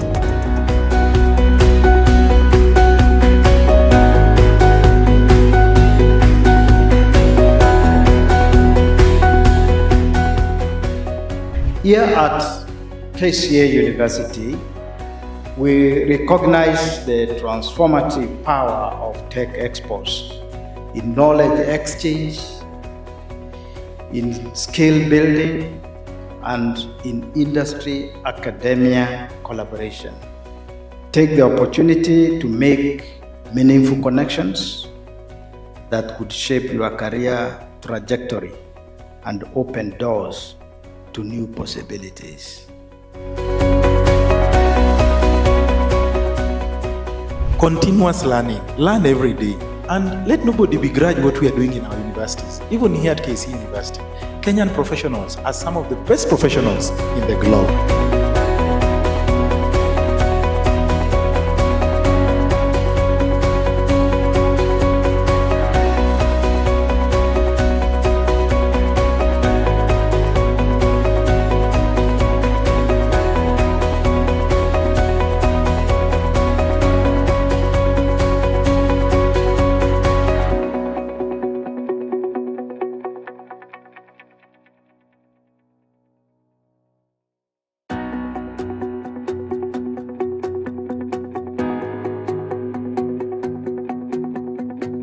Welcome you to the 2025 KCA University Annual Tech Expo, which is a testament to our shared commitment to bridging the gap between academia and industry.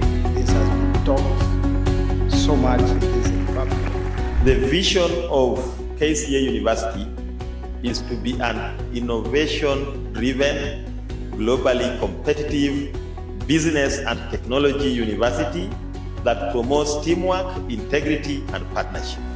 And we are here to ensure that you students become entrepreneurs, wealth creators for sustainable futures and for sustainable development.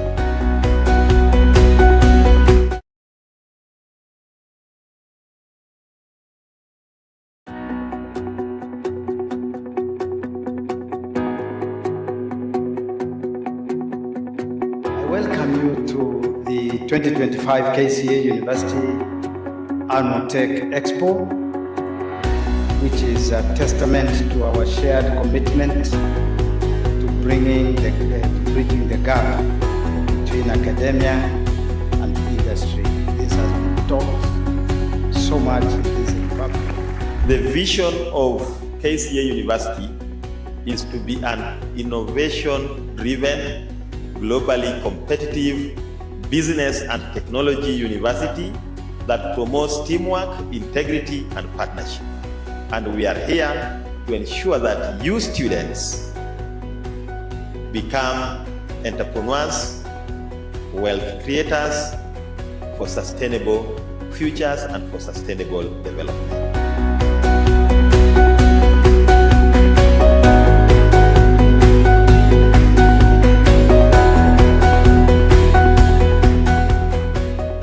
Here at KCA University, we recognize the transformative power of tech expos in knowledge exchange, in skill building, and in industry-academia collaboration. Take the opportunity to make meaningful connections that could shape your career trajectory and open doors to new possibilities. Continuous learning. Learn every day. And let nobody begrudge what we are doing in our universities. Even here at KCA University, Kenyan professionals are some of the best professionals in the globe.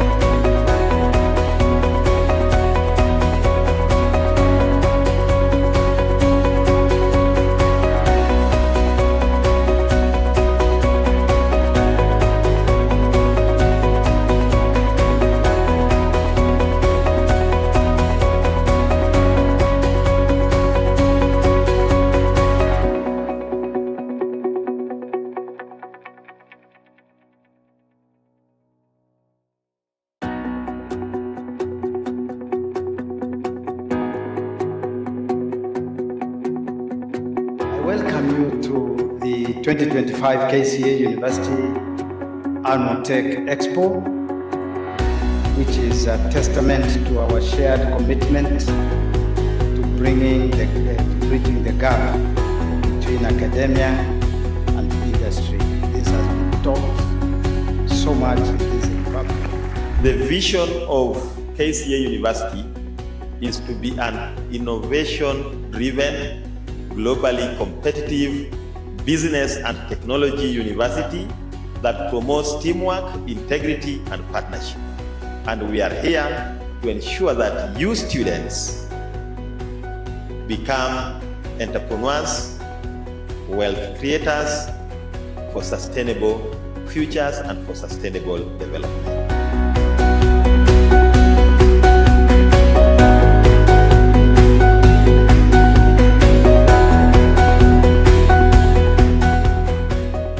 Here at KCA University, we recognize the transformative power of tech expos in knowledge exchange, in skill building, and in industry-academia collaboration. Take the opportunity to make meaningful connections that could shape your career trajectory and open doors to new possibilities. Continuous learning. Learn every day. And let nobody begrudge what we are doing in our universities. Even here at KCA University, Kenyan professionals are some of the best professionals in the globe.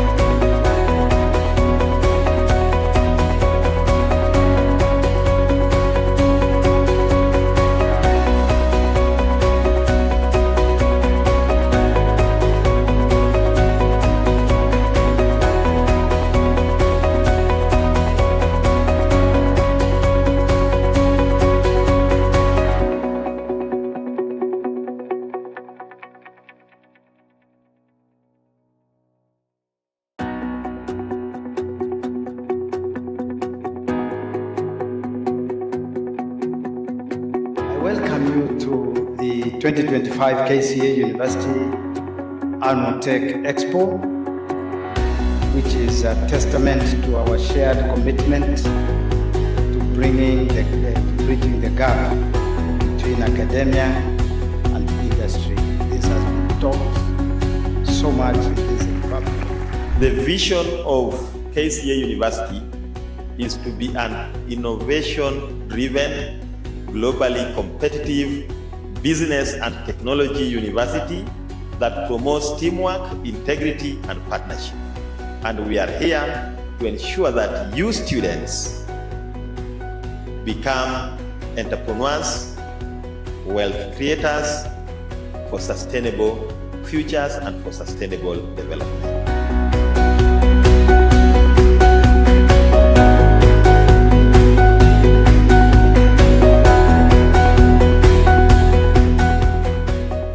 Here at KCA University, we recognize the transformative power of tech expos in knowledge exchange, in skill building, and in industry-academia collaboration.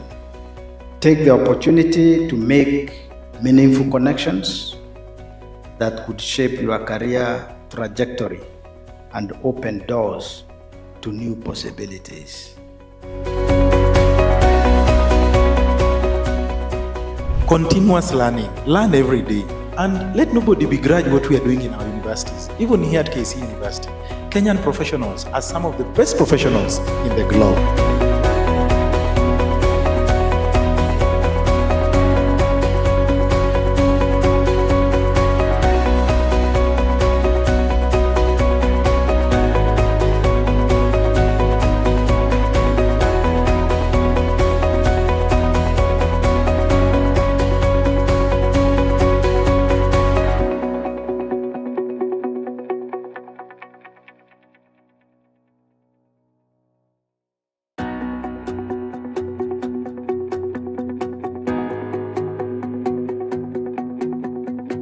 Welcome you to the 2025 KCA University Annual Tech Expo, which is a testament to our shared commitment to bridging the gap between academia and industry.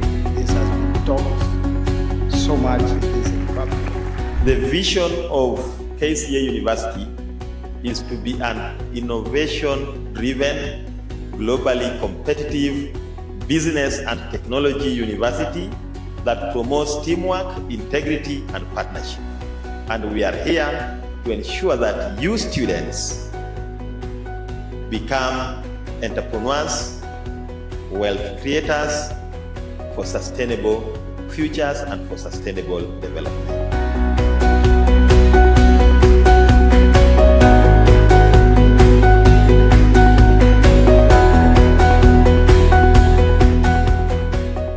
Here at KCA University, we recognize the transformative power of tech expos in knowledge exchange, in skill building, and in industry-academia collaboration. Take the opportunity to make meaningful connections that could shape your career trajectory and open doors to new possibilities. Continuous learning. Learn every day. And let nobody begrudge what we are doing in our universities. Even here at KCA University, Kenyan professionals are some of the best professionals in the globe.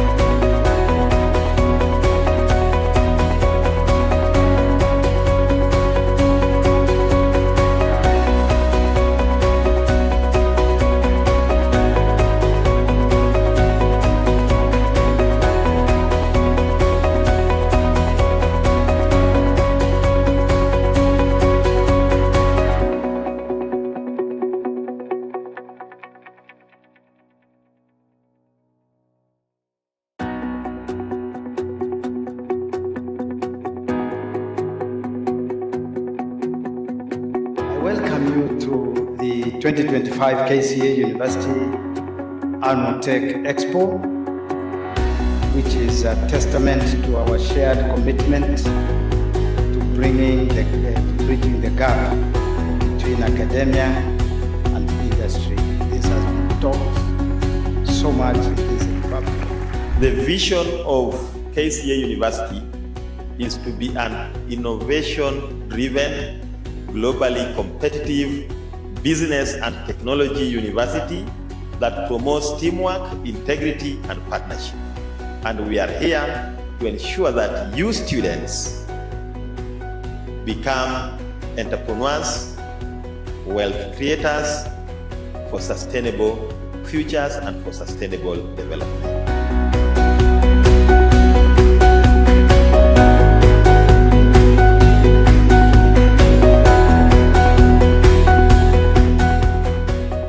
Here at KCA University, we recognize the transformative power of tech expos in knowledge exchange, in skill building, and in industry-academia collaboration. Take the opportunity to make meaningful connections that could shape your career trajectory and open doors to new possibilities. Continuous learning. Learn every day. And let nobody begrudge what we are doing in our universities. Even here at KCA University, Kenyan professionals are some of the best professionals in the globe.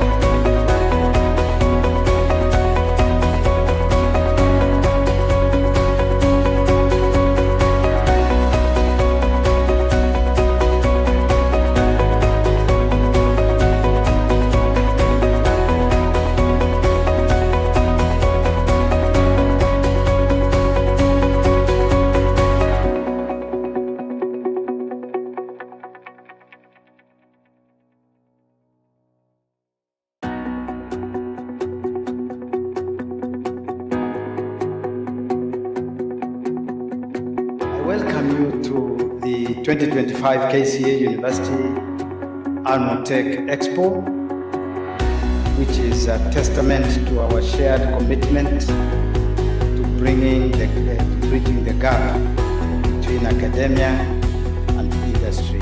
This has been taught so much in this republic.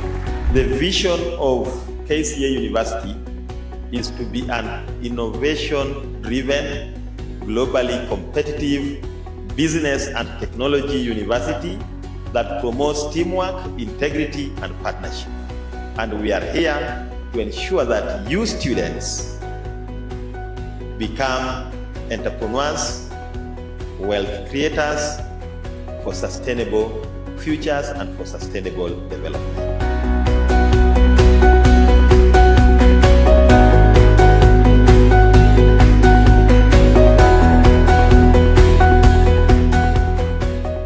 Here at KCA University, we recognize the transformative power of tech expos in knowledge exchange, in skill building, and in industry-academia collaboration.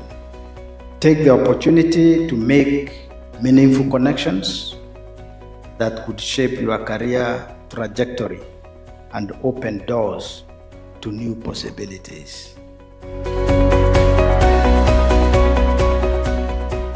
Continuous learning. Learn every day.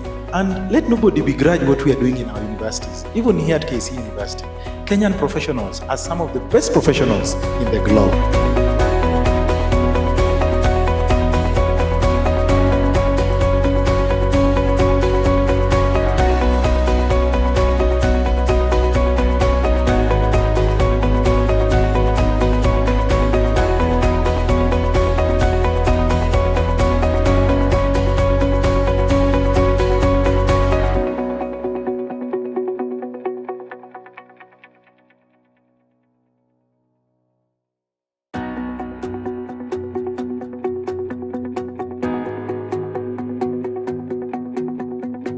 Welcome you to the 2025 KCA University Annual Tech Expo, which is a testament to our shared commitment to bridging the gap between academia and industry.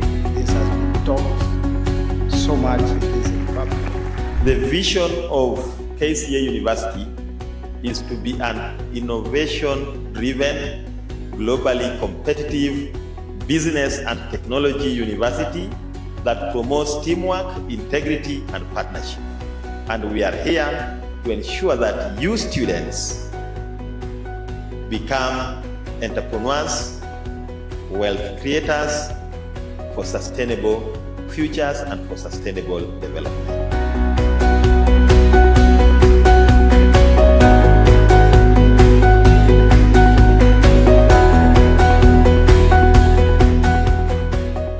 Here at KCA University, we recognize the transformative power of tech expos in knowledge exchange, in skill building, and in industry-academia collaboration. Take the opportunity to make meaningful connections that could shape your career trajectory and open doors to new possibilities. Continuous learning. Learn every day. And let nobody begrudge what we are doing in our universities. Even here at KCA University, Kenyan professionals are some of the best professionals in the globe.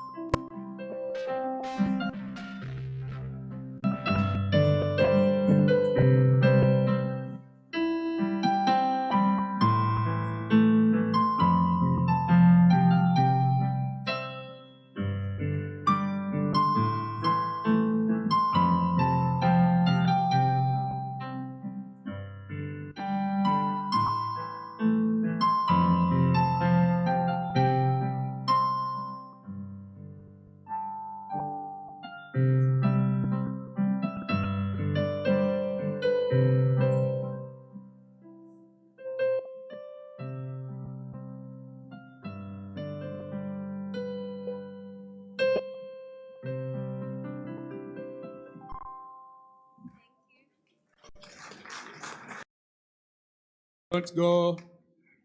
Let's appreciate again. One more time, one more item, kindly. Just one more. One more. Another song? Yeah. So, I come from China, so this time I want to show you a Chinese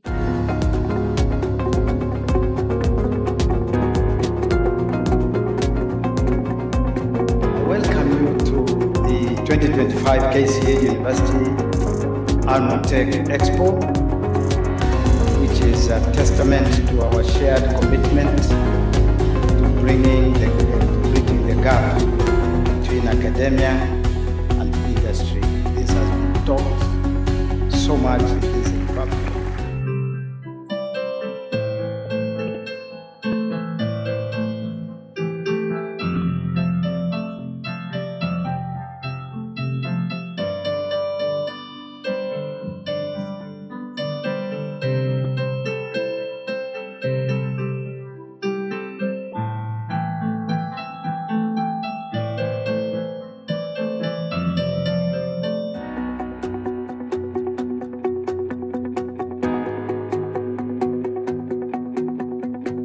Welcome you to the 2025 KCA University Annual Tech Expo, which is a testament to our shared commitment to bridging the gap between academia and industry.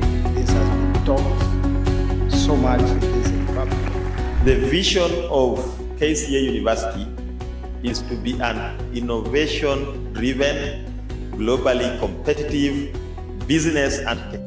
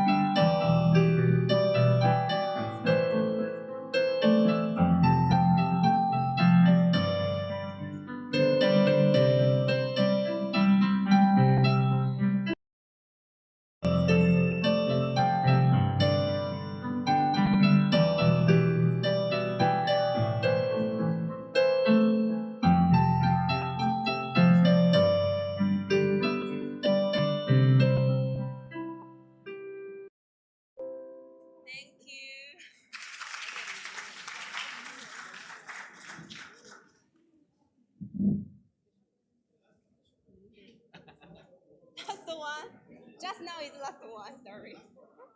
Before the last one, we want to again appreciate her. We want to do what we call makofi ya nyayo. Makofi ya nyayo is a Kenyan way of appreciating you. We are going to begin. Moja, Billy. We were training. Haya, makofi ya nyayo. Moja, Billy, tatu, funga, fungua. Yeah, that is a way of appreciating you. To bring one more. The last one. Just before we begin the program.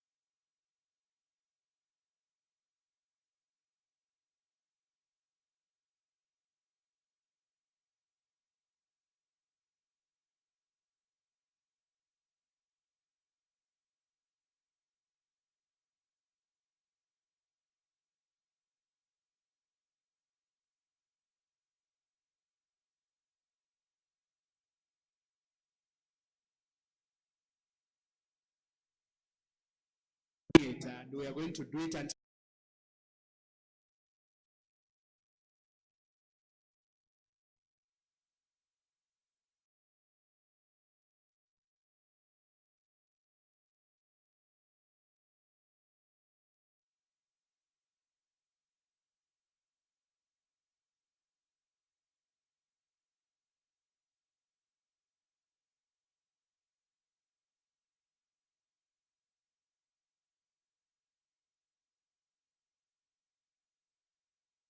among the team looking for employment, but they are contributing to creation of employment opportunity.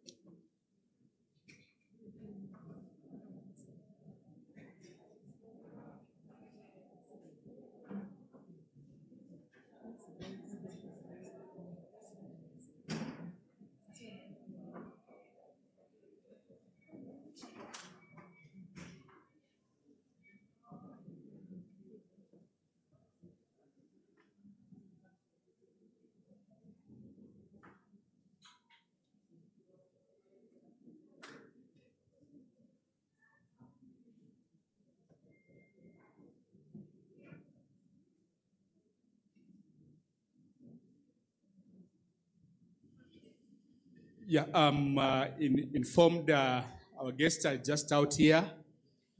They have started with the exhibition, but in about 3.20142 minutes, they should be in here. In a very short while, they are coming in. DJ, you can kindly take over for about 3 minutes, up to 3.20142 minutes, and then we shall be able to take over the program from that point.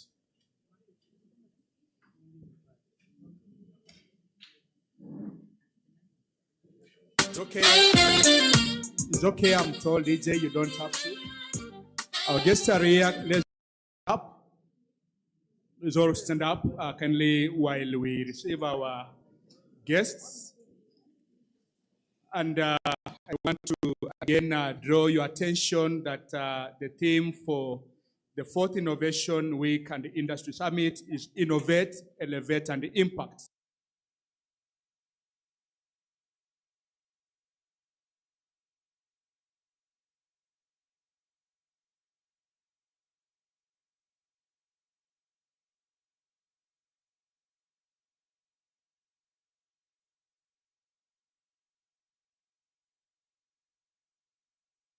Point I want to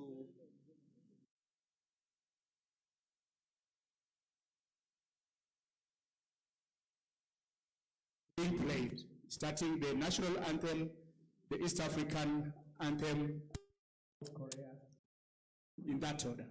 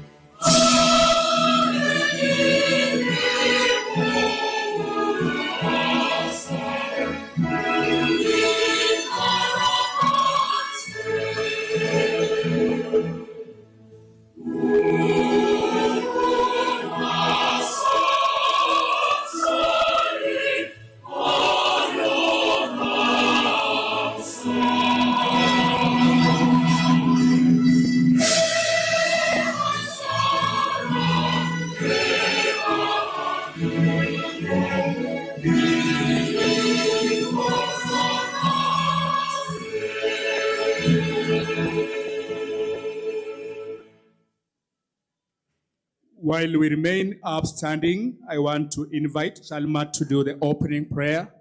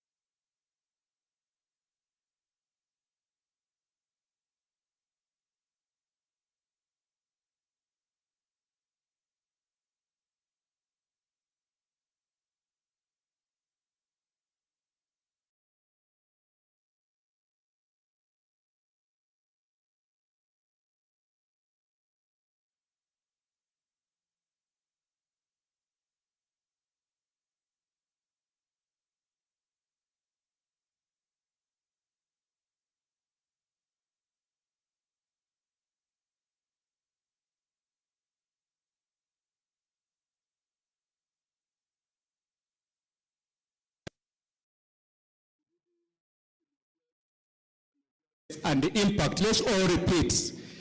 Innovate. Impact. Thank you so much. I want to, at this point, invite Prof. Lucy Waruguru, the Dean in charge of Research, Innovation, and Outreach, to give a few welcoming remarks, and thereafter to invite who will take over the program from that point until I shall be getting back. Welcome, Prof. Let's appreciate her while she's getting here. Karibu, Prof.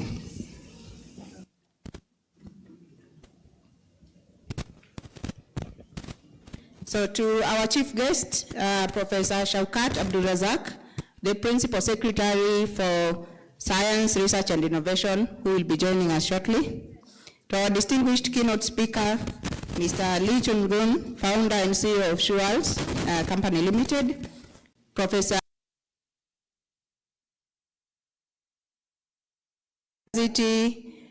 our partner,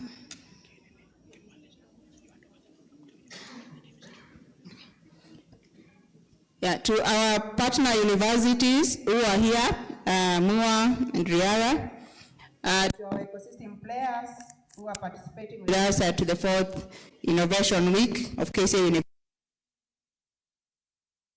students and innovators. Good afternoon. Good afternoon once again. So today marks the start of the 4th KCA University Innovation Week, which is hosted by Professor Isaiah Isi Wakindiki, our VC and CEO, and Professor Vincent Onywera, the DVC Rio. It is an annual event. It's creativity, curiosity, and also the courage to think differently. It is an event that is rooted in a solution to real-world problems. And it allows us to improve our lives, to transform society. So it's really great that we are all here participating at the start of this very transformative event. So it's really important that as we are here and as we are going to participate in the coming days, we will not only witness the, we should also be thinking about how to participate, how to be able to protect this innovation, and also how to be able to encourage our innovators. It is really a collaborative spirit university, as has been this past 4 years. I want to celebrate all our ecosystem that we have managed to allow our innovators to ask difficult questions and also to transform these questions into creative solutions. I welcome you all to this event. I thank you for coming, and I would like to invite the DVC Rio to give his remarks and also introduce the Innovation Week program. Thank you. Let's appreciate Prof. Waruguru.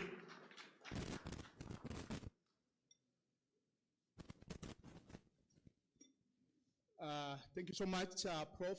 Waruguru,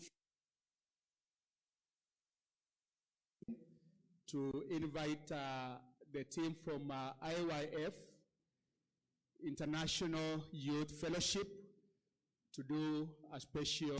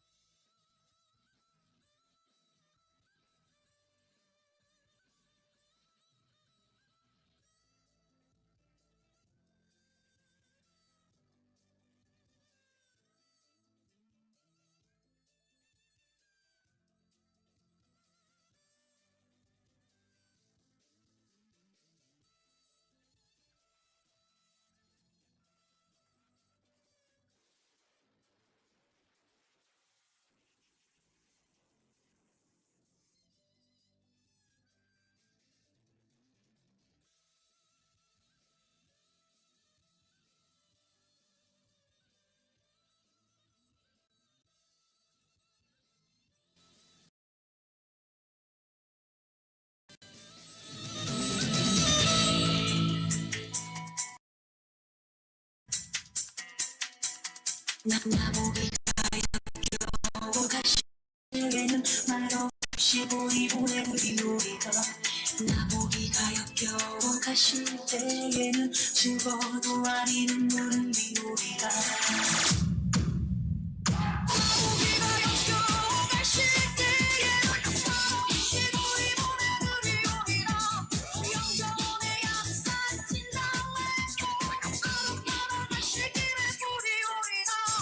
우리 신은 바람 너인 그 꽃을 사뿐히 주려고 통하시옵소서 나보기가 역겨워 가실 때에는 죽어도 아이 눈물 흘리오리다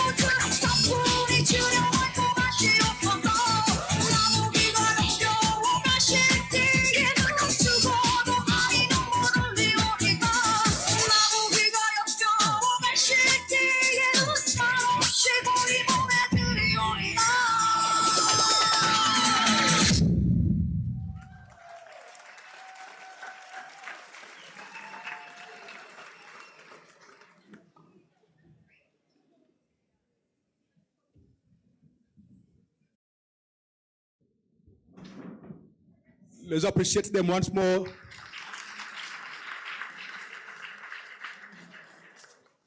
Thank you very much. We want to recognize the keynote speaker, Mr. Lee, the founder, CEO of Shuka Company Limited, South Korea.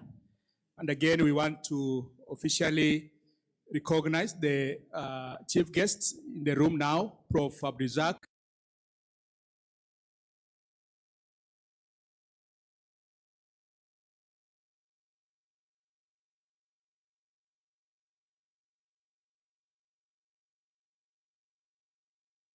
'25 Innovation and the Industry Summit in our university. Let's appreciate him.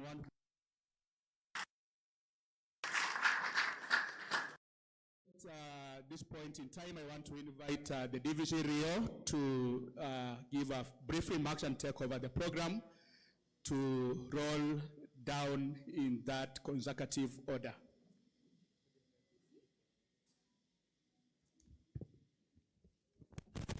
Thank you very much. Let us appreciate Dr. Tirimba one more time.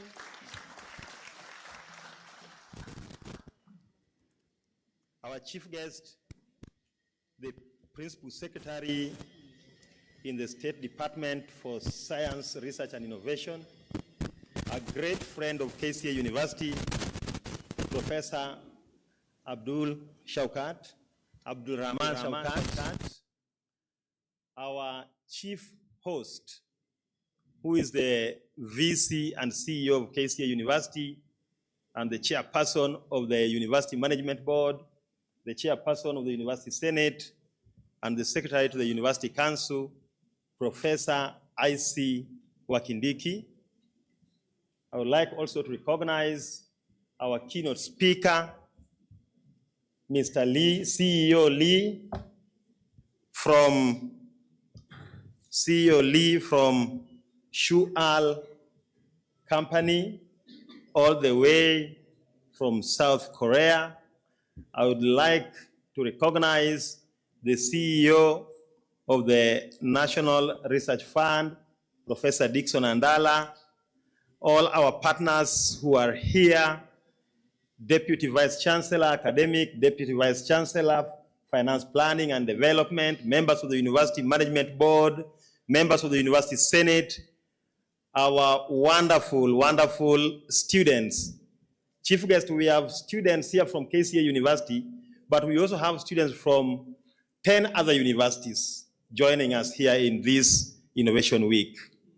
I would like to join the VC and CEO, welcoming all of us to the 4th KCA University Innovation Week and Industry Summit, whose theme is Innovate, then we elevate, then we impact. Chief guest, we are socializing innovation. We are socializing science. We are socializing research. And we are creating impact inside and outside. Our chief guest, mine is very brief. We recognize all the 37 partners who are here to be with us. We recognize and appreciate the State Department for Science, Research and Innovation. You encouraged us very much. You have been encouraging us whenever we have forums such as this one. Chief guest, we have a very progressive program which started several weeks back with various boot camps, various student-focused activities. And this week is the home stretch, running like the Kenyan runners, giving the final kick. So we started in the morning with Tax Novation, the first ever event in the world, Tax Novation, happening only here at KCA University. And we had a team from KRA led by Corazon Aquino, she's here, and several others. We have had panel discussions this morning, and the School of Business was at the center stage. We have the School of Technology taking the center stage. Then the next day we'll have the School of Education. Our Professional and Technical Training Institute was here very early in the morning, CPM Winzi, and we are enjoying ourselves through science, research, and innovation. As I finish, Chief Guest, the Vice Chancellor sent me several. The VC sent me, and I said, I will go. He appointed an organizing committee for this Innovation Week, which I was very privileged to chair. It has exceeded our expectations.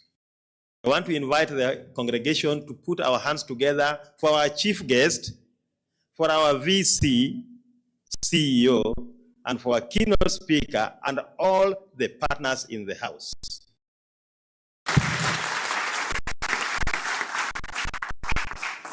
Allow me, with your permission, to request the members of the organizing committee to be upstanding so that you can be appreciated. All the deans of our schools,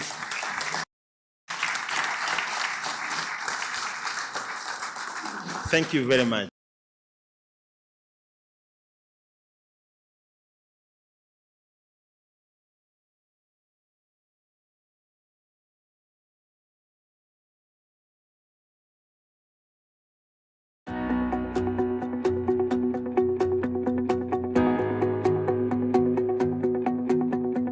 I welcome you to the 2025 KCA University Annual Tech Expo, which is a testament to our shared commitment to bridging the gap between academia and industry.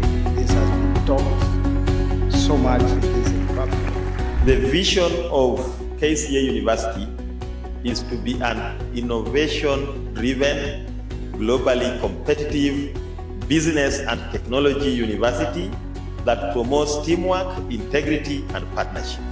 And we are here to ensure that you students become entrepreneurs, wealth creators for sustainable futures and for sustainable development.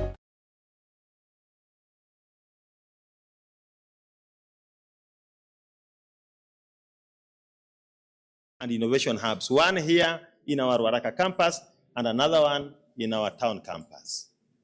It is not in my space to give more details. I'm only giving you a snippet. He's a great keynote speaker. Thank you very much. Tumpigieni makofi tafadhali. Speaker. Thank you very much. Tumpigieni makofi tafadhali.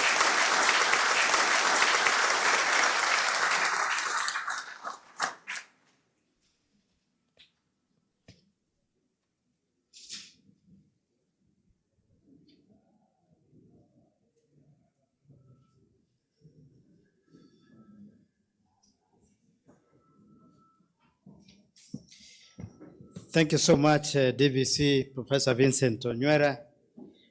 Our chief guest today, Professor Abdurazak Shaukat, who is the Principal Secretary in the State Department for Science, Research and Innovation in the Republic of Kenya. Our keynote speaker, Mr. Lee Chong-un, founder and CEO of the Shuol Company Limited, South Korea. Our CEO at the Research Fund. We have honorable members of parliament from the Republic of Uganda who have happened to be around at this hour. The members of the university fraternity, the Senate, the management board, the staff, all the students of this university, the alumni, and all the distinguished guests, entrepreneurs present, ladies and gentlemen. I want to say a good afternoon. We are happy, chief guest, to see you. We were discussing with my deputy and we were saying that never again have we hosted a principal secretary in charge of innovation at KCA University?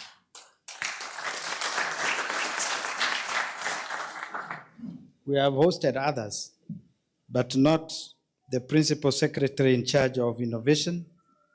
And therefore, when the history of this university is written, you will have at least a line to say that you are the first one who came here to plant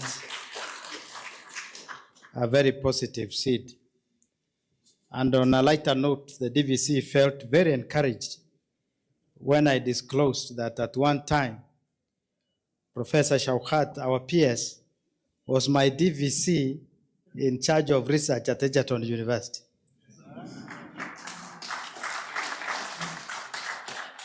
So you can see why the DVC was getting encouraged.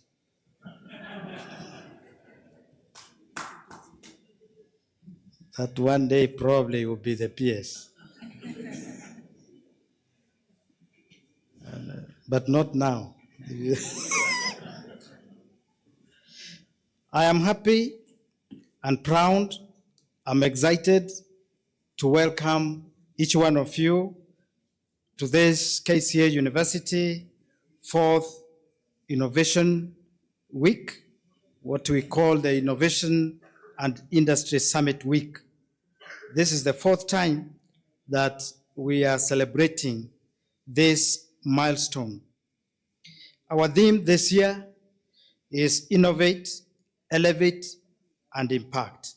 It is a philosophy that defines our institutional DNA here at KCA University. We believe that knowledge must be purposeful, research must be relevant, and innovation must be transformative. The innovation imperative in the African context, chief guests, ladies and gentlemen, we recognize that Africa population is projected to be about 2.5 billion in the next 25 years or so, and about 600 million new workers will be joining the workforce in the next 10 years. These workers will mostly be youth, and therefore it is a big challenge and also an opportunity to the learning institutions such as ours. Here in the Republic of Kenya, we are witnessing encouraging movements where public universities and research institutions in Kenya currently hold patents. We have just registered in excess of 11 patents here at this university, chief guest. The Kenya National Innovation Agency, the KENIA, has intensified efforts to strengthen commercialization pathways through programs like the Research Commercialization Accelerator and the Presidential Innovation Challenge, but we must do more. The gap between research output and market impact remains just too wide in Kenya. This is precisely the reason why this summit is being held this year. Chief guest, allow me to mention a few of our star innovators, student innovators in this university.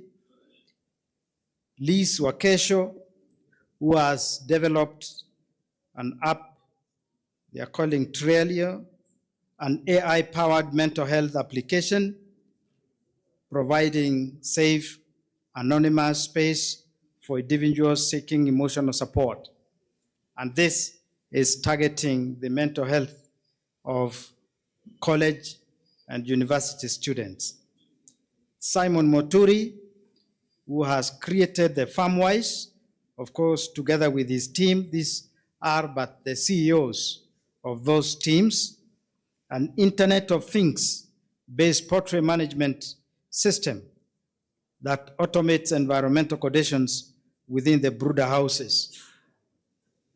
Faith Diangui, who has designed an agro-driven advisory system using the NASA data APIs to focus climate conditions and deliver crop recommendations via SMS. Danfron Akala,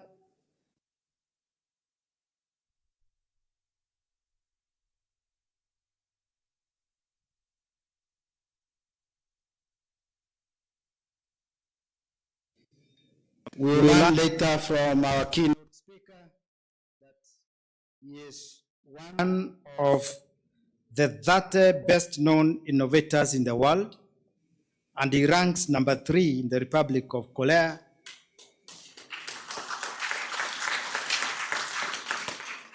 Yet, he has no engineering background. Neither is he a medic, but an innovator on medical shoes. Ladies and gentlemen, our chief guests, when we speak of innovation, we often technology in its gradiest expressions, artificial intelligence, robotics, biotechnology, etc.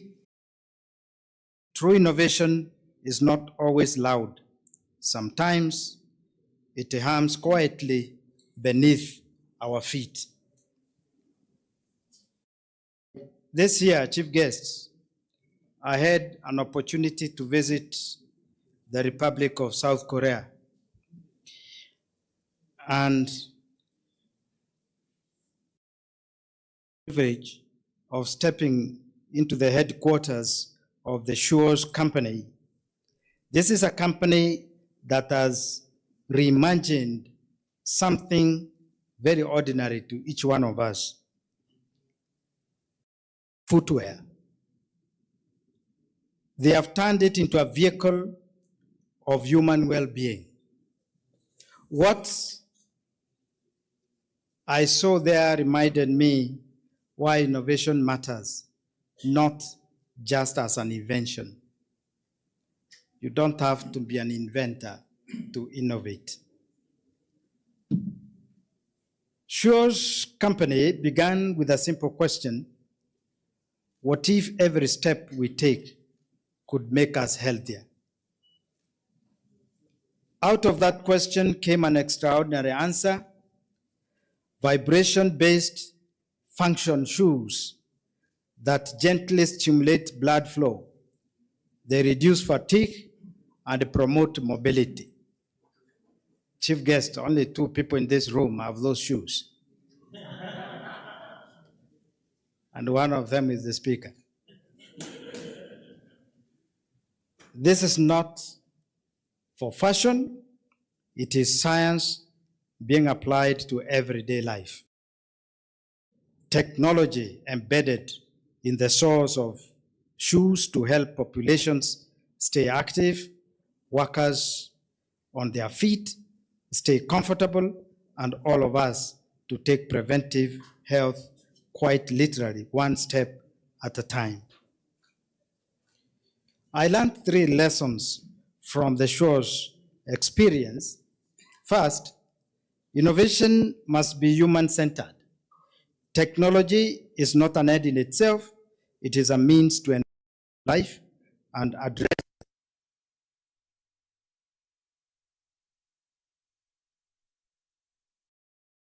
scale matters. Prototype in a lab. They industrialized the innovation, they moved from concept to commercial reality, providing that social impact and business viability. The last lesson, chief guest, is that excellence is not negotiable. The quality standards I observed at the Shores Company were world-class. African innovation the same mindset so that our solutions compete globally. Our chief guest, allow me to say something about the government of Kenya vision in building a national or a nation of innovators. As we celebrate the spirit of Innovation Week, we are deeply honored to have among us a leader who has dedicated his career in advancing science, research, and innovation. That leader is Professor Shaukat Abdulrazak, the Principal Secretary in the State Department for Science, Research, and Innovation. Under his stewardship, the Kenyan government has been methodically strengthening the innovation ecosystem, investing in research infrastructure, expanding funding for startups and university incubators, and building stronger bridges between academia, industry, and government. The State Department has championed the creation of frameworks that encourage universities to move beyond classroom and laboratories and onto the real economy, where research becomes and the discovery becomes employment. This vision aligns perfectly with what KCA University believes in, that universities must be catalysts of societal progress, not merely centers of instruction. Professor Abdul's work stands as a proof that when policy meets purpose, transformation follows. His leadership affirms that innovation is not a luxury reserved for a few, but a national that can lift communities, that can grow industries, and define our collective future. Ladies and gentlemen, today, as we prepare to hear from our chief guest, we do so not only with admiration, but with partnership in mind, for the future of innovation in Kenya will be built by all of us working hand in hand towards a shared horizon of possibility. Over the next 3 days, today, tomorrow, and the day after, we have created a comprehensive program that is designed to deliver tangible outcomes. We have activities ranging from panel discussions,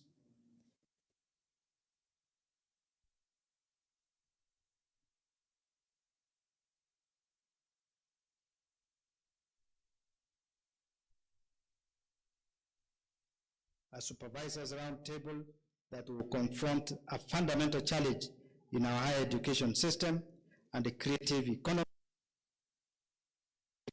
health sessions. Chief guest, as I conclude, I want to appreciate our partners, our sponsors, this summit possible. Your investment in innovation is an investment in Kenya's future. Over these 3 days, I challenge each one of us, whether we are researchers, whether we are students, industry leaders, our policymakers, to ask but one question: what innovation will I champion? What partnership will I forge? And what impact will I create? This innovate with knowledge, elevate with wisdom, and create a lasting impact and to our continent. Our chief guests, allow me to introduce our keynote speaker, Chong-Woon, the founder and the CEO of Schwells Limited, a limited company based in the Republic of Korea. Chief guest, ladies and gentlemen, Mr. Lee is the founder and chief of this Korean company, and he is a recognized innovator globally. His recognition comes from developing the world's #1 AI smart functional innovative footwear that integrates science and technology to promote musculoskeletal health and overall well-being. Mr. Lee is a pioneer in functional shoe technology. Mr. Lee has led the Schwartz Company to achieve a remarkable international success, winning the gold and the special award at the Seoul, Swiss, Germany, and the US International Innovation Exhibitions.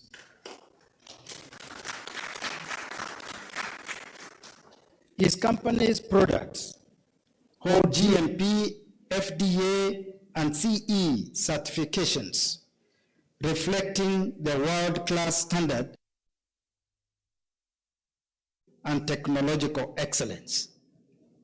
Mr. Lee holds an honorary doctorate degree in business administration from Gimcheon University in Korea.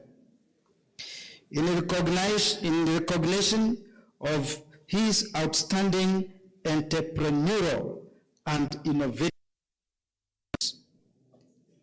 chief guest, our keynote speaker, is featured widely in media, including the MBN success documentary, The Best. Guided by the belief that the foot is the second, continues to champion a vision of designing shoes that enhance comfort, health, and happiness for people, not just in Korea, around the world. Ladies and gentlemen, please join me in welcoming Mr. Lee Cheong-gun, the founder and CEO of Shoes Company Limited, Republic of Korea.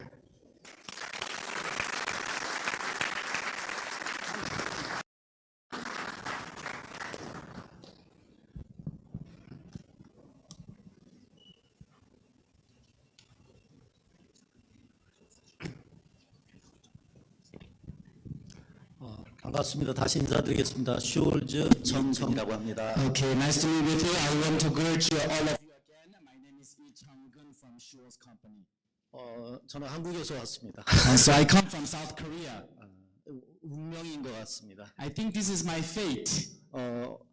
올 여름에 우리 총장님께서 저희 회사를 방문하셨을 때, And so this year summer, when the Vice Chancellor visited my company, 저를 이 이노베이션에 초대를 한다고 때 제가 선뜻 대답을 했었습니다. And so when the Vice Chancellor told me that he wants to invite me for the Innovation Week, so I just lightly said yes. 그런데 정말 초대할 줄 몰랐습니다. But I really never imagined that he would really invite me. 많이 망설였습니다. And so I was hesitant. 한국까지 오셔서 저를 초청했는데 저도 와야 되지 않을까 생각을 하면서 발걸음을 뗐습니다. And so, he came all the way to Korea and invited me. So I felt that I also must come. And I started my journey. 제가 많이 바쁩니다. And so I'm a pretty busy guy.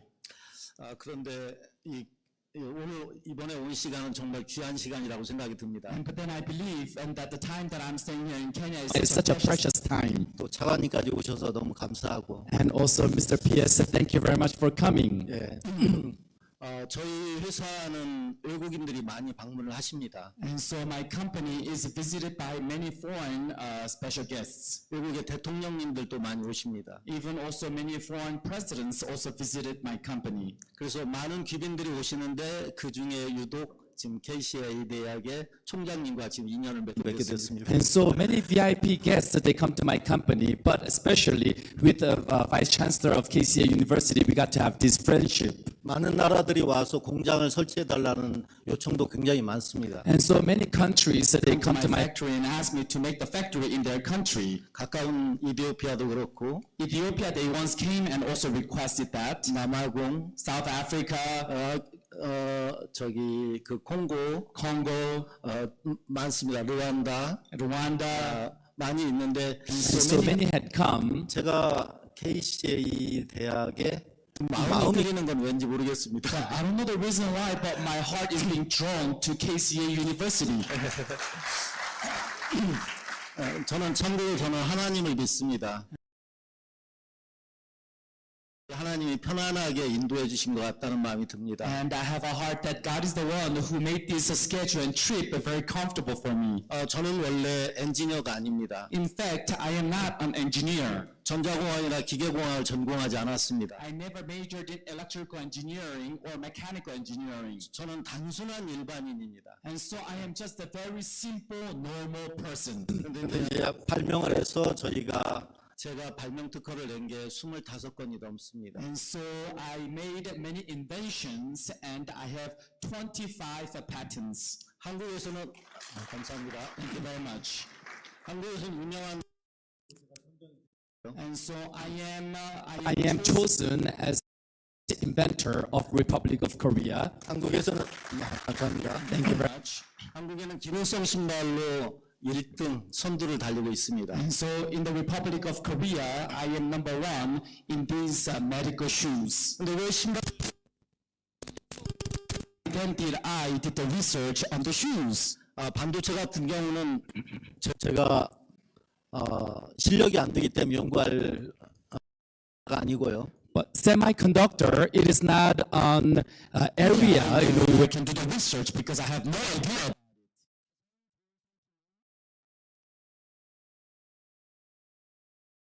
So the best product is the way to solve the problem for many other people. 마이크가 잘 안 되네요. It's not coming. 볼륨이 줄어들었습니다. Okay, volume is reduced. 제가 키가 작아가지고 음량 끝까지 줄어듭니다. And so because I am short, I think even the volume went down as well. 케냐가 참 좋은 것 같습니다. And so I think Kenya is such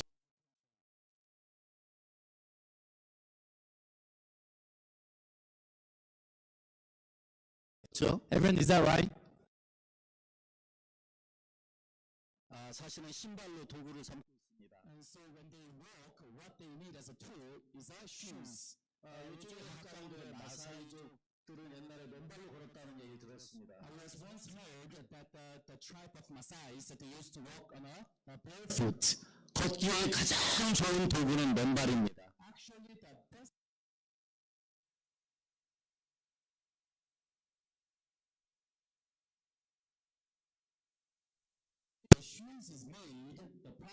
to happen in our body. 황토길이 제일 좋습니다. Actually, the soil ground is the best ground. 포장을 하면은 몸에 문제가 되게 돼 있습니다. But when you pave the road, you start having the problem to your body. 그럼 걸음을 걸을 때 신발의 구조로 걸음을 걷습니다. And so the formation of your shoes. 저는 그런 부분을 좀 That is the aspects that I'm going to talk about today.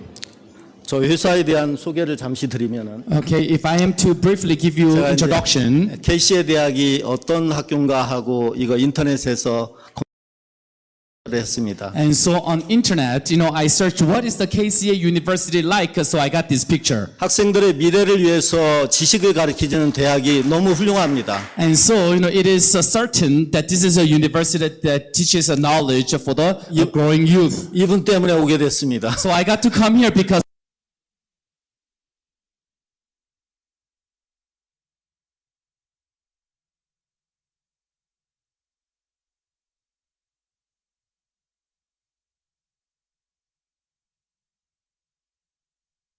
아시는 분이십니까? 아니요. 케냐 잠비아. 이분이 Do you know this person over here?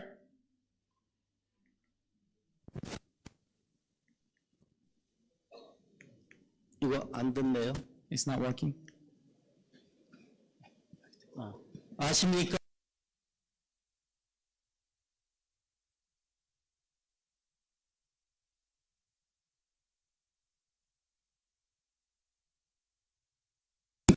저희 회사에 3년 전에 다녀가셨습니다. And so 3 years ago, he visited my office. 그래서 케냐가 저는 낯설지 않다고 And 생각합니다. so I feel that Kenya is not so far from me from my heart. 저희 신발 속에 이런 장치가 들어가 있습니다. So inside the such kind of device inside. 신발의 중창에 이런 장치를 넣어놨습니다. And so inside the shoe sole, we put these devices. 그래서 저희 신발은 겉을 보고 사는 것이 아니라 속을 보고 사는 신발입니다. And so our shoes is the shoes which you don't buy looking at outside, but looking at inside. 잘 안 넘어가네요. 네네.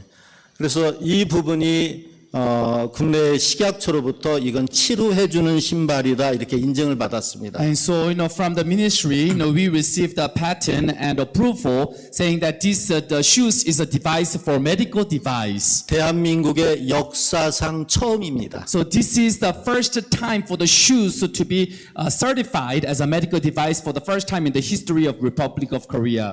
신발을 신으니까 치료가 된다. So when you wear shoes, then you will be healed. 모든 통증이 다 사라집니다. All the pain will be gone. 그래서 아까 우리 총장님께서 소개해 주신 대로 So as the Vice Chancellor has introduced, 전 화면이요. 네, 이게 전 세계의 발명 전시입니다. And so this is the exhibition for the inventors exhibition from all around the world. 여기에는 드론이라든지 뭐 태양광이라든지 뭐 첨단 과학 제품들이 다 출품을 해서 전시를 하는 데입니다. And so this is the exhibition where drone and solar system and all these kind of items are displayed and compete here. 한국 발명 전시에서 최고상을 받았고요. Also in Korea, the innovation fair, I received also the best award. 스위스 제네바에서 금상을 받았고요. And also Switzerland, Geneva, I also received the gold prize. 발명을 하시는 분들은 아실 텐데 스위스 제네바 IFIA가 전 세계 발명 총연맹 본부입니다. And so IFIA of the Switzerland, Geneva, that is core of the association of the inventors. 예, 거기서 금상을 받았고요. So from there I received the gold medal. 독일의 뉴렌베르크에서 대상을 받았고, And also from Germany, I also received the grand prize. 미국의 실리콘밸리에서 금상, 은상, 특별상 대상을 받았습니다. And from Silicon Valley in America, I received the gold award, silver award, special award, and also another great award. 여기는 이제 인도네시아에서 최고의 대상을 받았고요. And also Indonesia, I received the grand prize. 한국의 첨단 첨단 신발 중에서 그 1등상을 받았고요. And also in Korea, for the technical shoes, I received the gold prize. 한국의 과학의 날에 저희가 상을 받았고, And also the Day of Science in South Korea, I received the golden prize there as well. 한국의 유명한 발명인 중에 제가 한 사람입니다. And I am one of that person of the great inventors in the country of Republic of Korea. 이분이 발명협회 회장이시고요. He is the chairman of the Inventors Association. 신발 발명하는 게 이렇게 사람들한테 알려지게 됐습니다. And so inventing the shoes began to be known by the people. 한국에 KBS 방송이라는 방송이 있습니다. And so in Korea, we have a TV channel called the KBS. 뉴스 시간에 제가 나오게 됐고요. And on the news, I was also broadcasted. 많은 방송들에 제가 소개가 되고 있습니다. And I am being introduced in many TV programs. 네, 그리고 방송에 나와서 강의까지 하게 됩니다. And I also went to a broadcasting station and give lecture on healthcare shoes. 제가 사진이 소개할 게 너무 많지만 이 정도로 줄이고요. And so I will just reduce some other pictures that I want to show you. 여러분들도 혹시 한국 가요나 한국 컬처를 좋아하시나요? And so by any chance, do you like K-pop music and K-culture? 여기는 이 선수들은 전부 다 한국의 유명한 가수들입니다. And so all of them are the gatherings of the famous singers in South Korea. 가수들이 나와서 경쟁을 벌려서 1등, 2등, 3등, 4등, 5등, 7등, 7명을 뽑습니다. And so this is a TV program where all the singers, they come and compete, and then they choose the top 7 singers. 이 경진대회에서 제가 시상으로 추천을 받아서 상을 줍니다. And then I recommended in that program to become a rewarder and rewards them. 이건 지금까지는 제 자랑을 했습니다. And so until now, I boasted of myself a little bit. 저희 회사 소개입니다. And so now introduction to my factory. 세 군데 회사가 있고. And so I have the company in 3 different locations.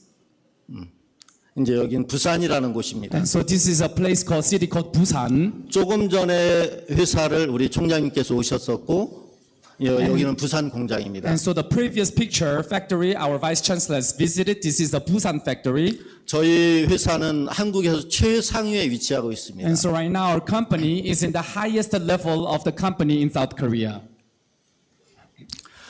그러면 왜 신발을 연구하게 됐나? So why did I start, researching on the shoes? 사람들은 건강하게, 부유하게, 행복하게 살고 싶어 합니다. So people, they want to live a healthy and rich and happy life. 그러나 어떤 질병이 오게 되면 질병으로부터 싸워야 됩니다. But when the sickness comes, then you have to fight with the sickness. 그러니까 일반적인 질병들은 세균이나 곰팡이나 바이러스나 이런 부분에 의해서 질환들이 생깁니다. And so most of the sickness they begin from germs and fungus and virus. 그렇죠? Everyone, is that right? 네. 그 다음에 또 너무 많이 먹거나 너무 적게 먹으면 또 질병이 생깁니다. And also you get sickness when you eat a lot or when you eat less. 맞습니까? Everyone, is that true? 네. 이게 일반적으로 생기는 질환들인데. And so this is the normal causes of the sickness. 이 질환은 근육, 골격, 신경계에 생기는 질환입니다. And so this is the sickness that happens from muscular and skeletal disease. 쭉 한번 읽어줘 보시죠. Okay, there's a sickness of a back pain, knee pain, and soul pain, and plantar pain, and there's also pelvic pain, and asthma pain, and varicose vein pain, and numbness in foot and leg. 이 질환은 약이나 병원에서 치료할 수 없습니다. So these sicknesses cannot be sorted with medication or at the hospital. 이것은 시간이 지나면 퇴행성으로. And so, when the time passes, this becomes more serious, and then it can grow into serious sickness. 마지막에 이제 수술로 들어가는데. In the end, you need to have operations to solve this sickness. 수술을 하게 되면 이제 큰 일들이 만들어질 수가 있습니다. And so, when you have operations, it can also lead into bigger sicknesses. 저는 그 질환들을 신발에서 해결하려고 제가 이제 연구를 시작했습니다. And so, I began to do the research to solve such kind of a problem by using the shoes. 첫 번째는 중력 감소, 충격 흡수, 혈액 순환, 통증 감소, 젖산 분해. And so number 1, I thought about the gravity reduction, shock absorption, and blood circulation, pain reduction, and lactic acid breakdown. 혹시 이 내용 아십니까? Everyone, do you know anything about lactic acid breakdown? 들어보셨습니까? Have you ever heard about this?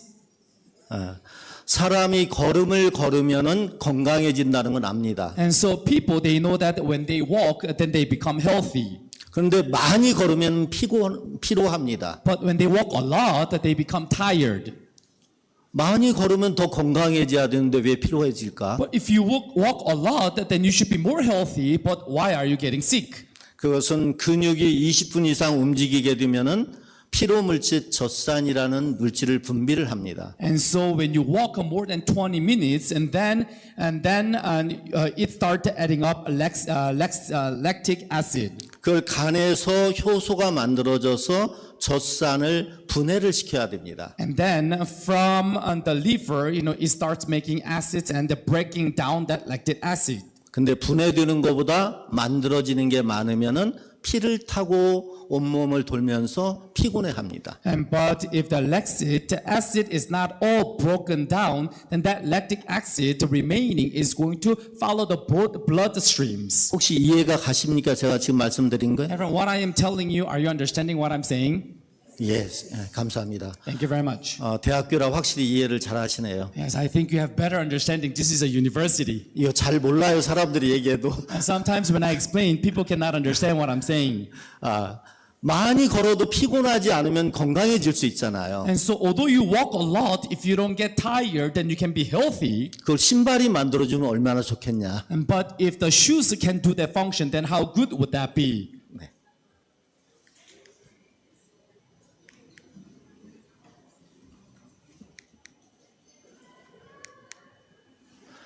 뉴턴이 만유 인력을 발견했죠. And so Newton had discovered universal gravitation. 사과가 떨어지는 걸 보면서 왜 떨어질까? And so as he saw the apple dropping, he thought about it. Why is that apple dropping? 발명은 아무나 할 수 있거든요. And so anyone can invent. 조금만 사고를 가지고 생각하면 발명할 수 있습니다. And so if you think a little bit with contemplation, then you can invent. 결국 이게 떨어지는 것은 얘가 무거워서 떨어지는 것이 아니라 지구에서 중력으로 당긴다. And so this is dropped not because it's heavy, but because there is a gravity pulling it. 아시죠? Everyone, you know this, right? 예, 사람은 중력을 받고 걷게 돼 있습니다. And so people, they are able to walk with gravity.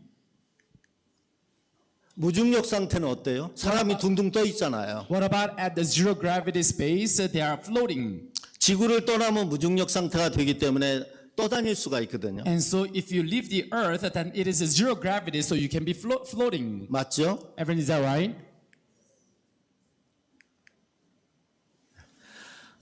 네 발을 가진 짐승은 아까 말씀드린 그런 질환이 없습니다. And so when you look at the animals walking with 4 foot, they don't have such kind of a sickness. 왜 그럴까요? Why do you think they don't have such a sickness?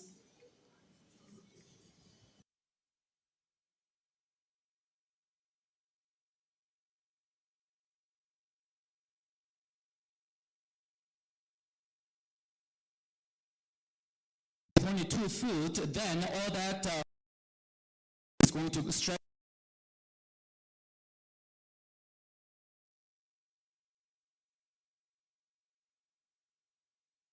시키려면은 발에 아치가 살아 있어야 됩니다. And so if you want to divide that weight, then you need to have an arch on your foot.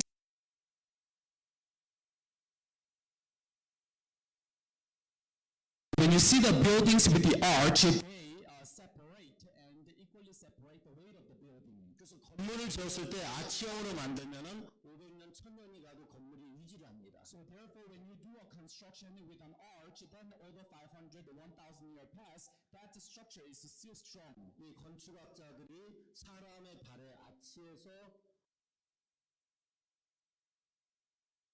And so architectural engineers, they got that example from the human's feet arch and then began to also do the architectural drawing with the arch. 레오나르도 다빈치.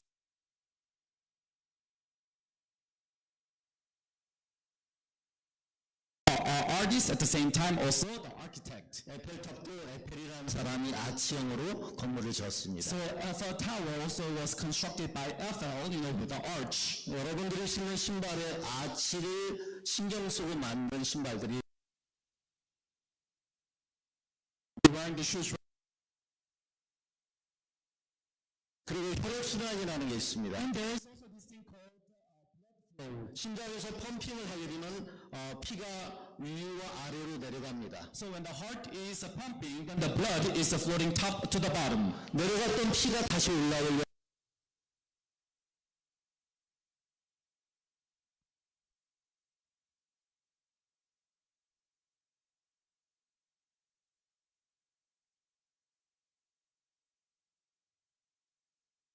And so the blood which went down will be pushed from the bottom to come back up. 중력에 의해서 올라올 수가 없잖아요. Because of the gravity, it cannot come.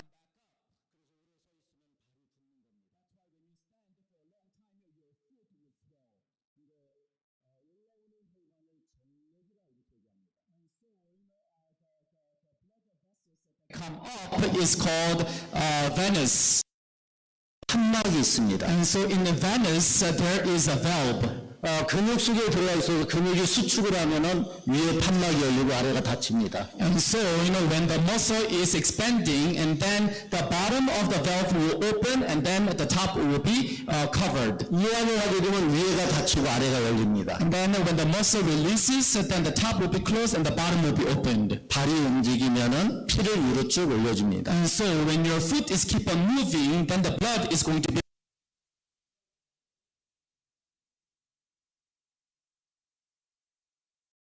began to make the functions that moves toes on the shoes to work on this valve. 저희 신발을 신고 있으면 발이 붙지 않습니다. And so, when you wear our shoes, the foot will not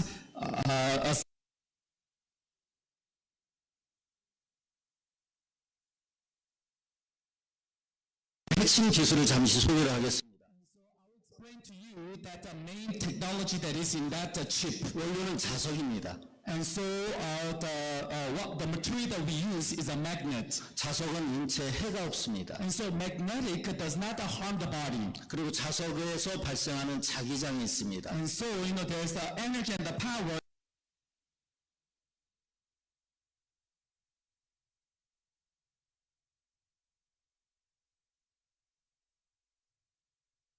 It does the function of curing the people's body and make the people to grow.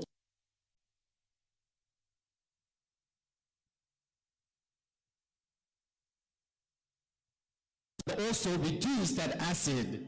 네.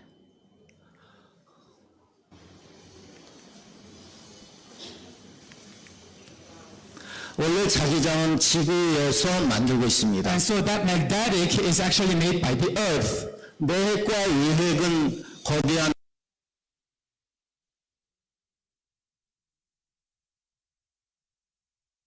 outside is made with that magnet. And so with that great strength, this is right now spinning and rolling and moving. 모든 회전이 될 때 전기가 만들어집니다. And so when there is any kinds of circulation, the electricity is made. 그 다음에 And then also that the magnetic power is also created. 여기서 만들어진 자기장이 지구의 65,000km 상공까지 올라갑니다. And so that magnetic power is even affecting the surface of the earth 65,000 kilometers away. 오는 유해한 선들을 전부 다 막아줍니다. And then it blocks all the bad things that comes from the space. 지구의 생명체에 가장 큰 역할을 합니다. And so it is doing the great work of giving the lives to the earth. 근데 현재 지구의 자기장은 0.5가우스의 자기장이 흐르고 있습니다. And so right now the earth is having the magnetic power of 0.5. 이게 점점 감소되고 있습니다. And right now this magnetic power is reducing little by little right now. 자, 또 하나는 이제 진동입니다. And another thing is a vibration.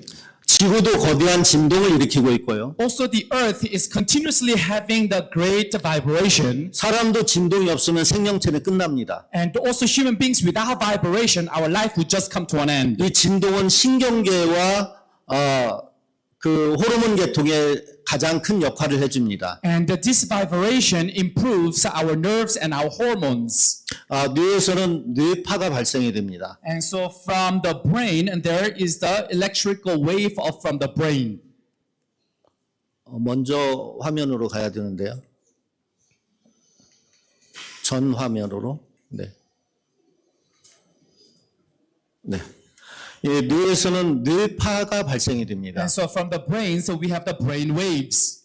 지금 제 강의를 들으면서 집중력을 가지고 듣는 분들은 그 듣게 만드는 뇌파가 뇌에서 발생을 합니다. And so those people who are listening to my lecture and focusing, right now this brain wave is making you to focus. 혹시 여러분들 이런 경험이 있는지 모르겠는데요. I don't know whether you have such an experience. 굉장히 피곤한데 잠이 오지 않는 그런 경우. And there is an experience where you are so tired but you cannot sleep. 혹시 있었습니까? Have you ever had that experience? 예. 그럴 때는 잠을 자는 뇌파가 발생을 안 하기 때문에 그렇습니다. It is because the sleeping brain wave is not functioning. That's why you cannot sleep. 어떤 뇌파가 나오느냐에 따라서 내 행동이 달라집니다. So depending on what kind of brain wave is coming out of your brain, your behavior is also changing. 운동할 때 발생하는 뇌파가 따로 있고요. And so there is the exercise, the movement brain waves. 밥을 먹고 싶은 뇌파가 따로 있고. So there is another brain wave wanting to eat. 그 파장을 이용해서 제품을 만들었습니다. And so, we made this chip using that brain waves. 그래서 신발을 두드리면 웅 하고 울리죠. Right now, if I hit the shoes, you hear that noise, right? 내가 신고만 있어도 자동적으로 파장이 나옵니다. And so even if you are just wearing the shoes, just by wearing the shoes, this wave is coming to you. 이 자기장과 파장에 의해서 내 인체에 굉장히 유익한 역할을 합니다. And so through the magnetic energy and also through these waves and the vibration, it is giving you a very effective power energy in your body. 그래서 한국의 식약처에서 의료기로 인증을 하고 And so from the ministry, we got the certification for this device. 전 세계 발명제시에서 제가 상을 수상하게 됐습니다. And I began to receive awards from all around invention awards. 자, 인체 한번 적용을 시켜봤습니다. 이건 논문으로 발표를 한 겁니다. And so this is the clinical test, and then we have also given the essay on this. 저희 신발을 15분 동안 신고 걸었을 때에 뇌의 혈액순환 되는 변화입니다. So this is the image how your brain is changing with blood circulation on your brain when you are wearing our shoes for 15 minutes. 손, 발. Even the hands and also the feet.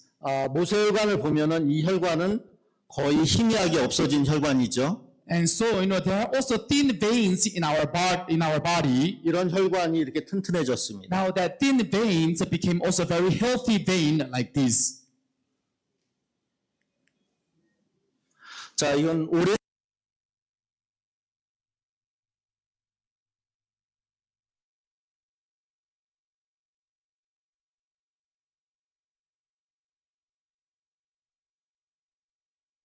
ground. 8일 뒤의 모습입니다. This is the image after 8 days. 모든 과일은 꼭지에서 떨어지는 순간 수분이 마르면서 세균이나 곰팡이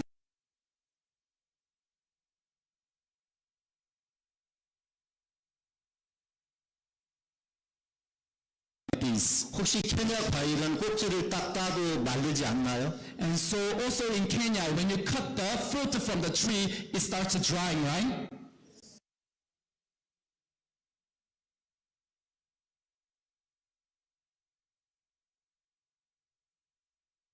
공급이 중단되기 때문에 이렇게 부패할 수밖에 없습니다. So like this. 근데 여기 올려놓은 것은 8일, 22일 뒤에도 그대로 모습을 유지하고 있습니다. But then the orange which is on the chip after 그래서 신고 다니면 이제 늙지 않겠죠. And so our vice chancellor, if we continuously wear our shoes, get old.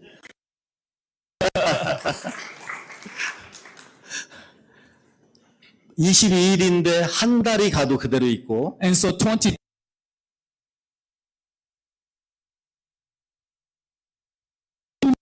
it is still the same it is. 여기는 움직이지 않는데도 그 에너지가 나오고 있습니다. Right now it's not moving, but that energy is right now keep on coming out of this device. 놀랍죠? Everyone is amazing, right?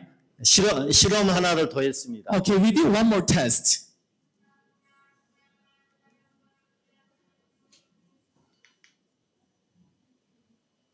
밑에 이거 무분대 예, 나오네. 이렇게 진동을 줘봤습니다. And so, we gave the vibration continuously. 이게 얼마 후의 모습 같습니까? Everyone, this is the image for now how long? 7개월입니다. This stay like this for 7 months. 이건 감탄사가 나와야 되는데요. You should be all surprised what happened. 놀랍지 않으세요? Everyone, isn't this amazing? 네.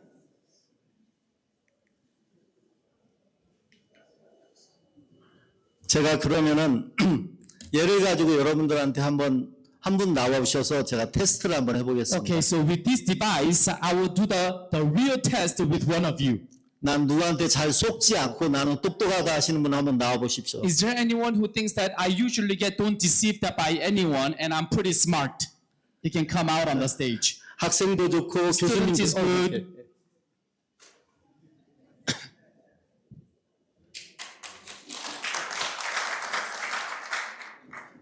Okay, you can put your phone here.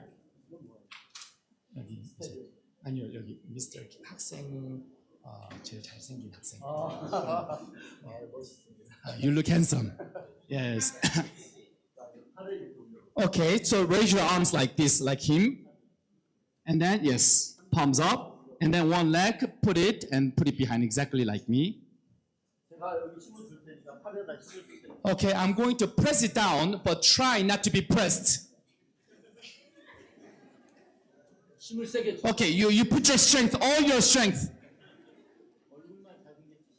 Oh, you are only handsome, but you don't have any strength. Okay, now I'm going to put this on his hand. Okay, trying to resist. And even with my two hands, I am pressing it down.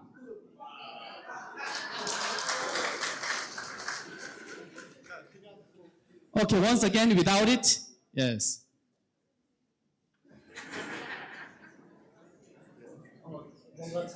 Do you see the difference?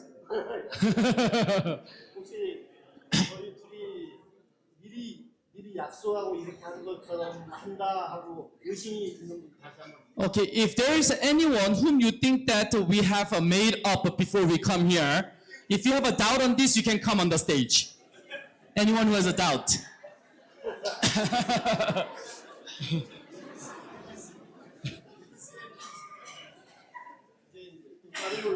Okay, now I'll test him with another test. Okay, you put your fingers in between. Okay, put your fingers in between. Okay, now you hold it tight.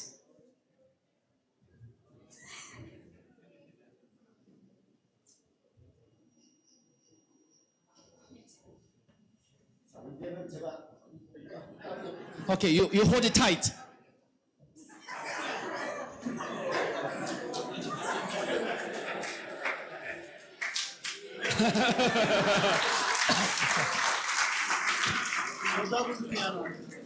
Any lady volunteer here?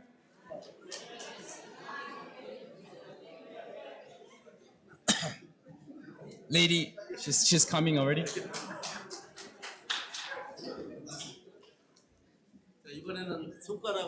Okay, now why don't you make a ring with your finger? You hold it, and then I'll try to open it. Try not to be opened. Hold it tight. Hold it tight. But I'll remove it.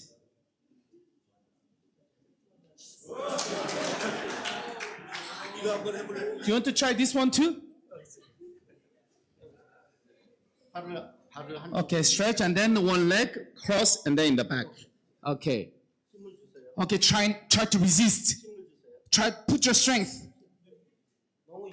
You're too weak. Okay, resist, hold it tight. Yes. But now, okay, put your resist.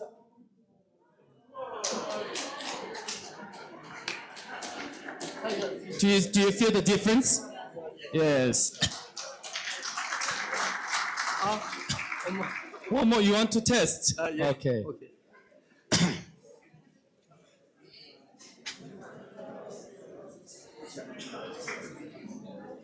Okay, you can stretch out your arm.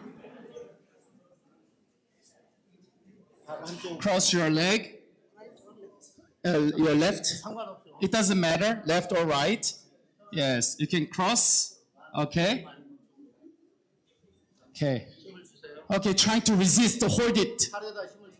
Put your strength here on your arm, on both your arms. Okay. Okay. Okay, you cross. Okay. Okay, put your strength on your arm. Okay. Okay, put your strength on your arm.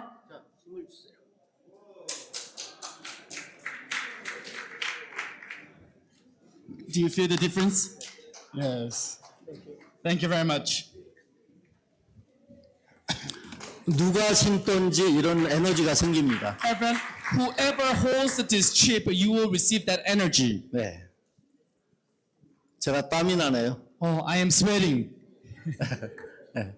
이분은 원래 지팡이를 짚던 분인데 And so this was a grandmother who was having a cane. 하루 신고 지팡이를 놓고 걸을 수 So 있어요. after wearing my shoes for one day, now she became free from cane. 무릎이 안 좋아서 지팡이를 걷던 분입니다. Her knee was not good, that's why she was using the cane. 자, 이분은 동영상이니까 한번 틀어주세요. Okay, this is a video. 휠체어를 타던 사람입니다. And so he's the one who was wearing a wheelchair.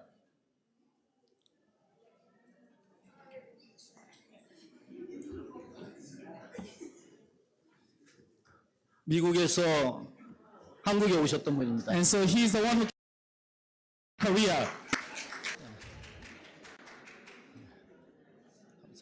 그래서 이런 질환들이 좋아지게 되어 있습니다. And so this shoes is able to improve this kind of diseases. 저희가 내년 1월 달에 있는 미국의 라스베가스에 있는 CES 전시에 한국 대표로 출품을 합니다. They have a CES exhibition, and as a Korean company, we are the only one who is going to attend that exhibition. 조금까지는 건강에 관련되어 있는 제품이었습니다. So until now, I have introduced the shoes that is going to be helpful for your health. 거기에다가 건강에다가 스마트 기능이 추가가 됩니다. But now, on top of the health, we are going to add the function of smart functions. 우리 신발을 24시간 신지 않으면 보호자한테 신호를 보냅니다. And so our shoes, if you don't wear it for 24 hours, it sends the signal to your guardian. 오늘 비도 오지 않고 날씨가 좋은데 우리 아버지가 왜 밖에 안 나갔지? Today it wasn't raining and the weather was good, but why my grandfather did not go outside? 전화를 하니까 끙끙끙 아파서 앓고 있습니다. You make a phone call and he is suffering with sickness. 빨리 병원으로 연결해서 치료해 주는. Then you quickly connect him to the hospital and give the cure. 또 아프리카는 혹시 치매 환자 없나요? And in Africa, do you have like dementia patients? 있습니다.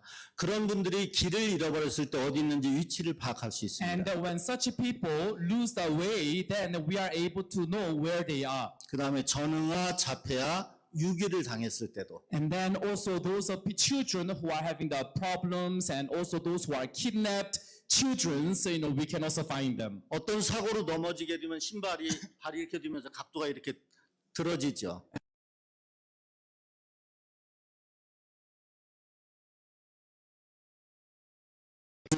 이런 모든 기능을 보호자한테 신호를 보내는 겁니다. And then all of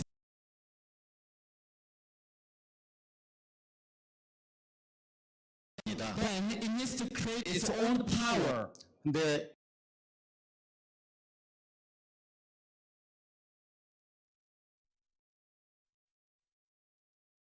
we are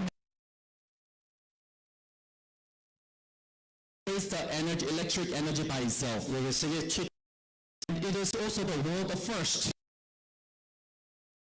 걸음을 걸을 때 내 걸음의 속도를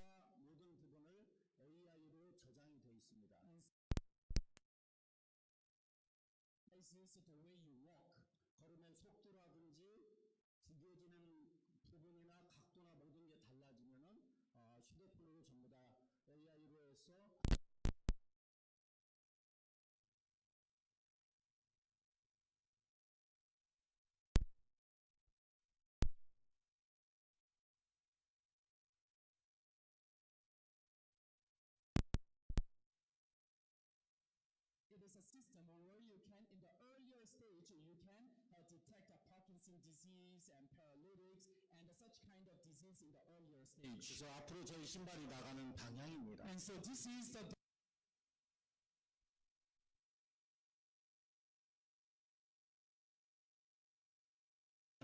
이런 명품들을 뛰어넘어서 저희가 세계 최고의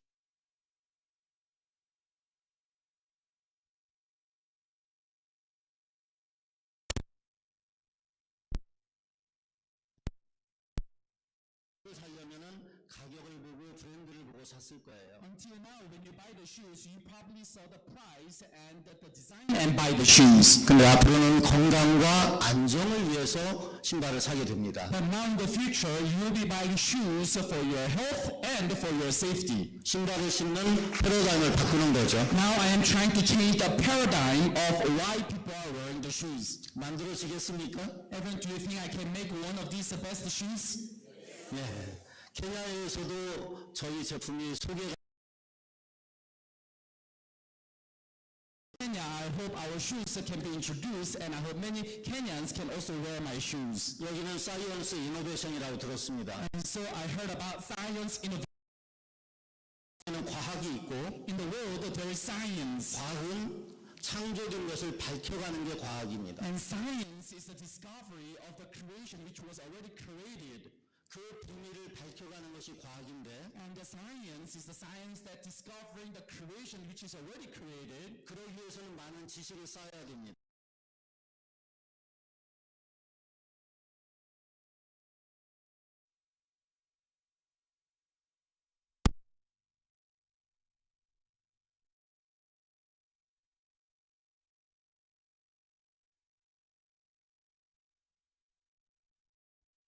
발명품들을 발명하게 And 됐습니다. God is the one who has given me this wisdom to come up with this innovation. KIC의 대학을 제가 굉장히 사랑합니다. And so I love KCA University. 이것은 여러분들이기 때문에 그냥 드리는 말씀이 아니라 제가 이곳 케냐까지 왔습니다. And so I'm not saying this because I'm here. Imagine I came all the way here because of this. 그리고 제 친구입니다. And he's my friend in Kenya. 사람들의 마인드와 정신을 높이려고 하는 그런 마음을 가지고 케냐 국민들에게 도움을 드리고자 왔습니다. And so he also came to Kenya because he wanted to give a mindset training and improve the minds and the hearts of the people. 앞으로 케냐의 우리 KIC의 대학이 세계 최고의 대학이 되길 바라면서 And now I hope that KCA University will be the world's best university. 저도 한국에서 응원하겠습니다. And also for me from Korea, I am going to encourage all of you. 또 초대하면 올 수도 있습니다. And when the Vice Chancellor invites me, I can come again. 지금까지 제 강의를 들어주셔서 너무 감사합니다. And thank you so much for listening to my lecture. 이번 세미나가 너무 성공적으로 잘 되길 바랍니다. And I hope that this seminar can be a success.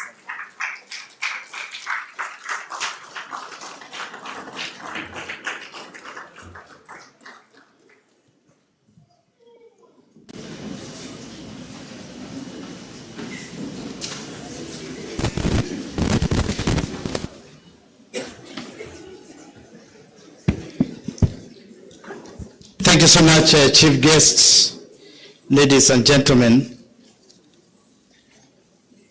I now want to introduce very briefly our Principal Secretary in the State Department for Science, Research and Innovation. Very brief introduction he did. And let me start by saying that it is really my humble privilege to introduce one of the Kenyan's finest, a distinguished scholar, a visionary leader in science and innovation, and a champion of research excellence in both Kenya and across Africa continent. Professor Shaukat Abdurazak currently serves as the Principal Secretary in the State Department for Science, Research and Innovation under the State Department of Science, Research and Innovation in the Office of the Prime Cabinet Secretary. In this role, he is driving the Kenyan's research and innovation agenda, shaping strategic policies, and fostering partnership that elevate and contribute science to socio-economic development. Before he joined the ministry, Professor Shaukat served as the Director for Africa Division at the International Atomic Energy Agency Technical Cooperation in Vienna. And in this, saw the implementation of the IAEA technical cooperation programs across 50 African countries, supporting the peaceful application of nuclear science and technology in key development sectors, including human health, agriculture, industry, and energy. And his leadership strengthened capacity building and opened pathways for science, for scientific advancement across the continent. Before then, Professor Abdulrazak served as the Chief Executive Officer of the National Commission for Science, Technology, and Innovation, NACOSTI, where he spearheaded reforms that improved regulation, strengthening the national research systems, and expanding Kenya's footprint in global scientific community. He has also served in various other leadership positions in the academia, both in public and private universities. Professor Abdulrazak has chaired and served on numerous national and international boards, among them the Kenya Marine Fisheries Research Institute, KEMRI, and African Technology Policy Studies, ATPS, the African Commission for Nuclear Energy, and the International Center for Genetic Engineering and Biotechnology.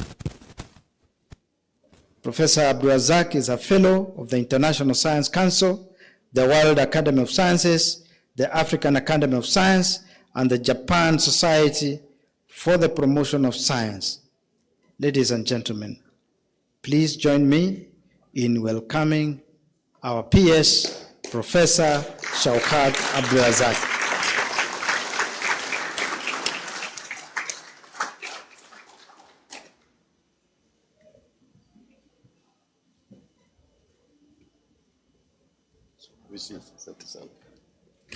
Thank you very much, Vice Chancellor and the CEO of this great university, my good friend, Professor Wakindiki, and the entire management of the university, our innovator, Mr. Lee, who is here. First and foremost, Vice Chancellor, if you allow me, I have to apologize. The fact that my people have prepared a speech for me to use it. Unfortunately, I will not be able to use that speech. So if you allow me, I can be able to speak without using the speech. Secondly, is really to stand on the protocol that have been established before I came on the stage, including recognizing all the CEOs like NRF, my brother who is here, Kenya, NACOSTI, and others as well. I've been listening very keenly. Before I go into what I wanted to say, first, thank you very much, Vice Chancellor and a friend of mine.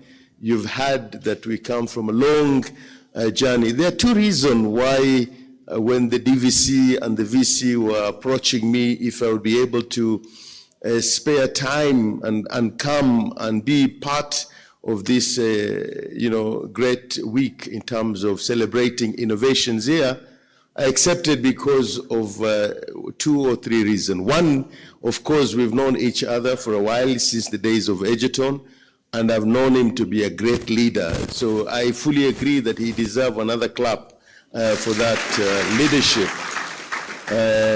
ever since. Secondly, this morning, when I woke up in Ukunda, and my staff is here, I went for a 45 minutes walk. So I spoke to the VC, and I was barefooted. And the VC told me, please, you have to come, because when you come, I'm going to give you free medical shoes. That's why I'm also here. So thank you very much, VC. I came for that second reason.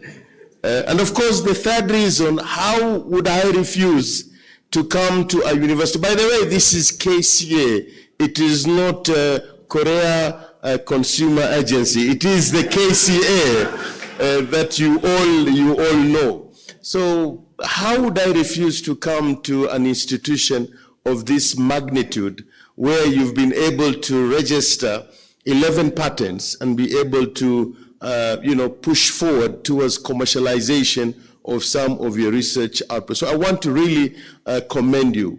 When I was in Ukunda this morning, it is one of the forums of the Africa Union that we have been with that team for almost 20 years.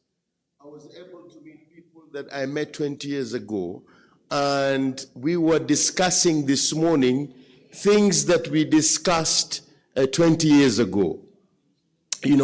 Wanting to change the setup, the ecosystem in Africa, wanting to embrace science, technology, and innovation for society.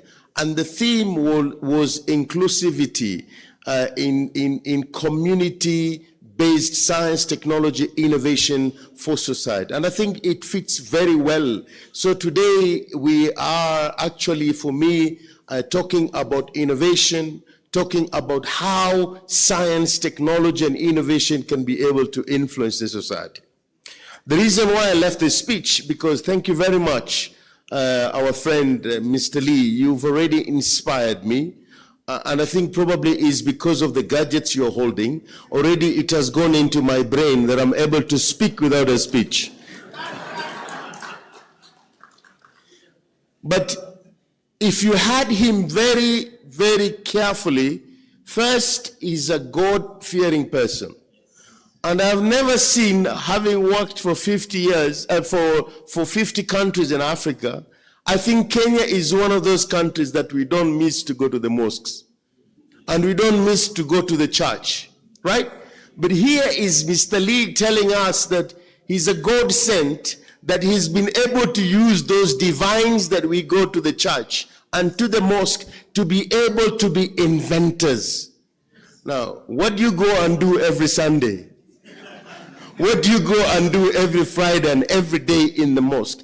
I think this is one clear message that you can be a God-fearing person and you can be an innovator to be able to come up with a solution to the challenges of the society.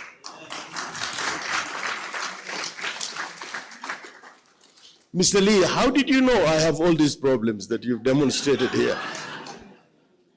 Because sometimes, like yesterday night, I wanted to sleep. I was so tired. I flew from Nairobi to Ukunda. I couldn't sleep. I stand sometimes. I have got edema in my legs. Sometimes I have a joint problems. Thank you for bringing the shoes, and thank you, VC, for buying the shoes for me. The other lesson that we have learned today is the fact that you don't need to speak English to be an innovator.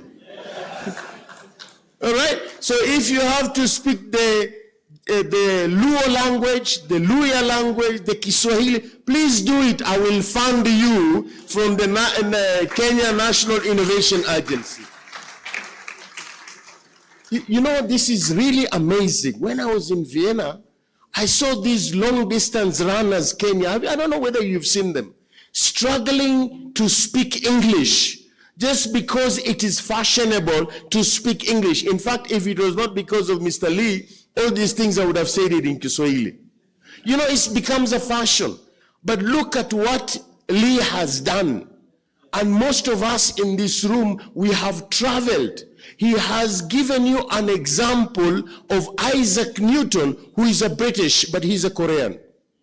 He has given you an example of the person who designed the building in France, but he's a Korean. He has opened his mind and his eyes to see how things are being done and come back home and be able to look at the societal issues and be able to be an innovator to be able to resolve the challenges of the society. Who doesn't have these challenges he's talking about here?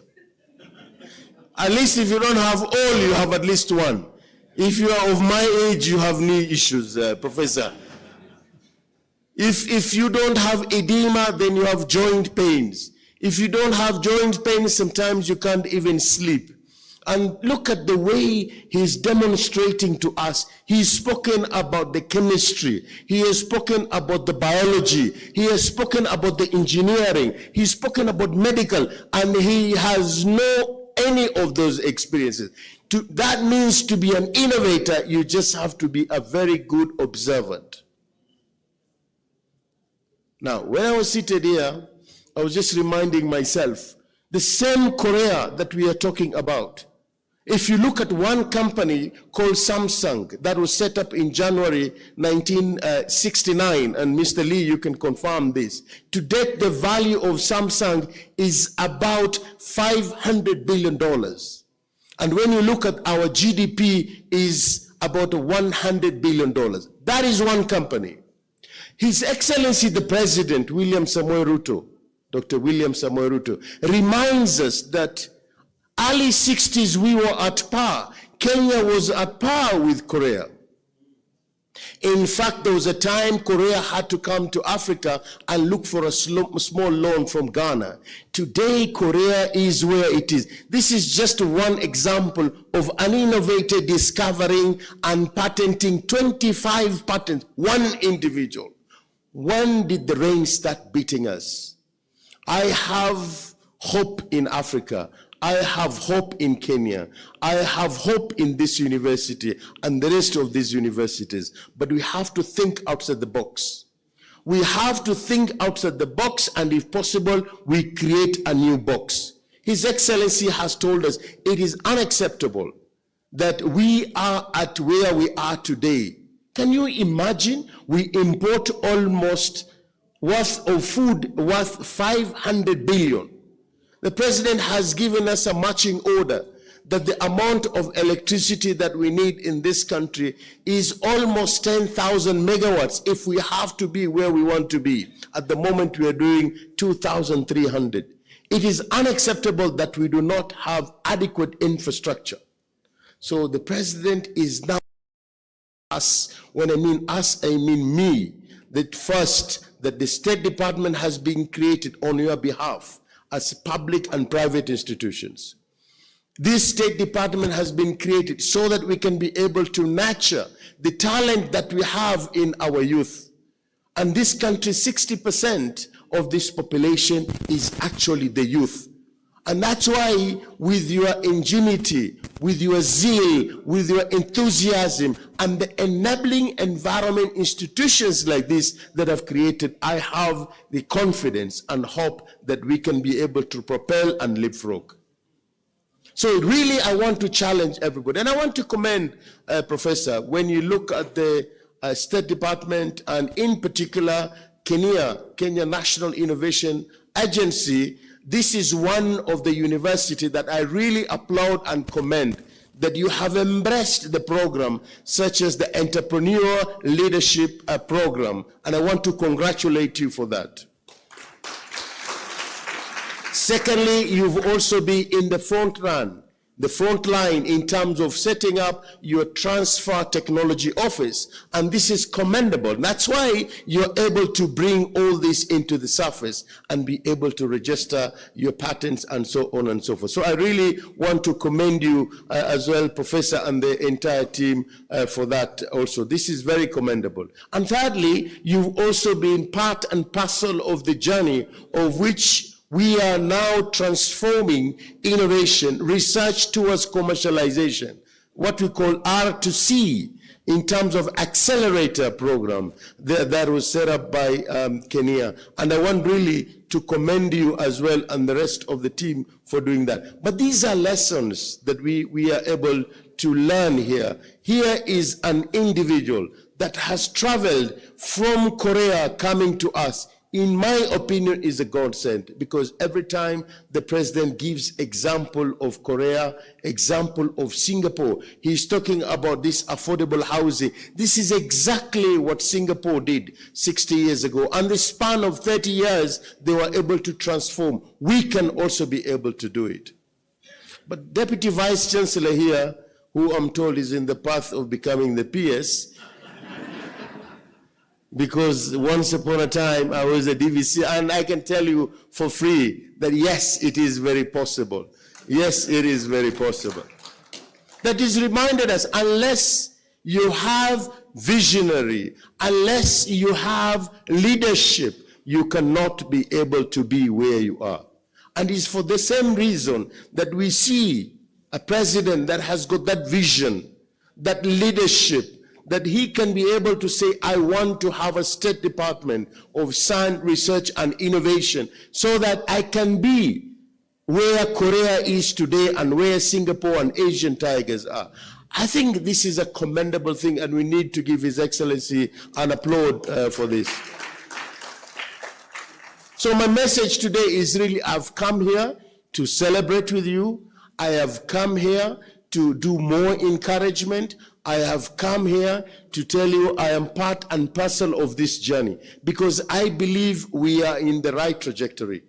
And I want to confess, my brother, you had to change the dates for this. You know, you had to change the dates and say, look, Shaukat, I don't want you to be represented. You have to come yourself. And honestly, this morning I was telling somebody, I just crossed my finger that the flight is not going to be delayed. When I was seated in the lounge, I was told, sorry, sir, the flight is delayed. They said, I hope it's for a short time. I said, yeah, 20 minutes. But you can see, because there is that connection, and I feel that I have to be part of this achievement, I said I have to come. And we want to assure you that we were going to continue supporting. We have the NRF here, National Research Fund, Professor Adala as well within the midst. And I want us really to look at the research that we do. Research that will be able to address the challenges of the society, Professor, and the rest of the team. I really want you to continue doing this, because it's unacceptable that if you look at Africa, 1 out of 3 of the children pass away as a result of malnutrition. Yet we can be able to come up with foods and fortification of feeds. It is unacceptable that we have almost 600 million people in this continent of Africa that have no access to electricity. All right? And if you look at our own country, that's why we come to the institutions of higher learning. This is the fountain of knowledge. This is where the society, this is the elite, this is the cream of the society. If we cannot be able to resolve the challenges of the society from the university, I don't think there'll be any other place. That's why I come here, and over 350 research have been funded already. The question is, where is the impact? How come we still have 30% post-harvest losses from our cereals that we produce? And almost 40%. I was in KCA the other day launching the Gusi Innovation Week. 40% of the fruits that sometimes go to waste. We must be able to devise ways and means of how we can add value. I want to tell Mr. Lee, when you continue developing these shoes and you want to move from the plastic and synthetic and you want to use the leather, come to Kenya, because you have plenty of leather in this country. Unfortunately, we export a lot of raw, sort of speak, leather. But now the government is on the right trajectory. We are putting under, we have the Leather Council. We also have a science, leather park that we are going to continue producing our own good quality shoes as well. Yesterday, I was speaking University of Nairobi with the EU Horizon, those who are there, the Horizon Europe project. And we were talking, the Italian friend of mine told me, you know, some of the good quality leather that we make our shoes, Italian shoes, come from here. It is unacceptable that we consume what we don't produce and we produce what we don't consume. We have to change. And I think it begins here. So once again, congratulations. Mine is really to continue encouraging you. Let's embrace the quadruple helix, the academia, the industry, the government, and the society. And above all, whatever we do, we have to look at the society Mr. Lee, I want to really thank you. I know Vice Chancellor is your friend, and as a result of him coming there, you flew all the way. I want to invite you in advance that next year, May, we're going to have Science, Technology, Innovation for Society Week. All these challenges, all these opportunities we are seeing in various universities and research institutions, we want to showcase during that week. We want to demonstrate the talent in Kenya, and we want also to show how we've been able to have impact in our society. So VC and your team here, once again, the staff who are here, the partners that have come there, and I really want to encourage partners, please continue supporting the space, the ecosystem. The government is trying to do our best. At the moment, we are allocated 0.8% of the GDP, and we are in the process of moving towards 1% of the GDP to support research, development, science, technology, and innovation. And we want to build that bridge and work very closely with our partners, with our industry as we move forward. For me, really, we have great minds in this country. I can tell you, I've been in this space before. I went out, I'm back. I have a lot of confidence in the Kenyans. The only thing we want to do is to give you that opportunity, is to create that enabling environment so that you can be able to jump in and be able to, showcase and be able to use your brain. So once again, there was a lot of demonstration here. You've seen the energy that we're able to produce from this gadget. So let's use the natural energy to propel the social economic development. And we are not short of strategies. We have bottom-up economic transformative agenda in this country. We have the Vision 2030. We have the medium-term plan in this country. So we are not short of ideas. We are not short of plans. We need to do three very important things. We need to implement, and implement. And I'm sure if we do that, then we're going to leapfrog and be, if not above, Korea. Thank you very much. And I wish you all a very fruitful today and the rest of the days as we continue.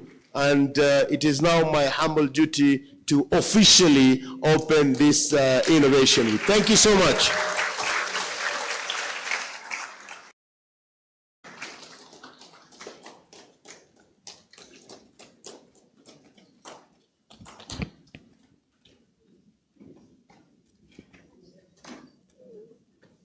Wow, that was very powerful. I want to really appreciate our chief guests. We want to appreciate our keynote speaker. We want to appreciate the Vice Chancellor and CEO for being the chief hosts. And we want to do that very briefly through makofi ya Nyayo. And then we'll be able to move the program to the next level while we are winding up. While we appreciate them, makofi ya Nyayo, moja, mbili. I wanted to know if you know how to do it. We powerfully know how to do it. Haya, moja, makofi ya Nyayo, moja, mbili, tatu, fungua. Thank you very much. We truly appreciate you all. At this point, moving the program to the next level, we are going to have the official MOU entering with IYF. And I want to invite E.D. Rogers to take over the program briefly. We are winding up the program. Kindly stay put. E.D., welcome. Thank you very much, Dr. Tirimba. Let's appreciate Dr. Tirimba. Let's give him a round of applause, please.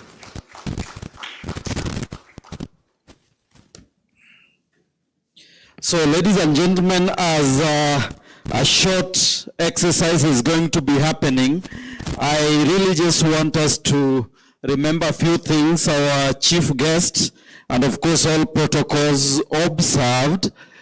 I want us to agree that a lot of high voltage engagements has happened here. Are we together? And our VC and CEO, you know, when he came back from South Korea, in all his meetings, he talked about the AI issue. And I remember in the University Management Board, and he talked about it in the Senate. And now we understand, Prof, I think right now your deputies are actually AI enabled. He kept talking of one team, one vision, and one future. And I want to indicate, Chief Guest, that our VC has a statement he always makes, that if 3 of your friends are thieves, then you are the 4th one. And yesterday somewhere he said, if 5 of your friends are global leaders, then you are the 6th one. And we reminded him that he is an industry leader in academia in Kenya. Can we give him a round of applause? And I want us to mold flowers for our VC and CEO. Let's mold flowers. Let's mold very nice flowers. Let's mold flowers. Let's give him the flowers. Thank you. Let's one more time mold those flowers nicely. Mold the flowers. Let's give him the flowers. And ladies and gentlemen, of course, Mr. Lee has outdone himself, and we really celebrate the kind of moving engagement he has done. And I want us to give him a papasha. Mr. Lee, you know, here we call our VC and CEO Prophet IC, or Prophet Isaiah. And one of the things that he says, when we love you, we give you what? Thunder. So let's give Mr. Lee Yapapasha. If I say Yapapasha, 1, 2, 3. Yavuma, 1, 2. Thunder, once. Are we ready? Okay, let's go. Yapapasha, Yapapasha, Yapapasha, Yavuma, Yavuma, Yavuma, Thunder, Thunder, Thunder. Thank you very much, Mr. Lee. And as we close that, we want to appreciate the PS. I think it is even better that you set aside the speech, because your team must have crafted something, but off the cuff, you have outdone yourself. Ladies and gentlemen, don't we agree? So we want to really appreciate the PS in a very special way, and I want all of us to be upstanding. We be upstanding, and as we appreciate the PS, as we move, transition to the next level, we want to invite the reins. So if I say invite the reins, you begin to invite the reins, both hands. Invite the reins, invite the reins. The trees begin to sway. The trees sway, the trees sway, the trees sway. Thunderstorm, thunderstorm, thunderstorm, thunderstorm, thunderstorm, thunderstorm. Manyunyu, manyunyu, 1 finger, 2, 3, 4, 5. One more time. Invite the reins, invite the reins, invite the reins. The trees begin to sway, the trees sway, the trees sway, the trees sway. Thunderstorm, thunderstorm, thunderstorm, thunderstorm, thunderstorm. Manyunyu, manyunyu, 1 finger, 2, 3, 4. Thank you very much, ladies and gentlemen. We can take our seats, and on this note, allow me, we are talking innovation, matters innovation. So Mr. Lee and PS, our chief guest, that is why we are where we are. So we are going into a short ceremony of MOU signing, and allow me to request our Vice Chancellor and CEO to be upstage, joined by the Chairman of IYF, Pastor Kim. Thank you very much. And I want to request to Wakili Teresia,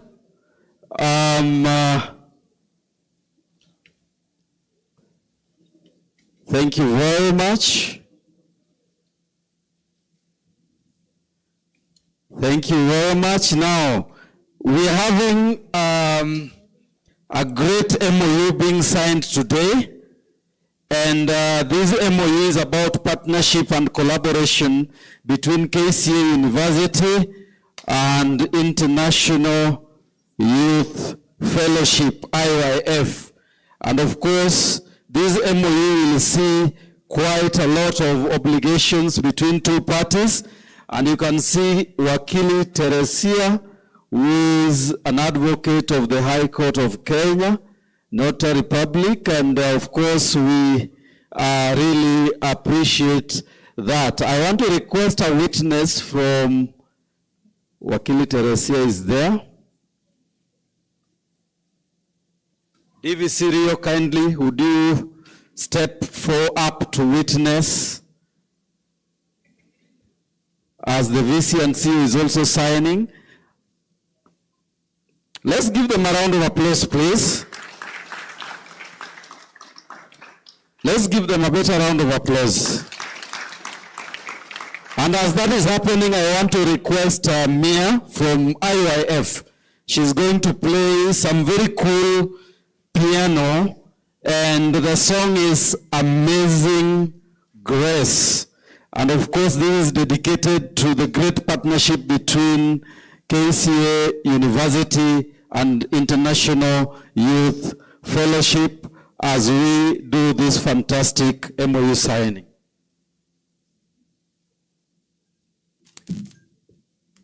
So allow me also to invite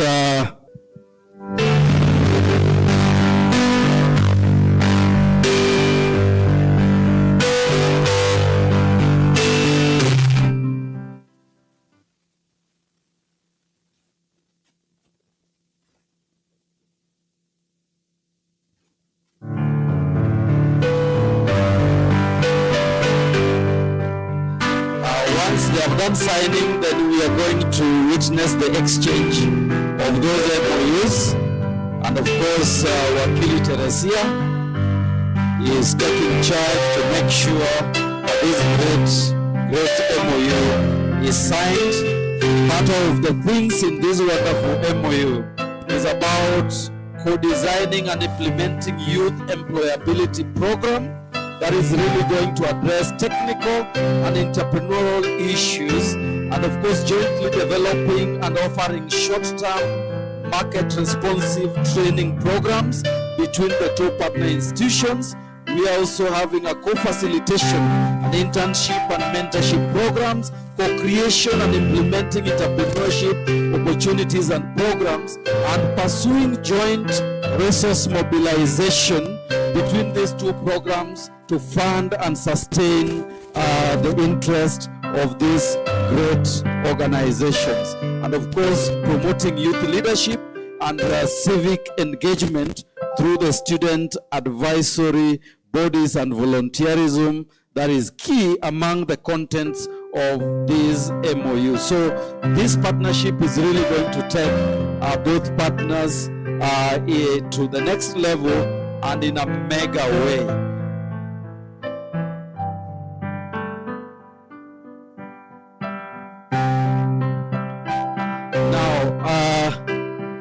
Thank you very much. That is being taken. Then I will,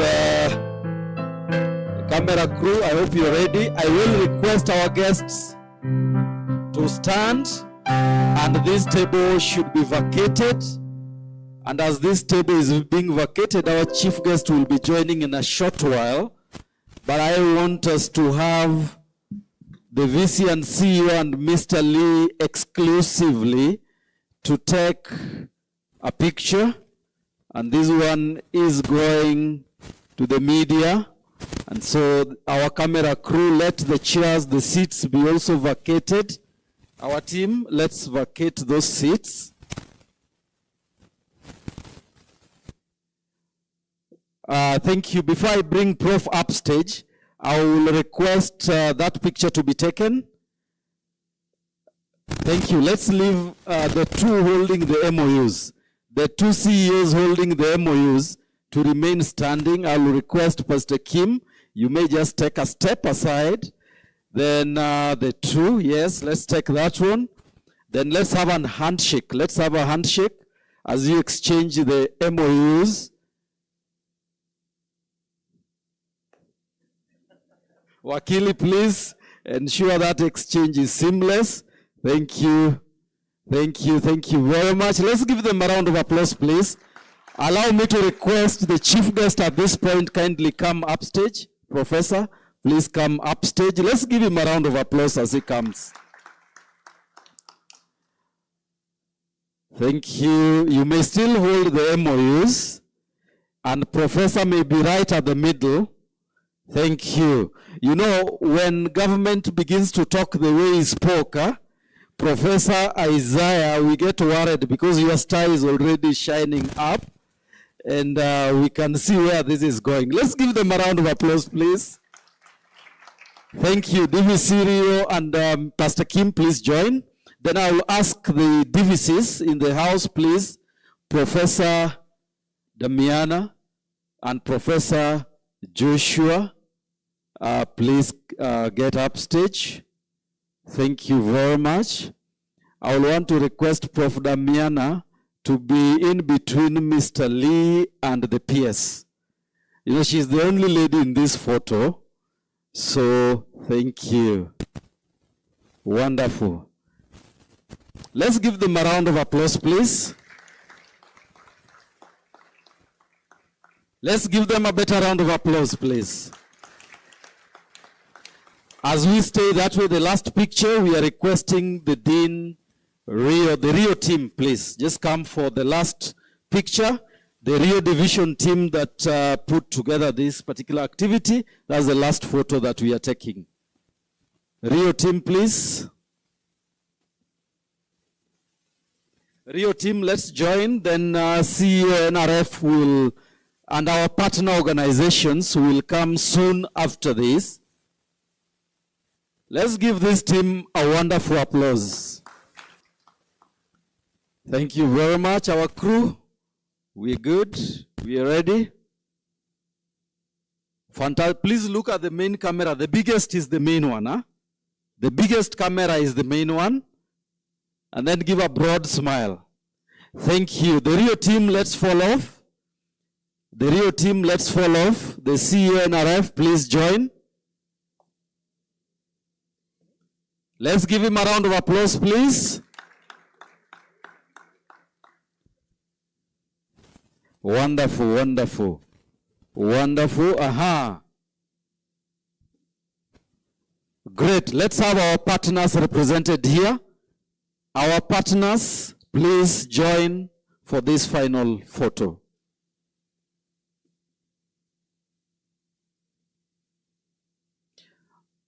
I saw Cooperative Bank around. Have they left? Thank you very much.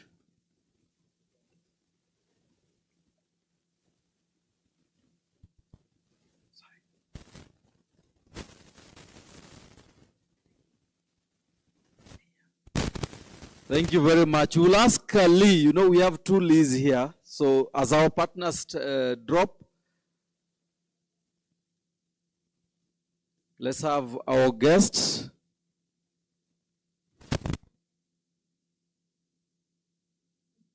Let's give him a round of applause as he joins. Thank you very much, ladies and gentlemen. We are coming to a close. Thank you very much. Give a broad smile, please.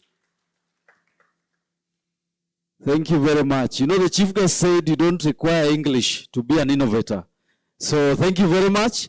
Let's take one last one without the MOUs. One last one without the MOUs. One last one without the MOUs. Let's look straight at the main camera. The gentleman who raising his hand, that is the main cameraman. Thank you very much. Now, as the rest take their seats, I want to request the chief guest to remain on stage with the VC and CEO. As the rest take their seats, our chief guest, Mr. Lee, you can take your seat just for 1 minute. 1 minute. Thank you very much. And Christine or Emily. So at KCA University, our chief guest, our PS, is that, you know, when we love you, we give you something. So Professor IC decided to give you some gift so that when you go back, you will remember you at KCA University.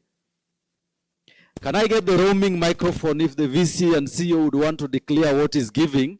Because you see, government or state officers, it's very tricky.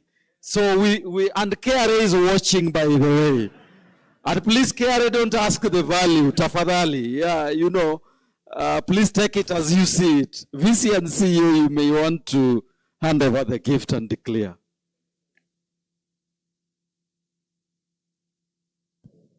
Asante sana PS kwa kuitikia mwito wetu, and we give you this as a token of appreciation and remembrance of your participation in our 4th edition of the Innovation and Industry Summit Week. You can open by yourself, sir, and confirm what it is not. You may not confirm what it is. A beautiful one, a great round of applause. Let me read. It is from KCA University to our chief guest. We present to Professor Abdulrazak Shaukat, the Principal Secretary, State Department for Science, Research and Innovation, in appreciation of your outstanding leadership, inspiring address, and invaluable contribution as the chief guest during the KCA 4th Innovation and Industry Summit held this day, 4th to the 6th of November 2025. Thank you, sir. A round of applause, please. Then one more gift. Gifts never end. VC and CEO now is branding the PS. Yes, this is a container so that it doesn't, you can put it here.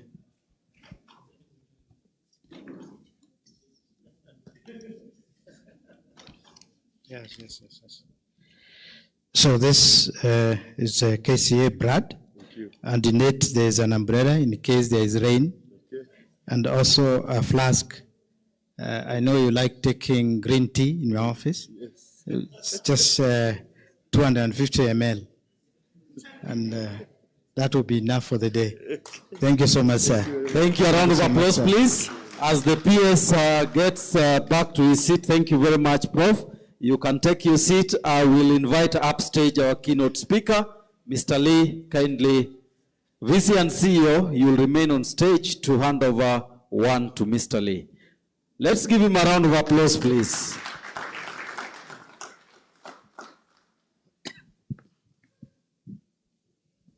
So thank you so much, our keynote speaker, Mr. Lee, all the way from the Schwal's company in South Korea, a great innovator and a motivator. We are pleased to hand this token of appreciation to you, sir. Thank you. Let's, a round of applause, please. VC and CEO, so you also read it. Open. You know, the Republic of South Korea is very strict. Huh? Thank you. And this is an inscription from KCA University to our keynote speaker, which is presented to Mr. Lee Chong-gun, the founding CEO of Schwal Company Limited, South Korea, in recognition of your inspiring keynote address and invaluable contribution to the 4th KCA University Innovation Week and Industry Summit that is being held today to the 6th November 2025. Thank you. A round of applause, please. Thank you very much. Thank you very much. And the container is there, Prof. Yeah, the same yeah. way. This is a bigger bag.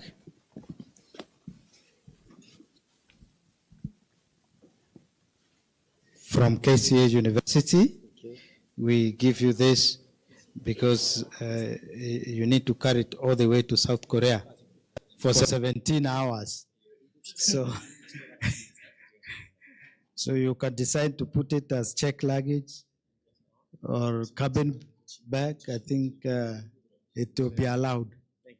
Thank you, and we are grateful. Thank you very much. Thank you. Let's give them a round of applause, please. Thank you very much. We may resume our seats as I return it to the MC to bring this program to a close. Ladies and gentlemen, let's give them a round of applause, please.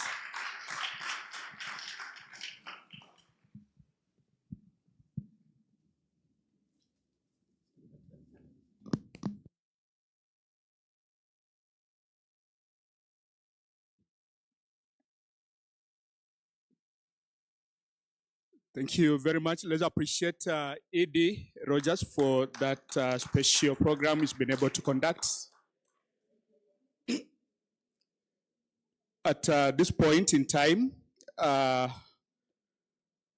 we are coming to the end of our program, and we shall be proceeding to the tour of exhibition.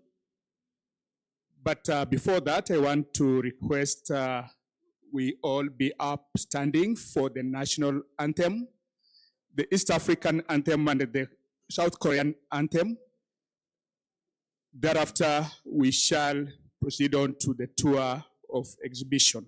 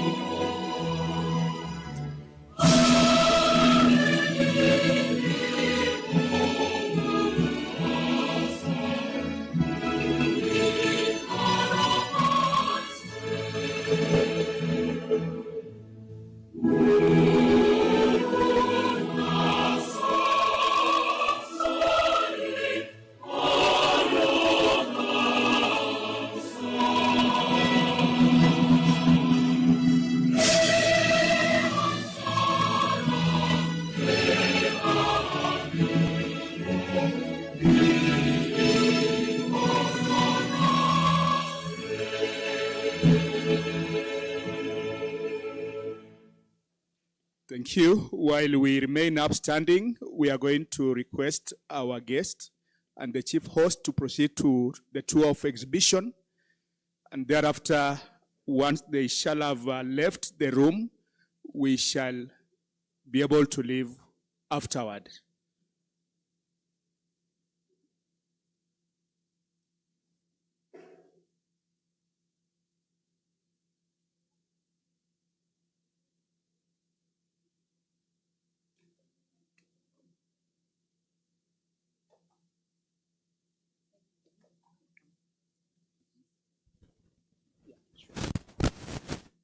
Thank you very much. That is it for today.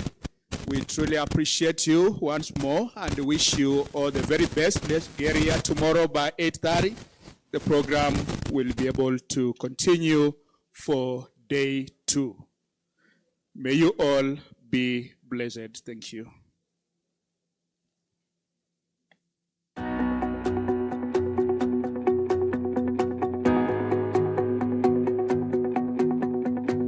welcome you to the 2025 KCA University Annual Tech Expo, which is a testament to our shared commitment to bridging the gap between academia and industry.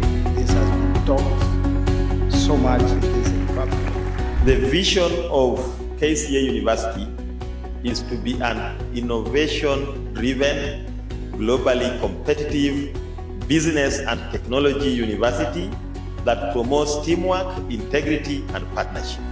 And we are here to ensure that you students become entrepreneurs, wealth creators for sustainable futures and for sustainable development.